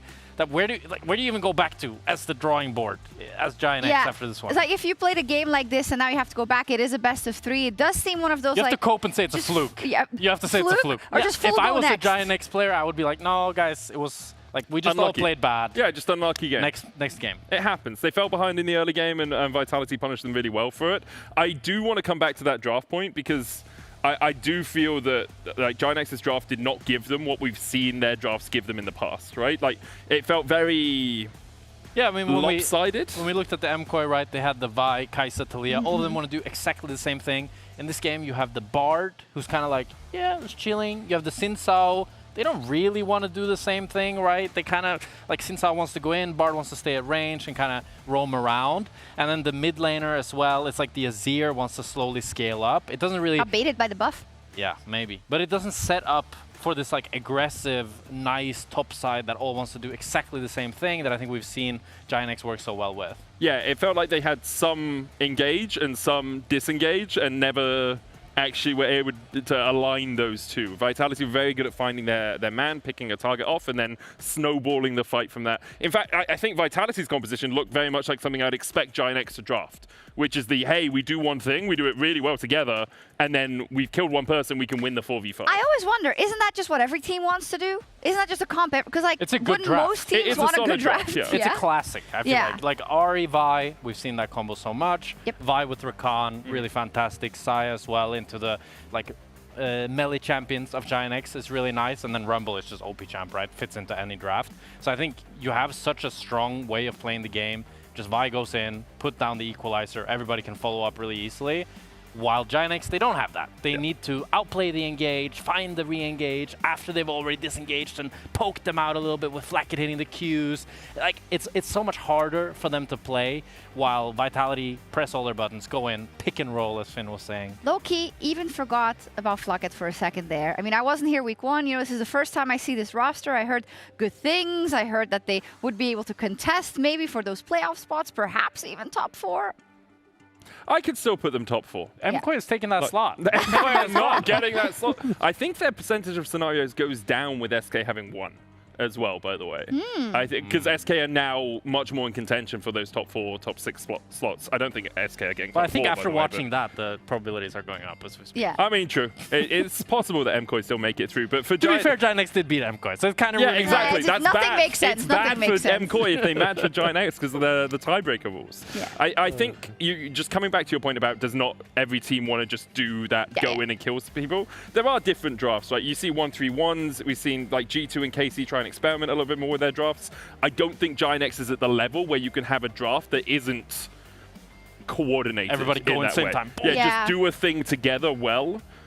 If they get past that point, then we can see a little bit more, oh, we can play shadow side lanes and we can try and out-macro our opponents. But Giants' macro is not what I think of as their main strength. But SK last game, for example, Camilla Kali, super split push focus. So there's a lot of ways you can definitely draft. Feels like that was after stomping that game 1. Yeah, like, when, you have when you have confidence, it's a lot easier it is to harder. Yeah, a little bit less confidence for Giants going into this next game. Well, let's see if they can bring it back, or Vitality close it out with a 2-0. Yeah, gets rid of bone plating as well. Fiesta has the Spirit Rush. Is he going to pull it out? Auto's there, waiting for it. The all-in. The shuffle is clean, but Fiesta pulls out the ult himself. Turret's disconnected. Can you hit the turret? I push mid. What do you go mid? Yeah, I push mid. I push mid.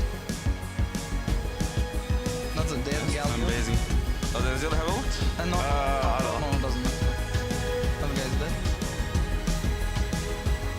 Holy Fiesta, what are you doing? Everyone, go. Crazy guy, by the way. It's Ari.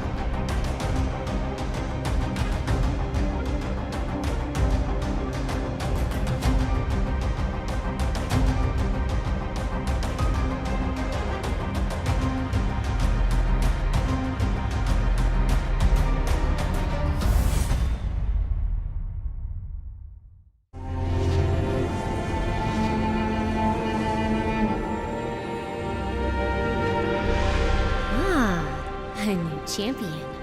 Welcome to my shop. You'll need the right build.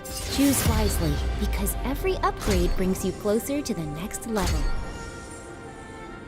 So tell me, how will you level up?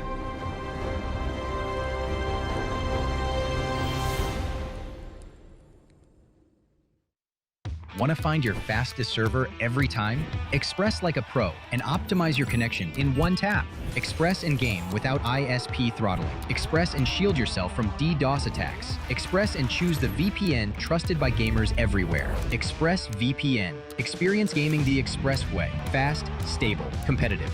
Outplay the world. It's time to Express. Unlock free Hextech rewards, exclusive skins, and more. Scan to subscribe. The whole room was howling. Howling? Oh. That's not howling, but he does. Did you steal the LEC trophy?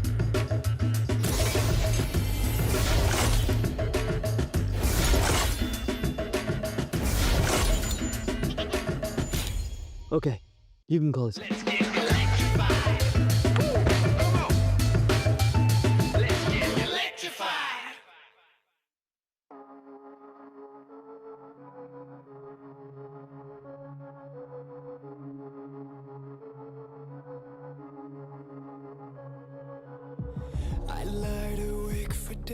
just counting all the ways I died. Everything I couldn't save, buried down, still half alive. It's got me crawling in my skin, but no one's coming out to hold me close. Pouring out the gasoline, yeah, I've been making friends with all these ghosts, and I got nothing left to lose. Fight to the future.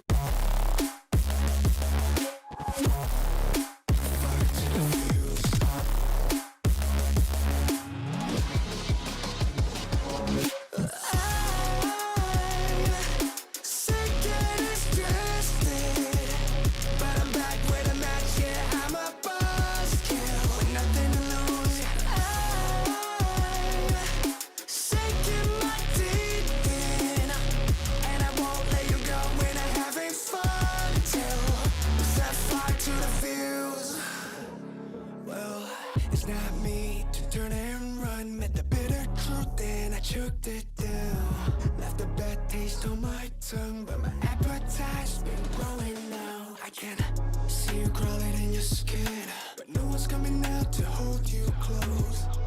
I'm pouring out the gasoline, so say hello to all my ghosts.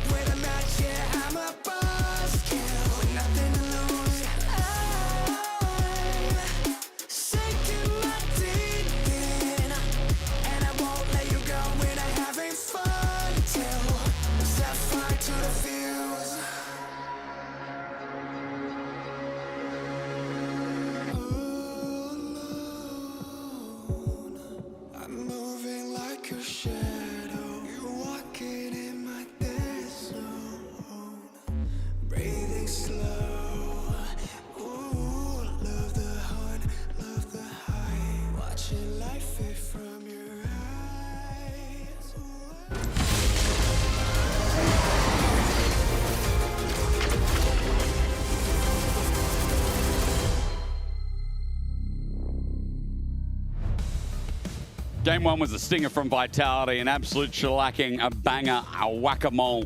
Giant X just couldn't get their heads out of the plastic holes for, you know. Finn, it hurt. It really hurt, and I think all lanes can come out pretty proud of what they achieved in that first game from Vitality's sake. I mean, in game one, every single player on Vitality outclassed their counterpart. It was just, they had 5 better players across the map.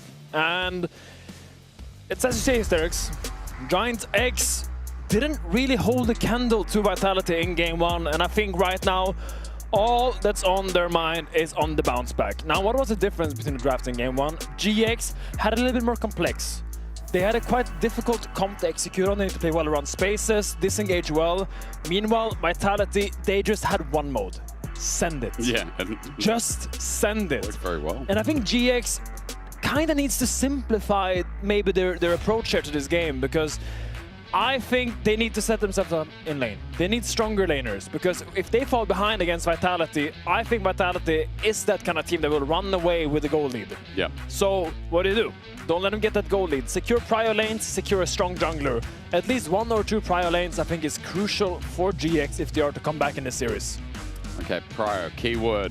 Cassio, Jace is bad. Cassio's up, lock gone as well. Does that show? So the lock to me speaks for either a Syndra or an Orianna pick. Ori, yeah. Most likely. I mean, could be a Cassio as well. We'll see. It is Vitality that will first pick, so they could take the Cassio away if they want to. Could go bot as well. Yeah. Kazi is still showing that, you know, he's willing to play mages. Final ban. Varus is still up and available, by the way. Pantheon as well. Pantheon yes. Too. There goes the Cassio. Yeah, so you Varus, could just take the Pantheon here if you want to. If you really want the prio lane, I think Varus is the champion that kind of guarantees your lane push. Pantheon would be a good option. The Lee Sin is being hovered. Linces is a good Lee Sin player and it's locked in. So, do you have to take away Shen for this comp? What do you? No, I don't think the Shen matters that Doesn't much. matter? Okay. You can give it over if you want to. I want to see where Isma wants to take this matchup. When I see Lee Sin, I think maybe a little Wukong, you know. Oh yeah. Kind of the Cyclone to disrupt his insect opportunities. Just in general, good in those skirmishes in the river. But yeah, Victor, Syndra, both champions that are very prevalent across the world. that secure early lane prio. Orianna, also available with Lock being banned, is showing herself. Oh, Nocturne's up too. In the meta, you go could go for Nocturne into Nocturne. lead. I think it makes a lot of sense. But the Pantheon or Nocturne. Either way, you're getting global. Nocturne Orianna is, of course, the classic combo, but wow, Isma is just taking us for Tour de France here. In the draft phase, we'll see where he ends up going. I mean, whichever jungle you want, whichever jungle you think you're going to have the highest impact on is always going to be the best pick. Nocturne is good with a combo, but I think a lot of other champions offer things more than combo. The good thing about the Nocturne is that it's quite hard to go to side lane if you're a mage. Right. Because you go against Orianna, you can't pick the Akali, you can't pick the Lock. What are you going to play into Orianna? It's probably going to be a mage. Probably like the Victor or something, right? Yeah. Or you're just going to accept. And that kind of means that Orianna can always at least play confident on the side lanes against these mages. Why? Yeah. If the mages go to the side lane, if there's a Nocturne there, they will just perish. But it's Fiesta, and after playing Ari game 1, he's got to go further in game 2, Finn. He's just got to. I mean, he definitely takes the fight to his territory. The LeBlanc pick is a volatile one. LeBlanc Lee Sin. It's a win the game in 15 minutes or FF. Do it again. Classically, historically a mid jungle that is played to dominate the mid to early games or mid to early phases of the game and run away with the game as well. Corki, another lock-in, strong laner. You see a pattern here for Vitality? Strong laners, strong early game jungler. Vitality wants to give it to GX really fast. Right. Can they do it? How fast can Vitality go? While Giant X, maybe they want to take things slow, Finn. But Varus locked in. I mean, they're telling me that they're ready for burst as well. They got a lot of ult lockdown. I mean, the Varus into Corki is a fine matchup. Can contest the push. Depends a lot on the support. Right. I do fear a little bit for Vitality.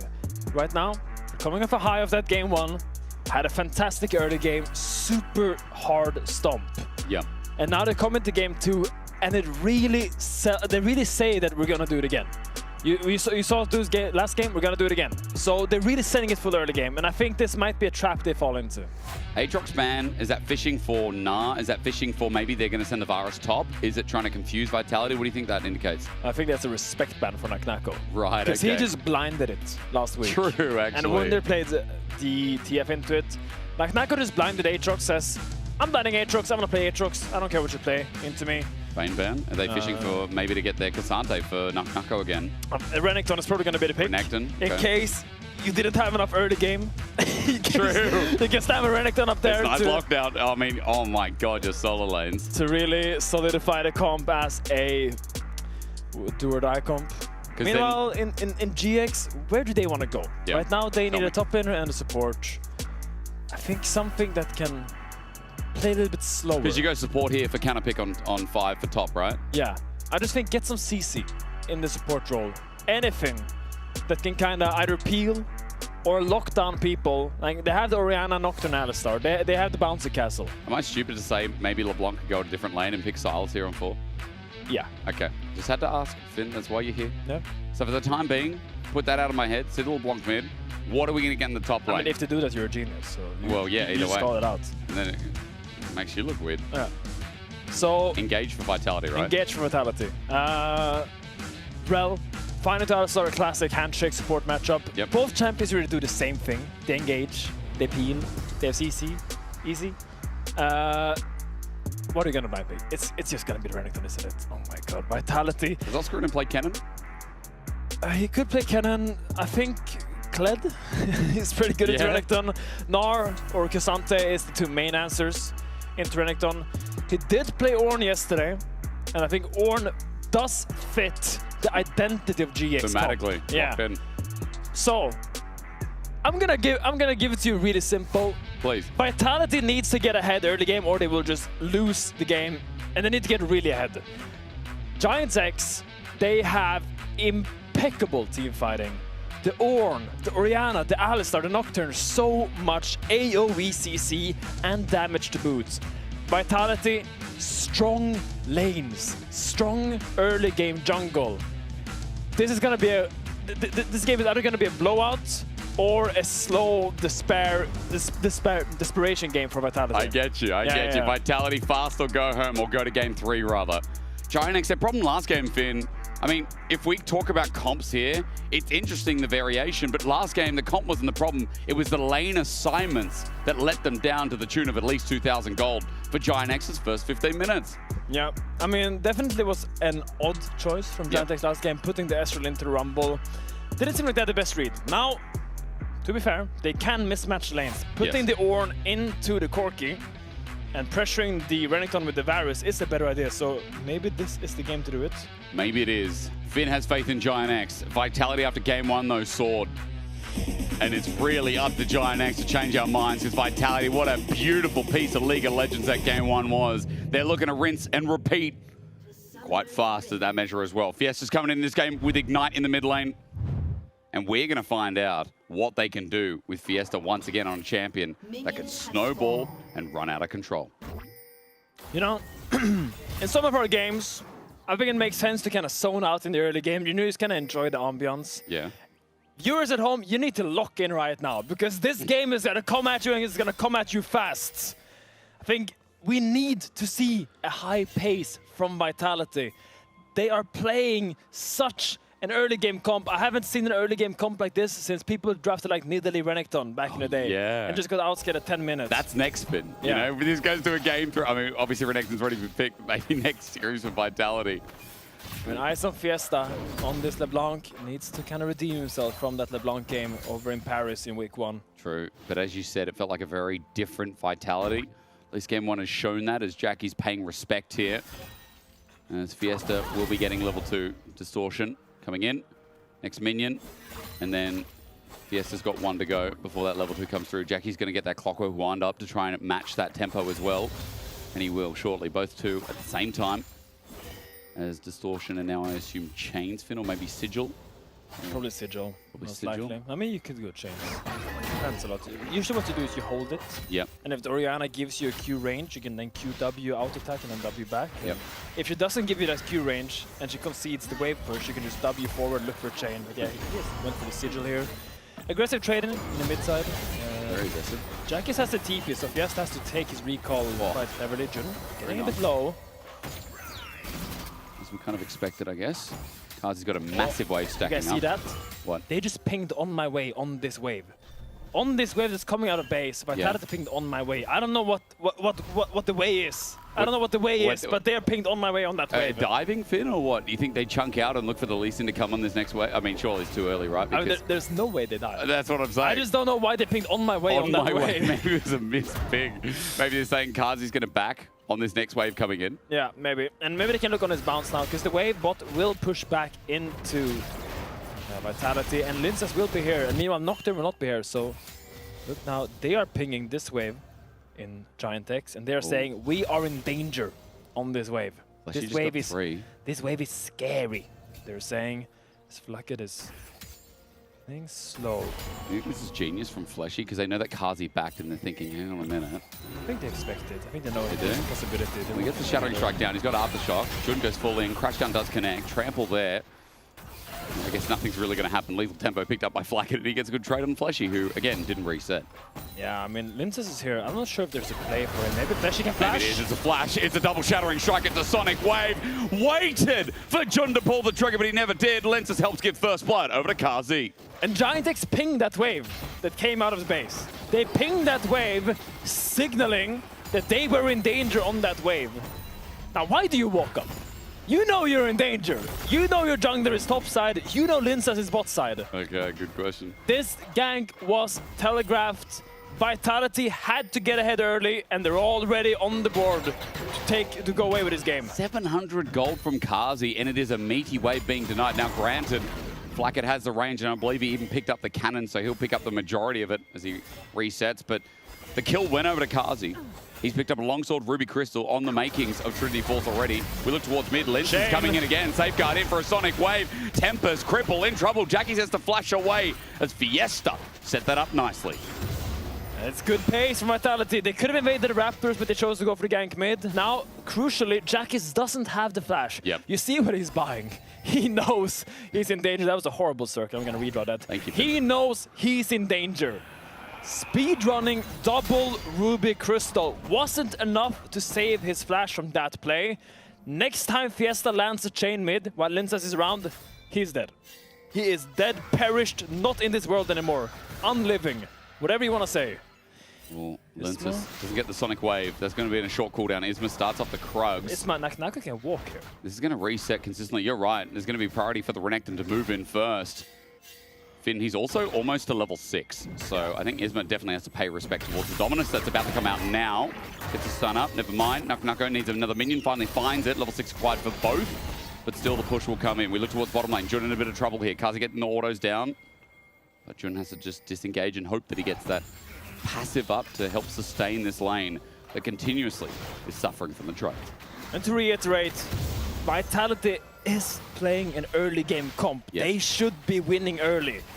But it doesn't matter that you win early unless you can snowball it into a game victory. And they need to keep this pace. Nice crash down. Boss Bomb flashed away from that pace you talk about. Tremor's going to come in, but running into the Shattering Strike for John. I'm not sure about that one, Finn. I am not sure. Hail of Arrows for Flackett, but he's got a full wave in his head that's doing damage to him. Backs are going to be stopped. Flackett running out of mana. Won't be able to get the Q in the quiver. And a nice back timing as well here as bot wave is neutralized. Jin had a lot of confidence walking in for that He standout did, attack. Finn. Maybe he shouldn't have. And I can respect a cow with confidence, but let's rewatch this, because it starts from Carsey pushing aggressively and Jun trying to get a combo so they can get some kind of trade. But here Jun walks back in, maybe not realizing that Fleshy hadn't used the Shattering Strike yet. Maybe. Holding that cooldown, baits him in, and then the moment he's melee range, you can just stun him and kill him with Corki. It's an easy play. They've also got a full wave as well, Finn. That's the other problem. Minions do damage. They do. So, early game is going well. It's 2,000 gold in 6 minutes. Yeah. And you gotta keep it coming from Vitality. Gotta keep your feet on the gas pedals, because you need to keep snowballing. Dragon will not be picked up yet. That's a red on the Baron. Dragon. She hasn't been a jungler in, what, 2 years? 2 years, something like that, yeah, I remember. But now Lincess is down here in the bot side. Carsey is thriving on this Corki. Oh, yeah. Fiesta is rotating with him. Remember, Jackis doesn't have flash. If Fiesta ever rotates down there towards the bot side, he can go here into the enemy jungle, he can go even here, put the ward here. He can even fog down all the way here. There's no way the Orianna can run after him. There's no way, because the moment Orianna runs into the enemy jungle, if he is camping there, she will die. Yep. So he has so much freedom to do whatever he wants. But he needs to do something with it. He needs to make sure to make himself useful. Right now, hovering top, covering the camps of Lincess, so he can now recall, go back into his top side, take the red buff. Jackis gets a well-needed push out here from this rotation. So. Reset from Lincess, by the way. He'll be coming back with Tamar and a longsword. It's a small advantage after Dragon goes down. As you said, with Fiesta covering there. Okay, they're swapping it again now. And I think it makes a lot more sense this game. It's better this game, isn't putting the Varus into the Renekton. Yeah. And putting the Ornn into the Corki. But look where Carsey is. He's smelling it. No, he's gonna go bot. Okay. Didn't want to commit for the swap. I think the tempo is a little bit off to do that. Yep. Now, you could still contest topside here. Grubs. Renekton is strong. The thing is, Oscarina has TP. So if Vitality commit to fight here, number advantage will be in GX's favor. One grub. Are they going to greed for more? Lights can be turned off by Isma. Lincess thinks about an angle, needs that spell shield to get the kick down. Next grub is going to be smited first here by Lincess. Paranoia shockwave, but he's up against the wall. Isma's deep gets kicked away. It's for one grub here as GIANTX finds some success, but Oscarina teleported to the play late. Second grub, yes, for GIANTX, but look at how open bot is now. And that's a huge win for Vitality. Isma went in for the invade after. Magnetstorm going to come through. Let's call the Forge God for Fiesta with the Ignite down onto Isma. Searing charge. Oscar will not find a wall. He gets the Bellows Breath. He gets the auto, but remember, Nuko's alone top as well. Look at the side waves. They're so deep, Finn. They're wasting time. Towers. Both towers are being pushed by Vitality. GX, you're chasing ghosts. You're trying to find a fight that doesn't exist. And Vitality are just playing with you, leading you along and giving you false expectations that a fight will break out. Again, maybe it's a macro. We have to question that GIANTX have abandoned about 3 waves now, Finn, or 4. And Kazi, remember they still did get one grub, but excess damage, is now 1,300 gold up. Bit of a whoopsie to the tune of 1,000 gold that Vitality just got off that one single play. Yeah, I mean, all those plates acquired by Vitality, for what? The fact that GX got 2 grubs? They got 1 more grub. That was the only victory they got. Lee Sin Flash. They got Lee Sin Flash. They did use quite a bit though. They used Ornn TP. Not the flash of their own, to be fair. And they're now matching normal lanes again, trying to pick up their role quests. Yeah. So, Finn, next problem. Dominus going to come in. Oscar has no order. He's called the Forge God before. Where's the Searing Charge? Waiting for that. Not going to get a pillar or anything else down. Nucko runs into Rain of Anger yet again, but he's not going to do anything with it except use that Cold Meek to clear the wave. Oscar comes back in, pillar down, and Dominus is going to time out. Yeah, he's going to wait for Fiesta to rotate up here, maybe look for a dive. Isma is in the area, doesn't have Paranoia for roughly 15 seconds. Stunning the chain here would be a kill. Bellows Breath already used as well, so he's not going to be able to go against it. Oscar is going to get some help soon, but will he be alive? But then the auto comes through, Fiesta finds it. Nucko now the only one in trouble. Jun has come in, yeah. He bops it, but not near the turret. However, the problem is, Finn, with that flank stake, it's going to be chewy enough that Nucko can't bite through it. Isma instead picks up the kill. Nice little flank from the cow. But again, what's the problem, Finn? Look at bot. Look at bot. Look at top. Nucko didn't lose a wave. He already pushed in the wave and is pressuring a dive. He didn't miss a single little minion's worth of farm. Meanwhile, Oscar lost half a wave. They used Alistar TP top, sure. Isma got a kill. Lovely. The bot lane is in shambles. Let's rewatch this, because it was that first trade by Nucko with the Dominus, catching Oscar in without the call of the Forge God available. And he just translates that into a kill. Why? We talked about the LeBlanc. She has so much freedom this game. The LeBlanc wants the side lanes to be volatile, so she has somewhere to run to. Yeah. So great tandem by Nucko and Fiesta, setting up a kill on Oscar Rinin. And they keep the snowball rolling for now. 3.6k gold lead at 11 minutes. We talked about it in the draft. We talked about it in the early game. Vitality's comp need to snowball. They need to push the game forward at a fast pace. Otherwise, they will get outskilled. I think this is fast enough. Kazi has a Trinity Force equipped. There's 30 seconds till the Dragon. Vitality got the first. 3.5k gold lead on your screen. Oscar Rinnen's going to move towards mid again, but you look towards bot. Fiesta has an open lane. And Oscar's going to be found out here with the deep vision they've been able to put down. So his road back to bot isn't an easy one. Nice. Vitality uses to invade as well. I mean, Oscar is just losing so much farm. Like, not going up here by himself. They He's have in TV for the shield. And he gets it, and now he's got the shield. Unbreakable will for Jun. And he's got his best buddy there as well. And he's got Dominus too, so they know they can't dive him. Corky comes up. Fiesta gets bot turret. Next push comes in. Oscar comes in to finally match the wave. The crackdown interrupts the Searing Charge. Sonic Wave, and there's so much damage. The Ornn is not tanky enough this early in the game. A kill going over to Lenses for Fiesta, the Lee Sin in the end. It is a horror here for Giant X's early game again. And the side lanes keeping the bane of Oscar's existence. He can't really catch any farm right now, falling so far behind. 1.2k gold behind Nucko now. 40 CS, 2 kills down. He is struggling in this game on the Ornn. He just wants to get to his first item, his second item, get to those team fights, but Vitality is making it so difficult for him to get even a sliver of money. And we're obviously focusing on the fact that Giant X are unable to get anything in this early game, are really suffering. But you've got to put it towards Vitality. The compliments here are that once again, all their lanes play to fruition, but their macro has been good, their lane state has been perfect, if not some of the best we've seen in the league so far. This is a masterclass that we've been asking for, that we saw in the regular season last split as well, that we're once again getting from Vitality. And this is why people get hyped about this team, based on their regular season. I mean, look, this comp is like a Swiss Army knife. Yeah. They can do so much with everything that they've accumulated. A lot of teams, they would get decision paralysis. They wouldn't really know how to use every single tool of the Swiss Army knife. Yeah, the little weird scissor things. Yeah, the bottle opener. What is something? Are we cutting someone's hair? No. I wouldn't know how to use it. But Vitality is using everything they have available. But finally, now, yeah, Isma, but the flash comes out. Call the Forge God follows up under the turret. Finally going to die is Kazi. Giant X. You talk about that Swiss Army knife. It looks like they found out how to use one tool of their own. I mean, you know, when in doubt, you can always rely on an AD carry dying on a mid wave. That's true. It's the old faithful. Finally using the Orianna Nocturne combo, catching out Carsey, who was overstepping. Good punish by Giant X. And this might be the start of a comeback, because they need to keep finding plays like this. Delay the snowball of Vitality is all they can do. Isma in trouble, the flash forward with Ignite. He's dead. Isma's dead. God. Fiesta clean. No shockwave. Jackie's still going to follow up, but Fleshy's on the way. Clone comes out. Jackie's gets some dissonance down, and there is enough damage, but Fiesta knows. He backs away, clean stuff to punish and get a 1-for-1 long trade. What did this man have for breakfast this morning? He's just so free when he plays. Fiesta on the Ari, and now on the LeBlanc. He's looking so comfortable here in the studio today, and he's just running these games. Fiesta doing a lot of damage. Kazi, he comes back on the respawn, and he's going to get mid alongside Linces as well. This is the movement. Hard commit, Finn. The Giant X kind of have to send it.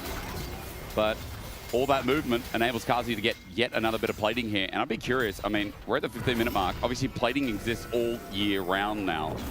But Vitality in the first 14 minutes have gotten like 7 out of the 15 plating at least on Summoner's Rift this game. Yeah, 6.3k gold ahead at 15 minutes. We do. It's not a small feat. As Naknakos is getting the plates in the face of Ornn. Linces has started up the Herald, have not gotten a Renekton TP. So have to be a bit mindful, because Oscarinin could TP up there. Will lose the power, of course, for it. Carno Shockwave up and available again. Eye hit by Isma, going down. Objective bounty needed. Carsey Flash. I think this is quite difficult. Fiesta's going to have to make a miracle The poke here. coming out. The Shockwave comes in, catches the LeBlanc by surprise with the knockup as well. Fiesta's going to die. Shut down. A big move by Giant X. Naknako's walking up. He won't be to the play. He won't TP. He won't commit. An objective bounty secured after all. Flacker's going to chase down Fleshy, and that's huge from Giant X. Vitality can't commit. They can't stay. And there's about 2,000 gold that was just given over. Vitality, the clock is ticking. Base Big check. Catch. Jordan is still there. Unbreakable Will. Kazi went melee. He gets bopped around. Valkyrie's out though. The flash from Isma will match him, and Linces saves his life. A 1-for-1 ain't bad though as Giant X look for another opportunity. Call the forward god against the wall. Fletcher's going to be knocked sky high. Bellows Brett double kill. Look at Nak. We glazed him as Flacket is going to die to the Dominers. Yes, slowly, surely burns down. But Finn, Giant X are still getting gold. It ain't Vitality favored. Vitality is getting sloppy around the objectives. And it's Giant X who is now back-to-back used the Orianna Nocturne combo to catch out the carries of Vitality. First, Carsey stepping up on that mid-wave, being caught by Orianna Nocturne. Now Fiesta is the target. Carsey's face checking. And here, they're looking for something. I'm not quite sure what they're looking for. Carsey's the one face checking the Alistar. And sure, Linces trades back. Look at Naknako here. He's chasing Blackett down. Come here. Follows the flash. Slicing, dicing. It's the best feeling is Renekton Finn. Okay, yeah. It's a nice play. As a Renekton, it feels like you see the 80 carry isolated and you're like, oh, Gyorto's not happy. But, I mean, to be honest, this game is not done. It's definitely not done. It looked like a Vitality masterclass, and it has slowly become like a kitchen cookout where people don't know completely how they're going to put the dish together anymore. Now, I mean, compared to where we were 4 minutes ago, GX is in a far better spot. Oh, yeah. Still, in a tricky scenario, 4.5k gold is not inconsequential. Of course not. Fiesta has to find the poke, has to find the chunks, has to find the side angles. I noticed, Finn, Oscarinin doesn't have TP. He's got to walk over. Naknako can join, and he's got 2 items now. Isma tagged out, spell shield down. Vitality wants a long dance here. They want a long dance that's extended. Oh! Flackett's dead, just about. He gets the shield, but he's getting ignited, jumping in. Turning the lights off won't matter too much. As over the wall, Fiesta will follow up. Saved by a blast cone. Isma, Flackett both escaping until now. It's Flackett chased by the Croc. Naknako's got another target. Jun's going to pop him in, but Unbreakable Will, that won't be enough. A Ruthless Predator and a Dominus again. Nuck for 2. And Giant X thought, hey, we've got an opening in this objective, until Vitality showed up again. And it's a difficult part about Giant X's team comp. They need to go immediately. They need to find the target and use their Orianna Nocturne ult the moment someone shows them. Why? Because the longer the dance goes, the more opportunities TP. Fiesta will have to have place. Do another dance then instead. Fiesta's still looking for the plate. He knows, how do I get out of this? But Fleshy's been found out. Jackie's over the wall. Distortion in. Shockwave going to bring him back in. The damage with dissonance. A clockwork wind up. Fiesta's dead. Jackie's still getting gold. 4-0 now on the Orianna and a gold lead. Despite losing the Dragon, despite losing the last fight, still Giant X keep doing this. Jack is trying to step up and be the hero that Giant X needs. We're gonna rewatch this fight. Look at this chunk from Fiesta. Massive chunk lands onto Flacker. And the fact that Oscar Winnan is already here means that Nako pushed on top, got a few plates, and it's already here as well and gets the kill. Nako is being extremely accelerated in this game. And there's a few too many carries right now in Vitality. Currently at soul point. Next Dragon fight will be make it or break it for Giant X if they are to come back into this game. 3.8k on that top lane, as you said. The Herald's going to drop down now. We're doing the seesaw between 6k and 4k. And right now it looks like it's going to go back down to 4 with objective turret mid. That goes down. Good gold here. Fiesta looks for the chaser. Onto Flacker. Chains are out. Jun gets in the way to threaten. Ghost has just been used. Remember, Baron also came up, but it's not like we're going to see a fast Baron from Vitality. Instead, camera goes towards bot because Nako takes a plate, adds pressure in. Jackies must stay here without TP. They're going to try and 1v2. He does have Dominus. Will they be able to find him? Slice and dice on the way out. He's got 2 to heal on up as well. Ruthless Predator after coming through, trying to get that Q back up, but he won't. Jackies will get the shutdown again. Vitality are giving away gold at this garage sale. I mean, they are just too greedy. The avarice of Vitality right now, they want to make so many plays. They want to push out mid, they want to defend top, they want to get bot plates. But the problem is Nocturne. He's the bane of indecisiveness. When you are at too many places at the same time, it's so easy to pop paranoia and pick out the individual members of Vitality. The goal lead is shrinking. Still, 2 minutes and 45 seconds until soul point for Vitality. If they can set up, be there early, get the proper vision control, so Fiesta can play for these massive chunks, I still favor them. Now look at Jackie's inventory. He's huge. God of Ages, Storm Sage, soon a full Rabadon's death cap. He is 1.6k gold ahead of Fiesta right now. The game has completely shifted when it comes to the mid lane power. Finn, he got all the shutdowns. He's gotten all the kills. All those big juicy gold leads have gone directly to him. Oscar's okay for now, and he is starting to sap up some of that damage. Megatron Cloak in the inventory, Merc Treads as well.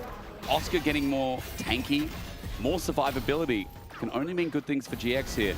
As they hover around top, going to get a reset timing off. Someone will catch that bot wave, but the fact that Giant X are able to catch waves this deep now is showing you how the state of the game is changing. Yeah, absolutely. Jack is trying to step up and be the bastion of Giant X. We said it, Vitality. This is the most aggressive early game comp I've seen in a long time. Yeah, that's right.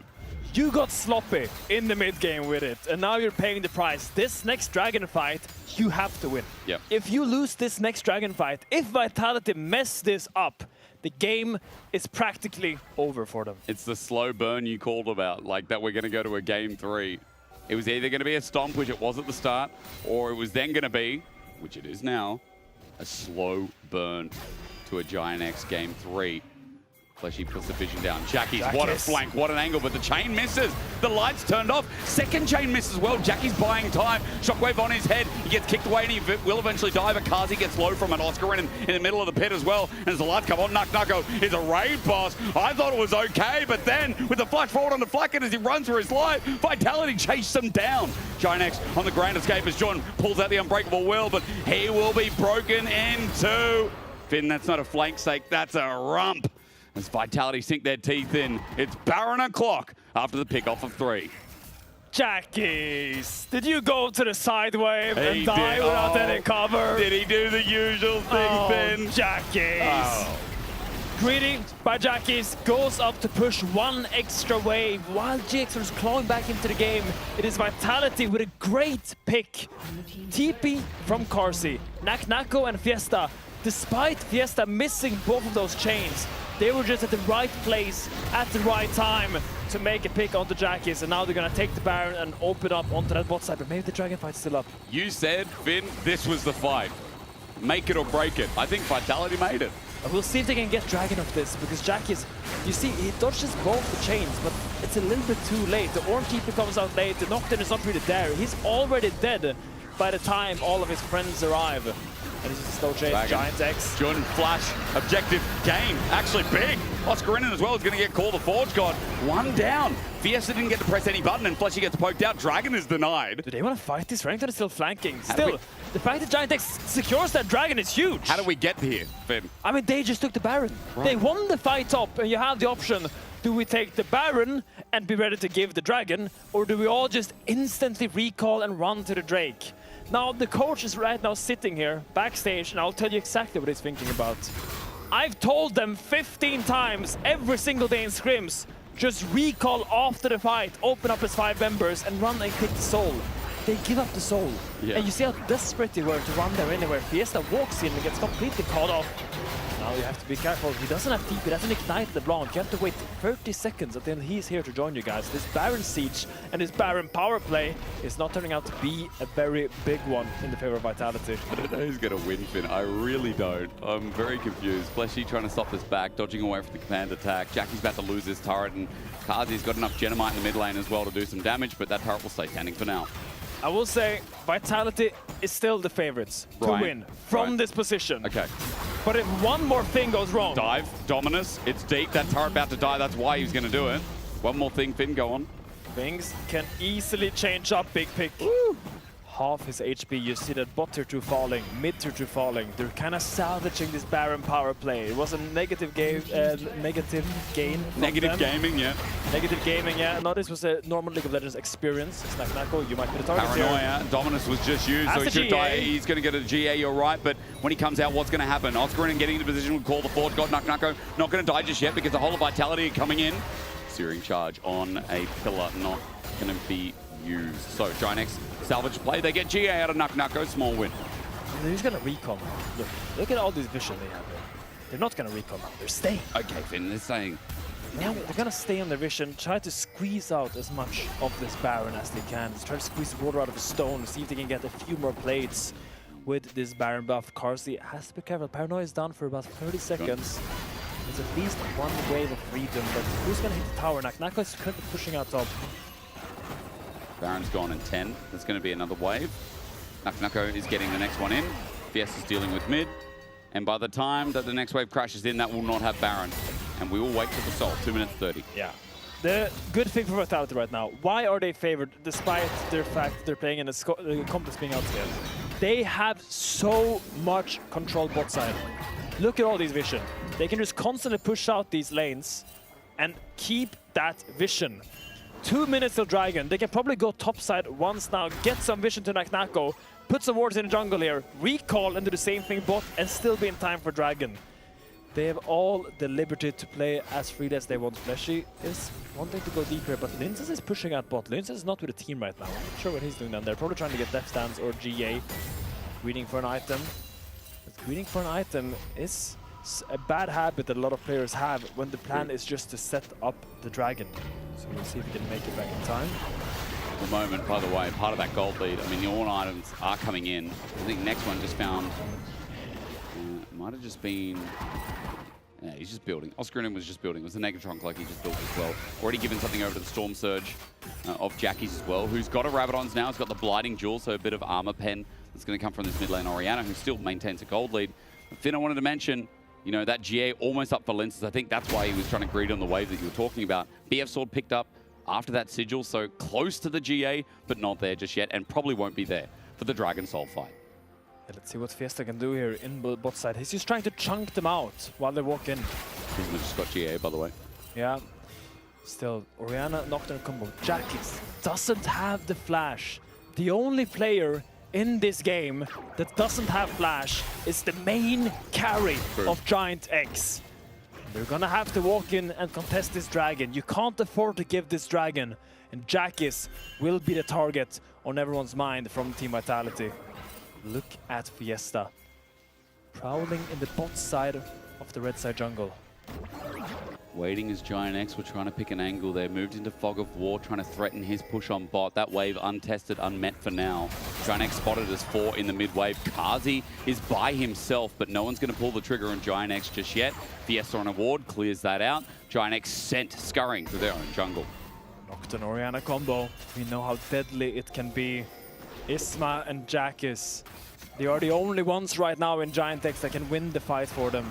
Warren, Alistar, and Varus, they're all follow-up. The main orchestra is the Orianna Nocturne. Let's check. Fiesta there. Shadow Shockwave, it's in! It's a Shadow Shockwave of swords! Call the Forge God, but even though it looks so massive, Vitality taking a while to die. However, it's the jungle and C80 carries. Nucko comes in a little bit late. Jackie's from over the wall is getting seared down by a croc, about to die the flash for the auto, and they meet him over the wall. Giant X deny the soul. They take one with them as well, and all but one remain as Vitality have scuffed the game. And they are the orchestra of the Orianna Nocturne combo, and it explodes in a crescendo as Giant X take the fight win. They're gonna walk over towards the Baron, and the team that had the early game wins, the team that had the early game control, is being outscaled at the speed of sound right now, Hysterics. We're gonna rewatch this combo. It's all about the Orianna Nocturne combo, and it finds the perfect target right onto Carsey. And look at Fiesta, he cannot see anything. Jackis is hitting him over the wall. Jackis didn't have flash, but he was just standing in this pocket, so he can still access the Dragon Pit and do damage while being safe. Naku gets him in the end, but has to commit his Oh my flash god, to do nice. so. But okay, this is not the Nocturne Orianna from like last splits. These ones are hitting. That's very true, you know what? We're not seeing whiffs this time around. We don't have to revisit the VODs. This is beautiful. Giant X are really taking advantage of Vitality, and to be fair, Kazi, Linces, both found in that last fight. As you said it yourself, Finn, those were the core targets. Baron now acquired, 2,000's all that separates, and with those Ornn items, that's really nothing in the state of this game. And the winds of victory has totally shifted now in favor of Giant X. Now it's Vitality that's under pressure. It's Vitality that has to find a miracle play, a miracle flank from Naku, a Lince's kick, a 5-man engage from Fleshy, whatever it is. They need to make an extraordinary play if they are to come back into this game, because time is out. I mean, Isma can do it again. He's got the GA still unprocced. Paranoia as he's level 16. He can crest any target.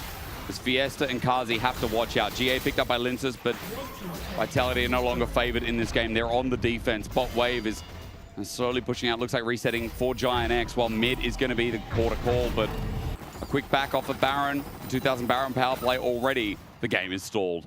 Look at Carsey's build. He has no armor pendant, no Lord Dominic's, no Cyrilda, no nothing, no cleaver. No armor penetration from Carsey right now. He's not doing a lot of damage. Went for the Maw to try to stay alive from the Orianna Nocturne combo, but maybe it's a little bit too late, as they will just hinder his damage output. Fiesta hasn't even got his third item yet. Look at Jackie's. 1, 2, 3, 4 items in total finished. In. Paranoia. It's there. Magnet Storm, fantastic. Also stunned up as well. GA going to be prompt. Call the Forge God only gets a knock up onto Fleshy. Assyrian charge good, but Isma now needs to run away. That TP on the spot. It's the mega raid boss that Jun is now waiting for. Sends him in the air. He's got GA back up and available. Goes into Dominus. Nucko turns his target onto Oscarina, but the stuns keep flying through. Vitality can't layer any damage because the CC never ends. And it's a lot of action for no kills. Vitality used their TP. And they try to find a kill, but you see the damage, he's falling off. Fiesta doesn't have the rabbit on, doesn't have the same threat that he had initially in this game. The Dragon is once again up and available in 1 minute and 40 seconds. Giant X can just push out his waves, can just go into the enemy jungle, and can just set up in that river to deny Soul for the 3rd time against Vitality. Here they come, minute 30. Any items you want to talk about, Finn? Anything for Vitality that's crucial here, or you think it's too late? There's an item in Naku's inventory. Okay, Seekers, yeah. That's it's a little bit golden. Hello, Blue Buff. Are you walking? Okay, you're good. Naku is still very ahead.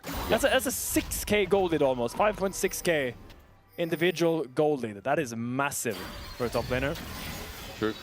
And does have level 19, gonna get level 20, gonna be a golden crocodile in next team fight. I think Naku's flash is crucial. Yep. Look at Jackis. He's not buying Sonya's. Oh, okay. Jackis still can get one shot. Yep. A Lince's kick, a Fiesta chunk into Naku flash done. He's not invulnerable. He still is mortal. And he still is an able target from Vitality. Vitality already first here. Linces sitting here in the enemy jungle. Look at where Fiesta is. He needs to link up together with Linces. If they are to play like this, Oscarinian very tanky, not going to be the target. Jackis is the man of the moment. The Orianna Nocturne combo has worked fantastically in favor of Giantex this game, and they need to shut down Jackies if they are to win this team fight. Nako's found out, though, as you said, the big threat of Vitality now, who wants to find Jackies and flak it, while Linces tries to do it himself. Giantex group is 5, and Finn in the river here. When will Linces erupt? Nako flash. It's up in 5 seconds. I think that's what they're waiting for. They need to send it onto Jackies or flak it, but Jackies is really the main carry. I think they need to create more angles. I think someone needs to come from here. Maybe Fiesta goes from a different angle, because right now it's 2 angles. This is coming in now, waiting for it. The all-in, the kick. They found Flacket, but the all-in is knocked up. What a pulverize! What a shockwave! With the lights turned on, as soon as it's too bright, Vitality realize the whole squad is gone. It looked beautiful for the setup as a quadra kill soon to be delivered. Needs a penta. Jackie's on the chase. The fear, the slow, the distortion. Fiesta's not going to give it over. He jumps back, looks to take Jackie's, and eventually, no, Isma tells Jackie to take notes one more time as we go to a game 3 with a beautiful display of a team fight. Vitality tried to find the hero moment. Linces on the flank, tried to find the kick. But I think he chose the wrong target, Asterix. I don't think Varus is the main man. I think it had to be on the Orianna. And in the end, Vitality completely lose the fight. And Giantex, they will not take this sitting down. They will definitely go and fight back for a game 3 win. Nako just lost with a 4,700 gold lead in game 2. That looked done and dusted, but Vitality let go of the ball. And I have to say, Jun's pulverizing that last fight. That was also everything. Beautiful moments as Jackies is standing by with shocks. Yeah, the job's not done, but what a game. Tell me about the comeback. Tell me about being so fed and then having to hit the wombo combo to win that game. I mean, honestly, I thought the game is over at 10. But after that, I feel like they were doing silly mistakes, and then my champ just becomes mega OP into them. And yeah, it's the LeBlanc Lee Sin. If they don't end the game, they will lose. So yeah, that's kind of it. Yeah. How about game 3 now? Because the first one, you guys got wiped off the Rift completely. Jackies, tell me what the most important thing is going to be in this game 3. I mean, I think we need to play a draft that's more our style, to be fair, because we are playing the slow comps into their fast comps, and we are both fast teams. And yeah, I think we are a bit shaky in the early game, and they are doing well. So you just need to just be more ready, honestly. Love it. I'll let you go back to your team, and we'll see for game 3. Nice analysis there. What do you guys think about that? Having to match those comps a little bit, because that's not really how they want to be playing. Honestly, I think the more I'm on the analyst desk, the more I think I could be a League of Legends head coach. Yeah? Well, because what happened after game 1? I said this draft just doesn't suit Giantex at all. They need to go back to what's working for them. And then this draft, I think we all thought we can see what they're trying to do, but as Jackie's very eloquently said, the early game wasn't quite it. But when they managed to all press their buttons on people, hey, presto! Yeah. The enemy disappears. Isn't that amazing? I think Vitality helped them out of it. Oh, yeah, Vitality hardened it. Yeah. No... He said it, right? I thought the game was over at 10. No disgrace to Giantex. They fought back valiantly, but unless Vitality had decided to hand them a few things... I'm surprised he didn't say early game. I feel like Yeah. the early game has been the biggest difference maker, because this game, yeah, you can say the draft is kind of slow. I mean, that is what he said. He said our drafting for the early game is weaker. But I guess, you know... Would you think the draft... I mean, I guess LeBlanc Lee Sin is kind of the strongest early game you can have. Very heavy that's early fair. skirmish, And right? Renekton, actually, yeah. He's right. You agree That's with why that? he's the pro player. I agree with him. Cool, let's wrap it up. Let's go. Cool. There's a couple of... Is there anything else you want to say about this draft before we move on? No, I think Giantex, you can see where they're going. I was interested by the Varus build with the pure on-hit Static Shiv Ginsu's Terminus. Terminus got buffed on 25-15, and I was expecting to see a little bit more of it, but we were discussing whether it would be nicer just to go pure AP. I thought when you go static, you want to go for the AP route, because otherwise you just go to Bork, because it's stronger early game spike. I guess it kind of made sense that he went static when you looked at how he played the mid waves, so much wave clear, and he had really good damage later on in the game, but you can see how weak he was in the early game, especially with that build. Static build components are pretty... Oh, it's hell. You also didn't like Karzi's build. I hate What do you like? I don't know. If we can pull Karzi's build up, please. Maybe alongside... Actually, just show the Drake fight at 29 minutes. That will show the build better than I could ever. Karzi finished this game with 0 crit, which is fine. You can go kind of Brewster Corki. I don't like it. I think crit is better. But in this fight, why do we have Maw on Corki? What does it do? Like, this is a game where you're playing against Nocturne Orianna. Oh, look at the special. He had a big shield there for a second. Yeah, it was crazy. But in this game, Vitality had 2 GAs, and it was on Linces and Naknako. They had a stopwatch on Naknako. Like, why do we not have Sonius on Fiesta, either stopwatch or GA on Karsi? And then what does Nocturne Orianna do? It's true. They can't do anything. I think it's true. I mean, I entirely agree. We have also seen Giant try this sort of composition in the past. I think Jackie's mentioned it in the game. He was like, hey, this time it's working. So maybe they were just hoping that they would fail the Nocturne Orianna combo a few times, but I entirely agree with Jack.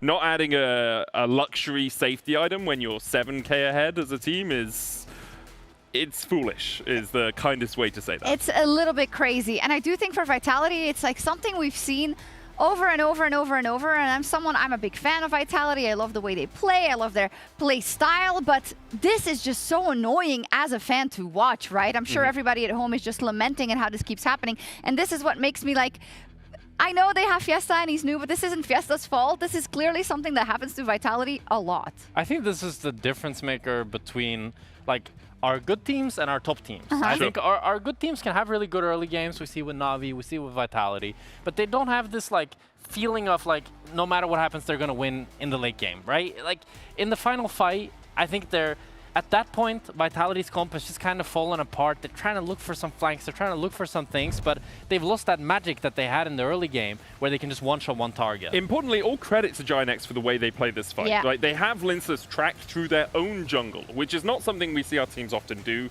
They had a control ward in the Pixel Bush, they had a ward at their Razor Beaks, they had a ward around the other side of the red buff, so they knew exactly where Linces was coming, and we could hear it while we were sitting in the crowd. They were calling, it's like, hey, let him engage, headbutt pulverize immediately, 3-man knockup, you have the combo on top of that. It's basically impossible for Vitality to play because of the level of coordination that Giant have there. I think Vitality will rue the fact they went for the Baron instead of setting up for the Ocean Soul. I think they'll rue the fact that when they had the Baron, a couple of people just got caught off for no reason. I think they'll rue the fact that they didn't build Seekers and they didn't build Guardian Angel, but all credits to Jackie's and to Giant. It's not an easy game to come back from, and they managed to do it well. No, because it's one thing to have that wombo combo in your back pocket of knowing what to do, but then doing it 3 times in the most important moments of the game. I also think in terms of the Alistar Pulverize, to name one, right? The way that Varus had to play around it. And it reminds me a little bit of the clip you showed before we got into this match, where they went, it was versus MKOI, right? But where they had a similar situation where they pressed the go button and they executed perfectly. This even harder, I guess, because it's the whole team. Yeah, I think like Giant for sure are looking more coordinated with this roster swap. I also think like the resilience is quite a bit higher when I think of Flakkid. He's always a player that's quite cheerful, quite bringing good vibes. I could imagine if this was like Noah going 0-3, everybody just shuts down a little bit quiet. But I know that Flakkid is a guy that when he's 0-3, he's still going to be suggesting plays, thinking about ways that he can come back into the game. And that's something that they need, especially going into this game number 3. Because I think Vitality will not be giving them the same angles that they give in this game too. They looked cocky. They thought they had the game won after they got the Nash. They thought it was done and dusted. So they won't be making those mistakes. But if Giant can still be even more resilient, draft a better early game comp for themselves, maybe we'll have an actual really good game 3 here. Maybe. And game 3 is coming up right after this. We'll see it if Vitality or Giant take home the win.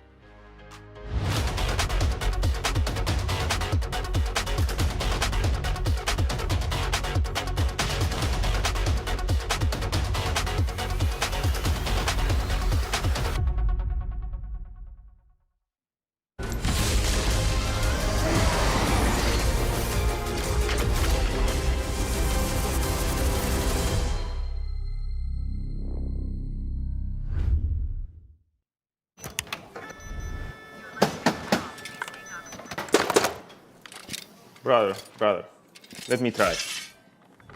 Wait, brother. Let us break this instead, brother.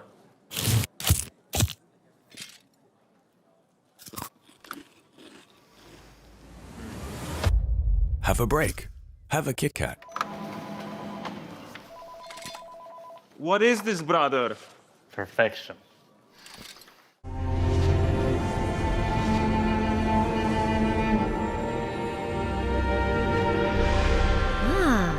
A new champion. Welcome to my shop. You'll need the right build. Choose wisely, because every upgrade brings you closer to the next level. So tell me, How will you level up?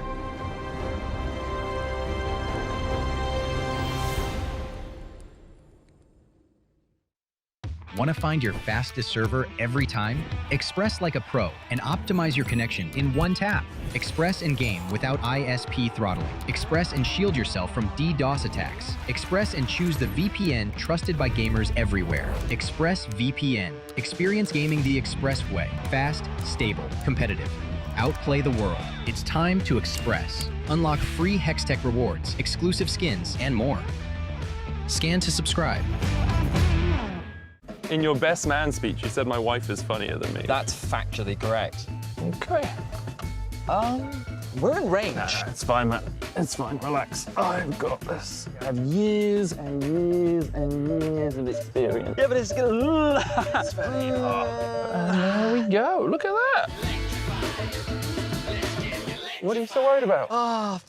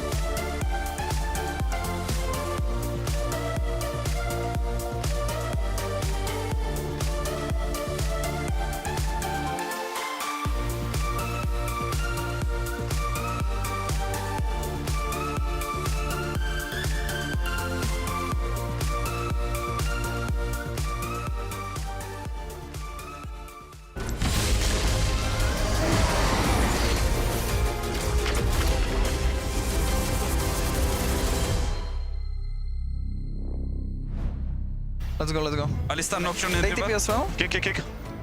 I look. Ori will die. Ori dead. After us? No. I will ult, by the way. I will look. I'm holding. Knock you there. Look, Gorky. Yeah. Call the flash. Heal flash. I'm on listen. Gorky? Listen there. Gorky. Okay.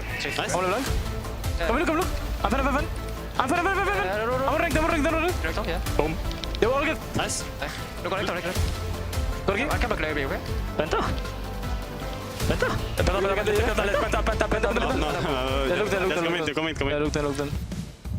Penta was not given. It was taken in the end by Isma, but the funniest part was that Vitality actually had that game too. Maybe Ginex shouldn't have been in that position, but slowly, surely, the dominoes started falling, Finn.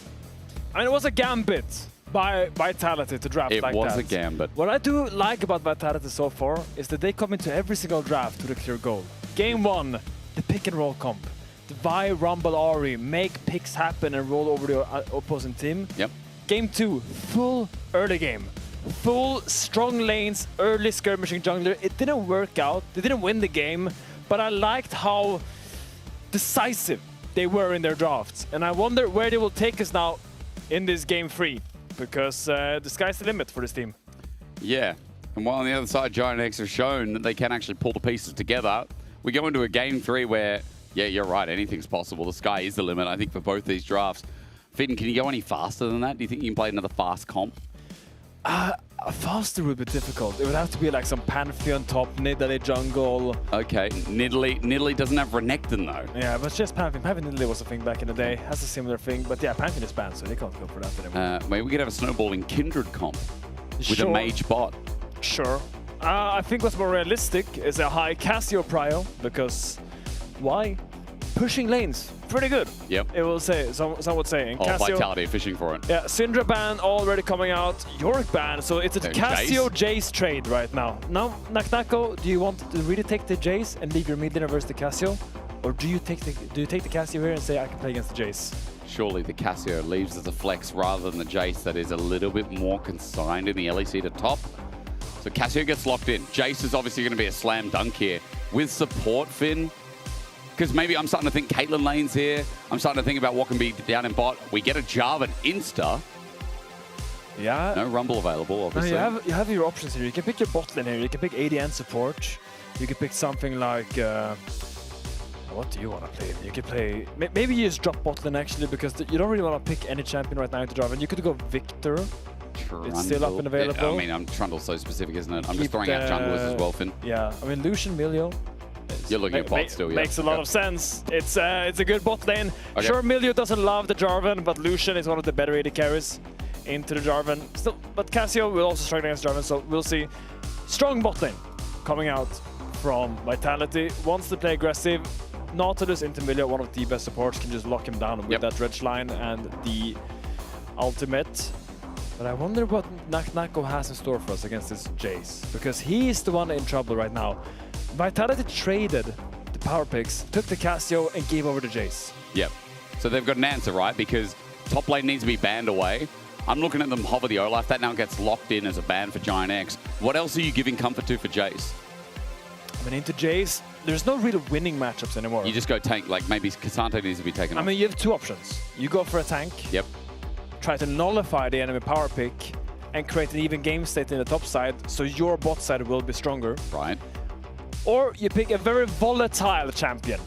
Because if you want to counter Jace, you're going to have to play something volatile.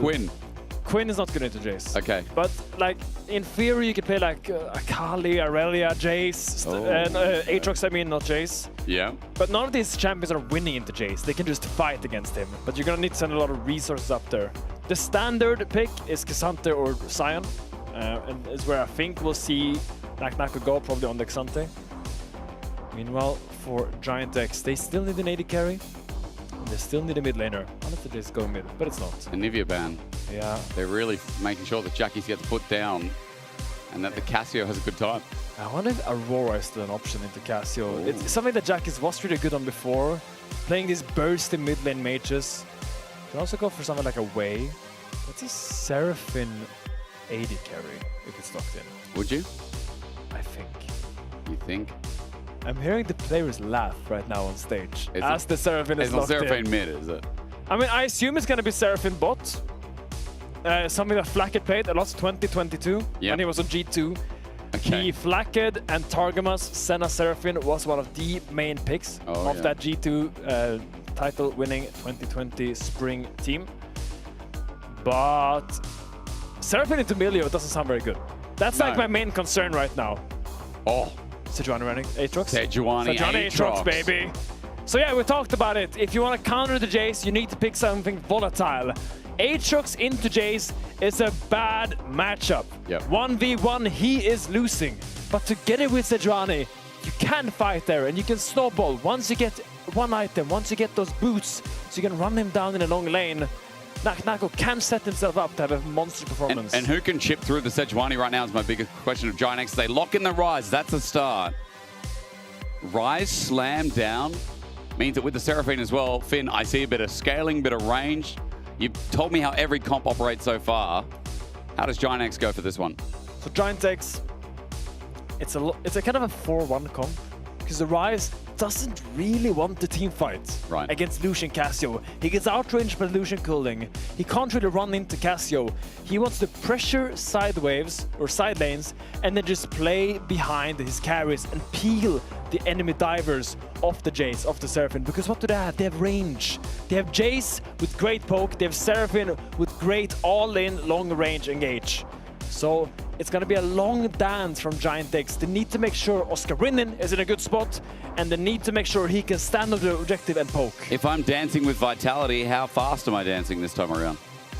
I mean, you want to dance quite slow. I slow dance with them. Against Vitality. No fast dance. We're not doing like a salsa or samba. This is like swing. No, I think the dangerous thing about dancing with this Vitality are the flanks. Aatrox on the flank. No one in Giant X can deal with that. Okay.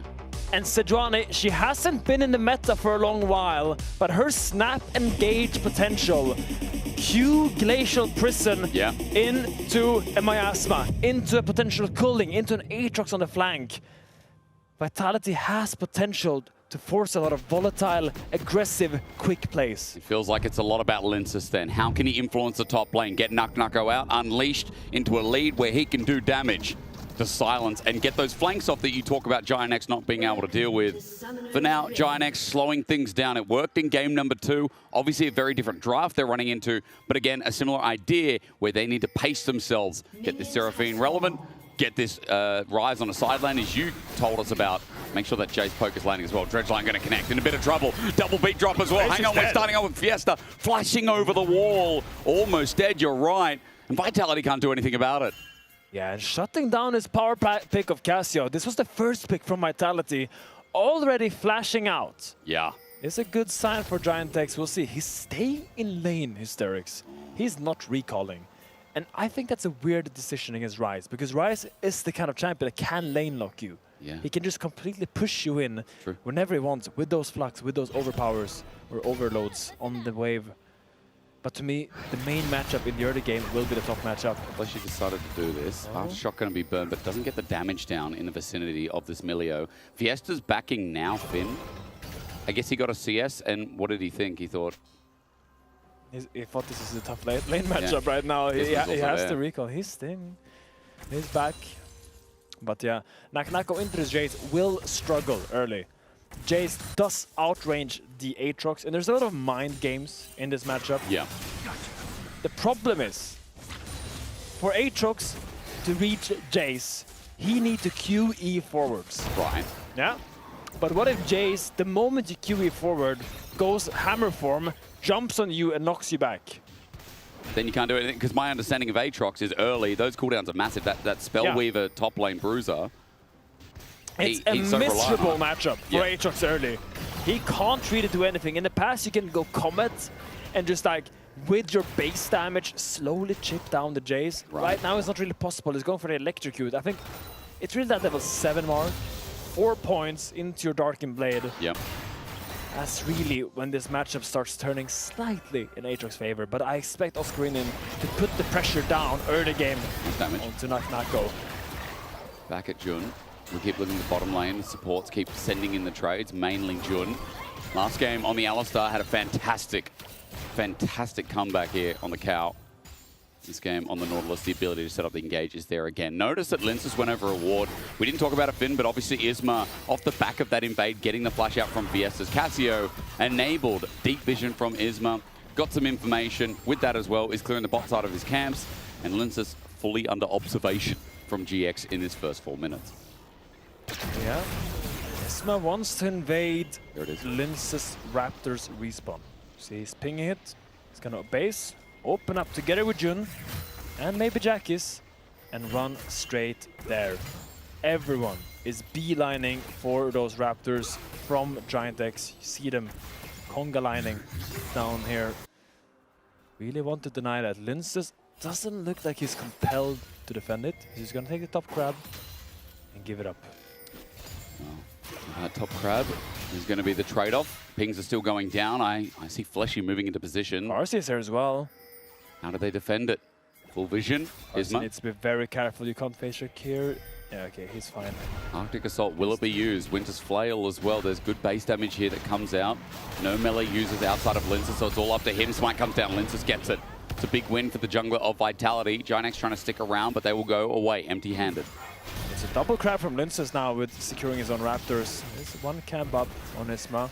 Will hit that early level 6 to talk about. It's going to be about the second crab. You know, Finn, while we get some lolling in the game with junglers just kind of trading out, bot lane looks like it's going to be engaged. I quickly want to bring up the fact that we didn't get to talk about top lane, but obviously on the side of Fnatic, and you and I were talking a lot about this in Story Meet, Oscarinen, maybe different role in Giant X here. He's a new addition to the team. Lot was in the previous split. Oscar joins in now. Obviously, this is not a good time as he flashes away. He's finally not on a tank, Finn, and things aren't going as well as we expected.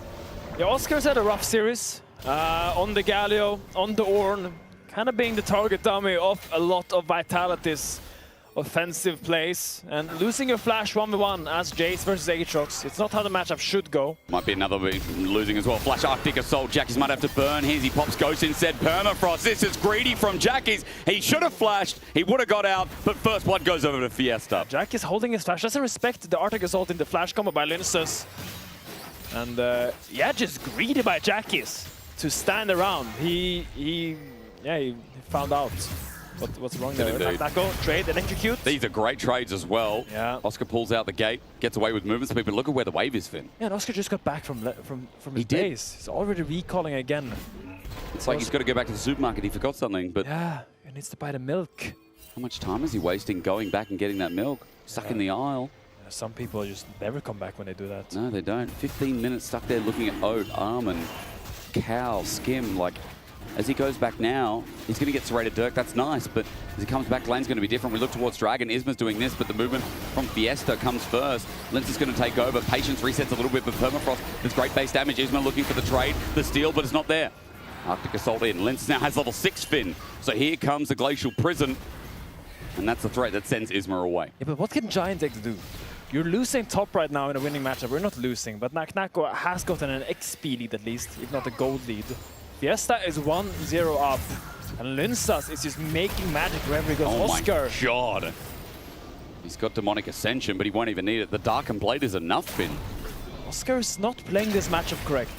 Every single time Oscar win in, or every single time Naknako queues forward, you need to instantly go melee form on the Jace and queue into him. It's a reaction speed test. Okay. If you see Aatrox QE forward... Petrifying. Noxious Blast again is going to land onto Jackie's. Bit more damage. Flag and Dragon getting the flash out. Cataclysm. Fiesta has no way to get on out. He just burned the summoner, but a Glacial Prison! Linces came from downtown. The Noxious Blast as well. Fiesta survived.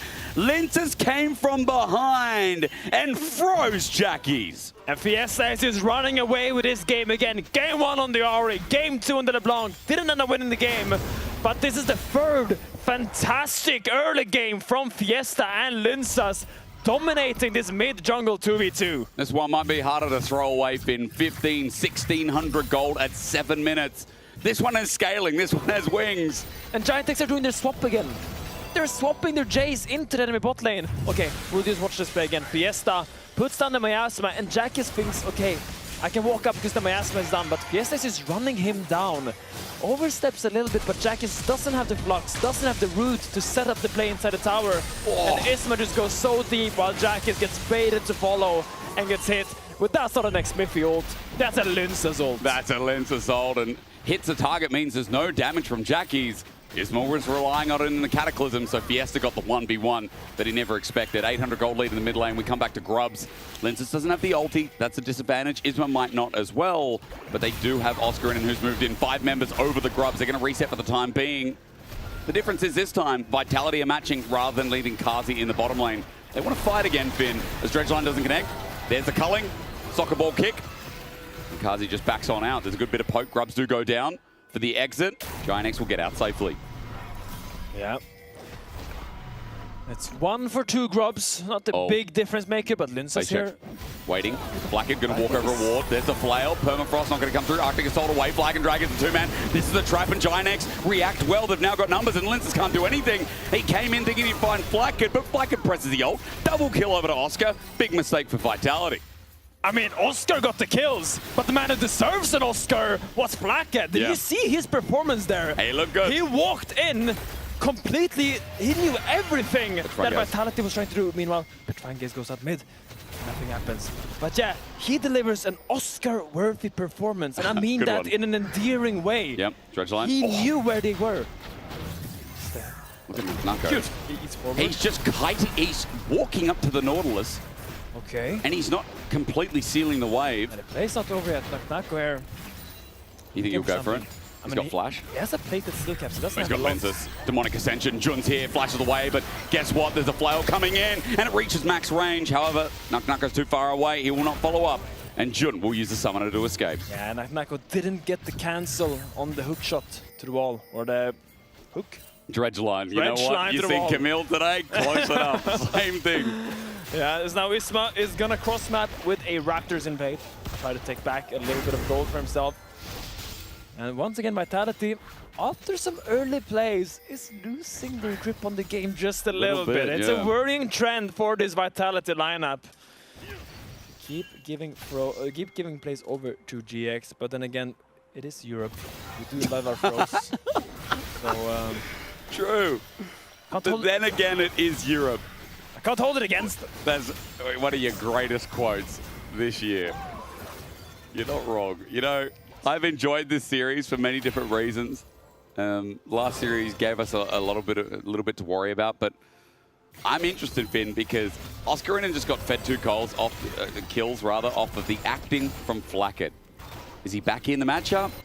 Are we back to... No, we're not. I think Oscar's getting frozen on again. I mean, it's all about knowing the interactions. I was trying to go into it before, but yeah, basically every single time Aatrox Qs you, or QEs forward, you need to react by going into melee range. Right. Queuing him, yes. The moment you see the Q animation, you press R, you press Q on him, and then you hit him with an outtag and then you knock him away. You proc storm with the surge, you run away from there. But he's just giving him the QEs. Pitch run gaze, Cataclysm as well. Fiesta's going to be stunned up, double beat drop as well. Perfect from Flacket. The Seraphine so far setting up nicely as Isma keeps pulling the trigger, and now it's working more and more. Fiesta dead, Dragon up.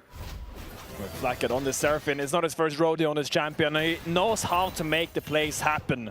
First acting on the top side now, catching out Fiesta, who is also falling further and further behind. I will say, not buying Mercs on Casio might be a little bit greedy. Demonic Ascension finds Oscarinen. Is he going to go hammer for Finn? He's going to flash instead. He dodges away looking for the Q as Realm Warp's going to bring in Jackie's 1 versus 2. The root up. Nako about to die. Tries to get the Q down. The auto almost with the E reset.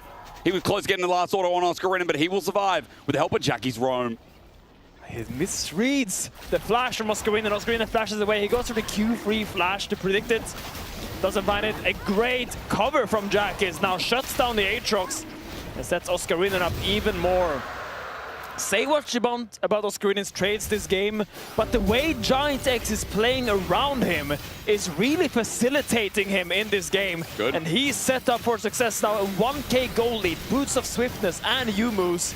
He is in a very good spot. Dredge line not going to connect. Jackie's is holding his ground more though. Rod of Ages has been matched and built by both these laners who are going head to head. Fiesta the only one with the lead.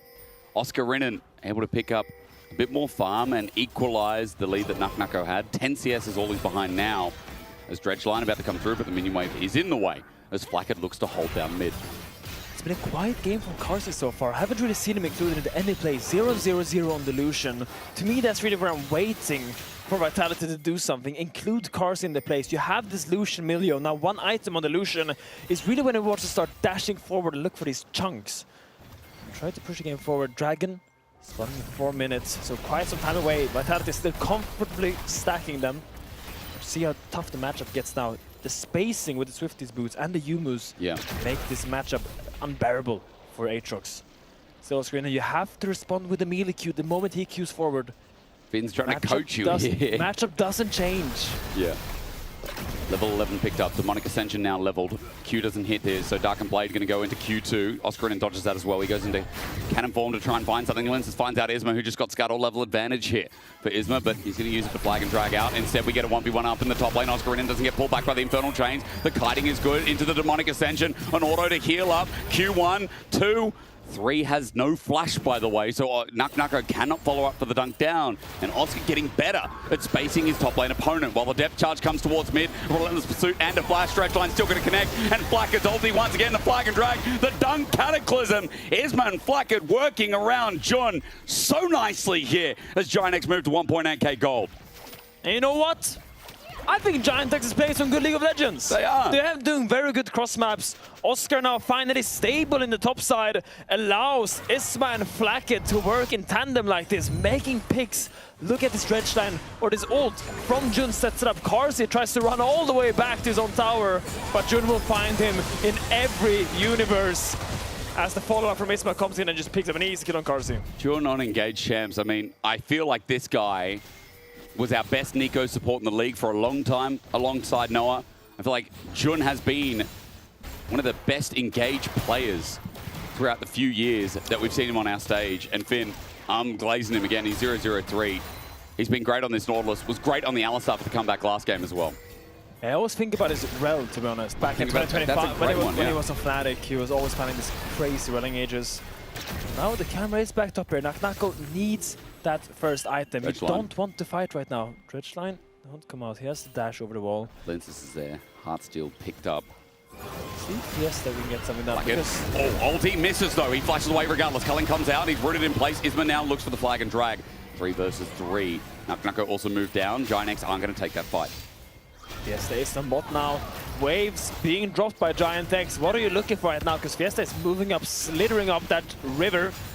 And he wants to contest Giant X. You have dropped the wave. You haven't really got anything. Sure, Sejuani has no ult, but the Herald is the target of Vitality.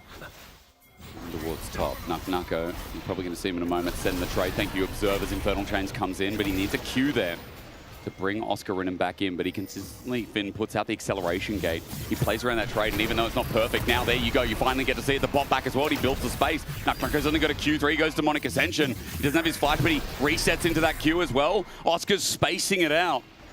I mean, the Swifties are just the game breaker. You're right. For Naknako, it's so difficult to find these connecting Qs onto a Jace that has so much movement speed, the spacing around. Oscar Rinnan does it nicely. Yeah. It's a good pickup by him. Face check, face check. A bit of a mistake. Infernal Chain's going to bring him in, so he flashes. Ooh. Dangerous. Right at the last timing there, flashes out. I think old Aatrox W would put him in there, but now after the change, doesn't get yanked back. Naknako has flash advantage in a bit. Could look for something. It's that cannon. Minions will go down. He'll be able to walk up. Oscar's going to back away. Yeah, let's see what he's buying. If he's going for the Eclipse, definitely has the components for it. You think it's Eclipse? Could also be a Death Stance, but I think that's a little bit more odd. For a first item, you think? Yeah. Yeah. I think it's gonna be the Eclipse. Did he get buffed this patch? True.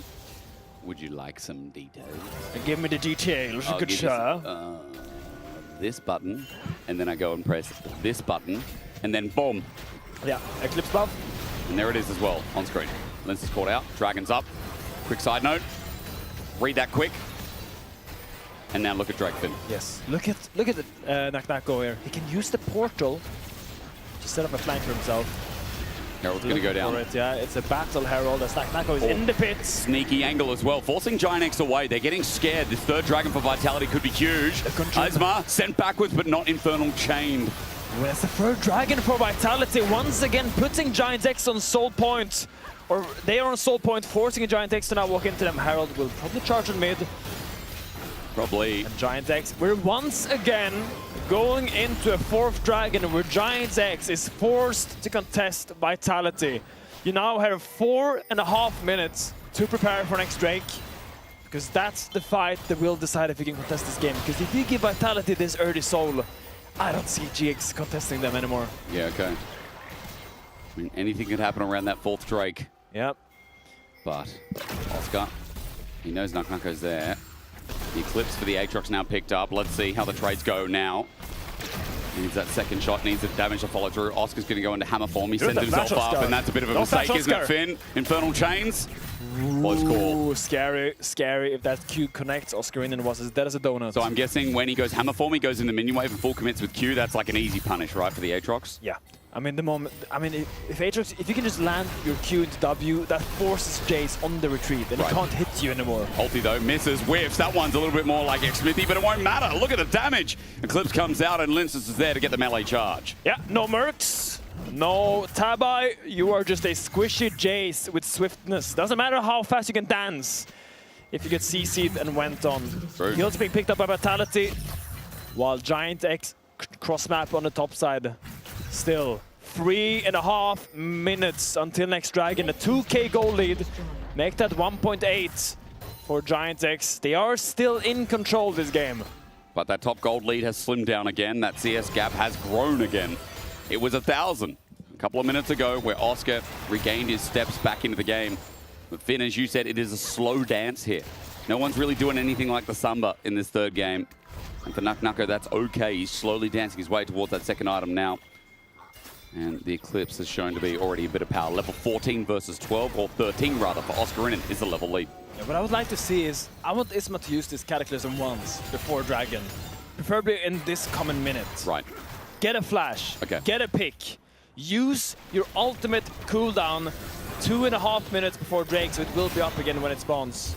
Maybe now's the time. He's looking for an angle. Guess who he's found? Fiesta backing over the wall. Realm Warp with Oscarinen on the way as well. That's 3 members. They won't just find a flash, they'll find a kill. Flash wasn't up for Fiesta. That was about 20 seconds off. This top side for Giant X. Pings are going down, but I don't think they're starting Baron.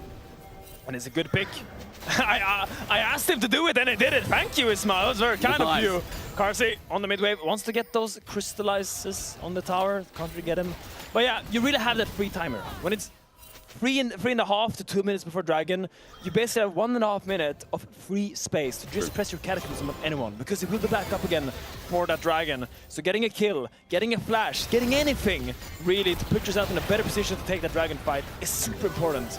If you're a jungler that wants to learn how to snowball, that's one of the good talents to have. Okay, well, that talent is opening up again. Cataclysm's going to be up, as you said, for the Dragon fight, or moments before it. Isma scouting out. As his jungle was taken in front of his eyes. Lens is just getting a little bit frisky in that jungle. But for now, it's still Giant X with a bit of gold on their backs. They're trying to get deep in here, Finn, and see what they can do. Threaten NuckNucko, maybe. Put this Aatrox down a peg. He does have flash available. And so Linces is covering in case Jun moves up and they make the play. And NuckNucko, level 16 would be amazing to get for him before Drake. I don't think that's realistic. Still 1 minute until you get that. Aatrox level 16, a fantastic spike. Increases the bonus AD you get from that ultimate by so much. Yep. Really turns you into an actual demon. But no, will probably be level 15. Splash is a little bit late to the bot side. It's setting up a little bit of shallow vision around the Baron to make sure that GX will not randomly rush that, but I don't think GX has the option to rush Baron anyway, because they really need to deny this Dragon. See, NuckNucko, he wanted to reset. I'm curious about that second item. Looks like a Sterex or Shojin. Shojin, I think it's Shojin. It could be a Sterex. It's not impossible that it's a Sterex. But you're thinking Shojin, more damage, more ability haste, output to trade. He's going to go top turret for now, at the very least. He does have TP, 30 seconds till Drake. He might be able to back up this as well. I think read for this item would be a huge pickup, because they don't really mind playing as 4. Like the Cassio, the Lucian, they have the range and the counter engage. Cassio will block the engage from the enemy team, and Lucian has the range to poke, together with Emilio. And yeah, 15 seconds. Aatrox has teleport available. Will he go from the front, or will they try to flank here? Try to get a weird angle. Yeah, that's the word I would have chosen as well, NuckNucko. Okay. That will allow you to now walk and E over the pit here, sneak in there, or potentially even take the portal and flank from this angle. Found on a ward for now. Spotted out, but Shojin was picked up in the end. He presses E over the wall. He's going to find Isma for a bit of opening damage. Hextech Dragon gets the slow as well. Flag and drag onto NuckNucko. There's the dunk.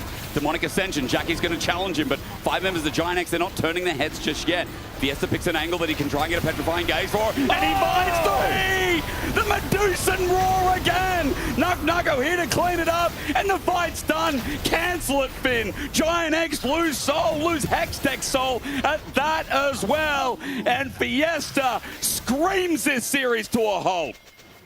And I don't know what Fiesta had this morning for dinner, for breakfast, for lunch. He is playing out of his mind today here in this series against Giant X. He, to me, has been a massive difference maker. Game 1 on the Ari, Game 2 on the LeBlanc, and now on the Casio, finding the crucial team fight win for Vitality, and that will be Soul and Baron. Look at him, hiding here in Banana Bush, sidesteps the Nautilus Q and immediately punishes, allowing Naknako to just have free reign in the backline of Giant X. He didn't need to flank, he just needed his mid laner to make the damn play. Oh yeah, cleans up June at the end. Realm Warp gets out the rest of Giant X, or at least tries to. But Fiesta silences Giant X's chances at that dragon. Hextech Soul is a bit of a game finisher, Finn. Has been for a few years now, I feel. The best Soul's acquired. Especially with Lucian. Oh, when you yeah. look with those coolings on mid-wave, getting a free slow with your cooling just allows you to hit all those bullets. I think Lucian getting either Cloud Soul or Hextech Soul is just by far the best one, and now I assume Carsey will be a menace with this. Also Naknako going towards what I assume to be the Sterex. Everything is looking up for Vitality right now. Gold lead is quite even still, but a Soul and a Baron buff is worth so much more than gold. Skorinen looking for a play top, but mid is just open. Kazi's moving up with Fleshy with that Baron buff. You can see that they're going to cover Naknako, at least the rotation that Giant X was trying to make. There's the ulti onto Isma, he's caught out. They put down the Miasma again to stop him from flag and dragging. He gets slowed, he's poisoned, he's dead. Burning. Kazi will follow him and take him to the grave. A Winter's Flail out on Jun, he can't survive. And Fiesta now screams at Flackard. A culling to the flash out of Jackie's. Autos onto Oscarinen. This one is Vitality running into the enemy base. Vitality wants to go to 4-2 after a weird and sloppy start over in Paris. Oh yeah. This would be their 4th win in a row. It started with that MCOY series in Paris on that day 3, and now they are completely unrelenting in the LEC if they can pick up a win here against Giant X.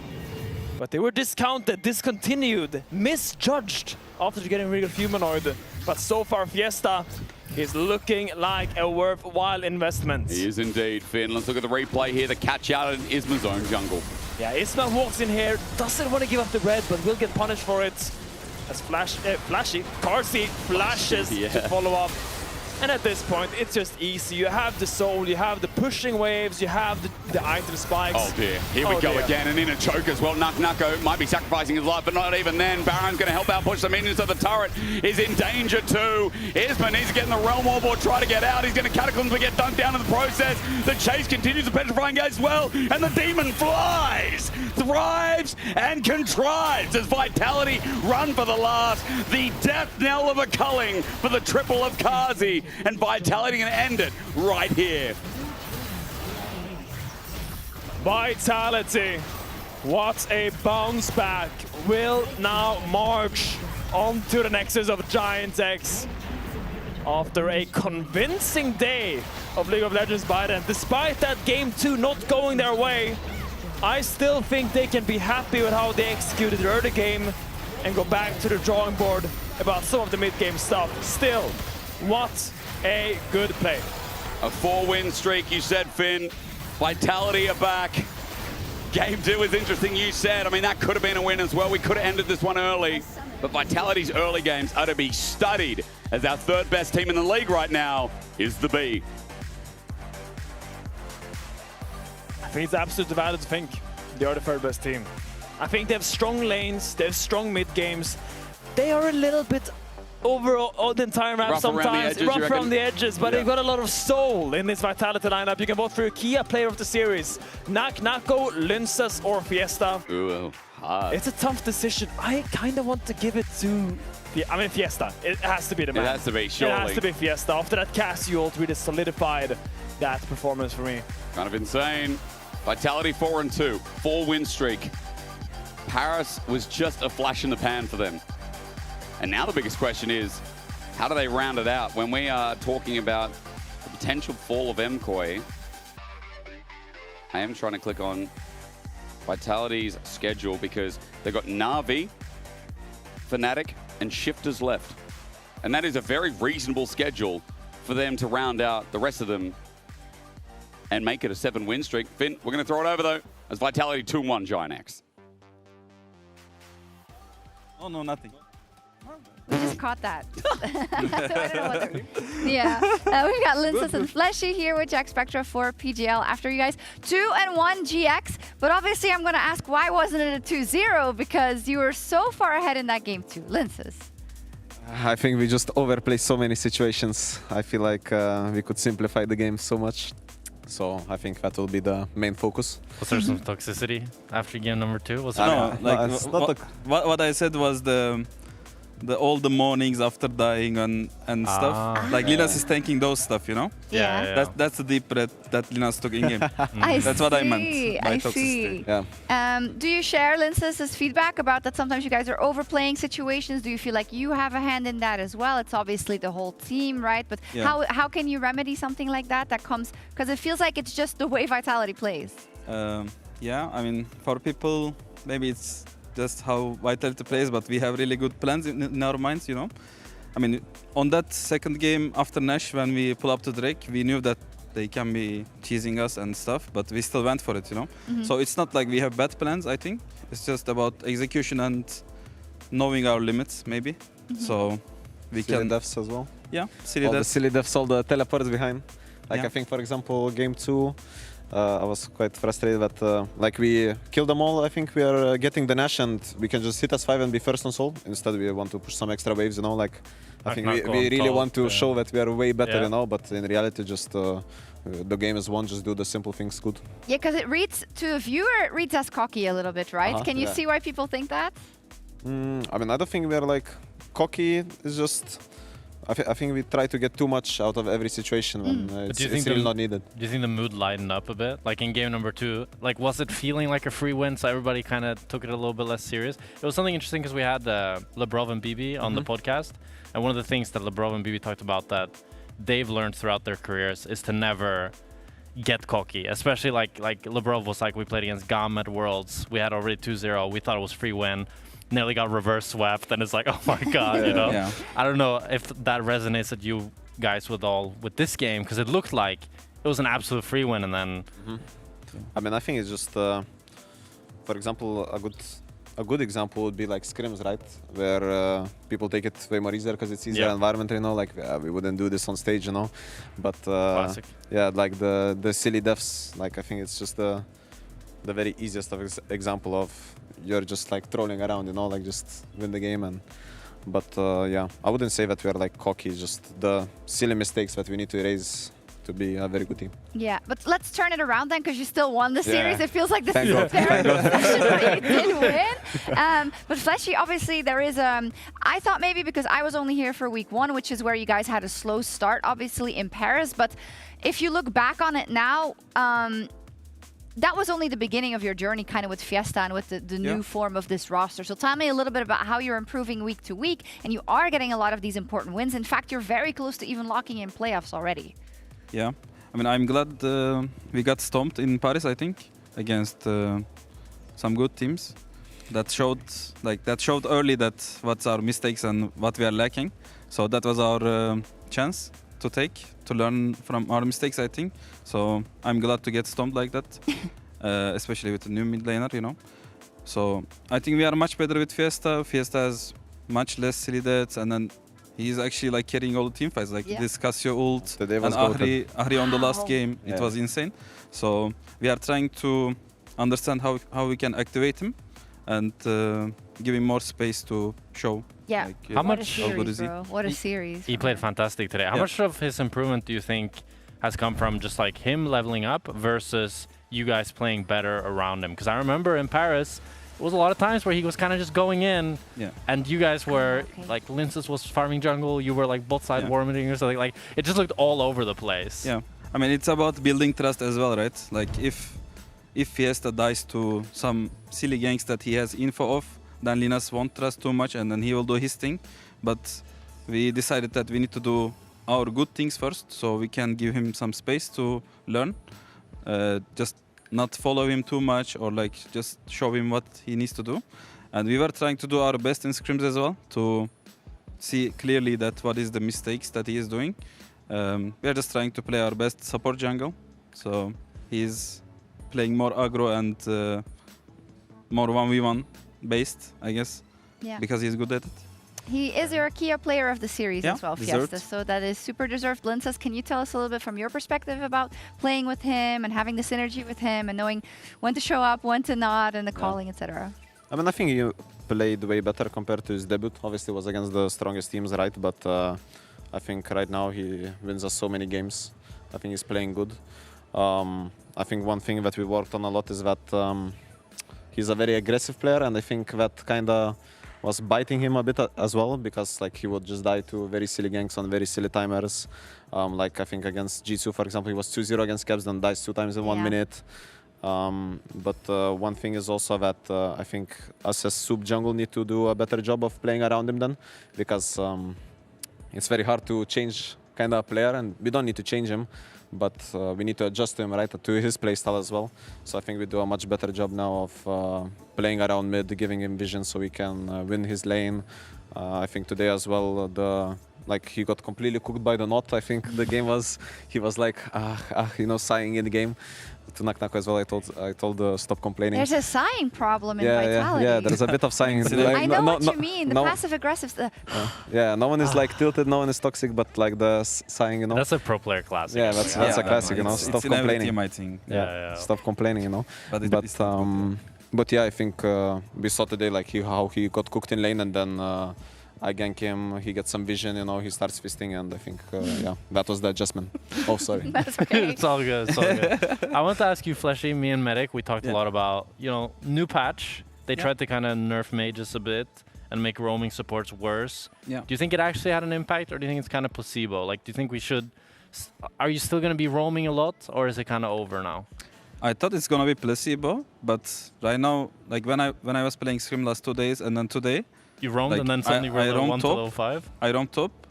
I was level 3. I couldn't level up to level 4, by the way, in 2 minutes or something. So I was like, what's going on, you know? Like, it's 24% to 33, but it actually makes a lot of difference, I think. So it's much worse, for sure, I think, to roam early, before 5. So, yeah. I think it makes change. It's so funny you said that, because Broken Blade said he thought all supports would continue roaming until they had one time where they just fell behind and they couldn't play and they would never roam I mean, again. Sometimes you just need to not think about XP and you have to go there, you know? Yeah. You have to be there, but you can't be just free like that Camils, you know? Yeah. You can't just be never go bot anymore, yeah. Then you are not actually leveling up to 6 anytime in this game. That's crazy. I don't know, as a viewer, I feel like I like when supports roam a lot. It's like more interesting to watch. But maybe they shouldn't be like junglers and be able to gank top level 1, 2, 3, you know? It's true. It's always a balance, Still isn't can it? roam, but it's just after 5. Yeah. Nah, I want to see it from the start. Leave your laner alone. It's fine. Let's take a look at the race for playoffs, because you guys actually, in the calculations that we did ran, you're very close. Like, you are in 93.7% of the calculated scenario. So this isn't like, don't take this as gospel. This is as much as our stats team could do. But I think it's pretty locked in. What we are discussing so heavily is who's going to make it to top 4, because they're talking about the Koi road trip, of course. But with Koi being or underperforming so heavily, there's a real chance for you guys, for GX, for Navi to make it. So how do you feel about the race for 4th, Lindsay and Fleshy? I mean, I think now we're in a pretty good spot. Thank God we won today. I would say that GX, I would assume that they would make top 4 over Navi, at least, like just from playing against them perspective and just the overall rate of the team. Do you think MKOI could still make top 4? I mean, I think you need like 6 wins to make top 4, and I think the max they can get is 5, no matter what now. 5, yeah. Yeah, so I think it's pretty rough for them. I think first they need to not underrate them, but thinking about top 6. Yeah, I think we should be there, and then probably GX Navi, one of those. Yeah, are you guys thinking of Worlds already or not? I mean, of course, that's the aim. That's the aim. But making top 4 and winning 1 best of 5 would be a good start, because I'm not gonna start talking about one game first. I learned, you know, I learned every spring, like, don't get ahead of yourself. I mean, yeah. I mean, is that actually a really, because then, like in spring, we were so hyped about you guys. You also had kind of all the tools, Fleshy. Yeah, did that collapse? Did that do something to you guys mentally? How you now view kind of goals and stuff? Because that was crazy. Yeah, I mean, the confidence we built in the regular season, and then when we lost in playoffs, first round 0-3, it was like a disaster, you know, to a team, because we were going out to play that we know that we are a better team, and then just not performing in playoffs are just so bad and confidence breaker, you know.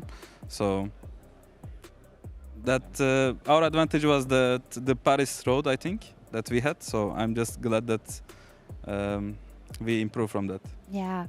I mean, sorry to be such a Debbie Downer. That's kind of sad. It's like we know that you can do more, and I think that's what we saw in spring. So in a way, good that it happened in spring. Everything happens for a reason, right? Now it's a redemption story. It is. That's always nice, you know. Story. Favorite stories in all of esports and sports. Thank you so much, Linces. Thank you so and much. Fleshy, and congratulations on a fantastic win. We're going to sign off. We'll be back tomorrow. We've got El Clasico, SK versus Fnatic, and G2 versus Shifters with Ready Check at 4:45 p.m. with the game starting at 5. See you then. Goodbye. Goodbye. See ya. I have Paddock, guys. I hate this guy. Why? No, I actually like him, but I just didn't fizz him. I didn't see him. I was like, wait, what? They do not take my this. He didn't do? They did it. Oh, sad Paddock. Poor Paddock, actually. He was waiting, like he was looking at me like this, you know? And then I just left. Look at myself, no? Okay. How many dashes does he have? Care about the blast com, boys. Everyone stand there. I'm blocking it.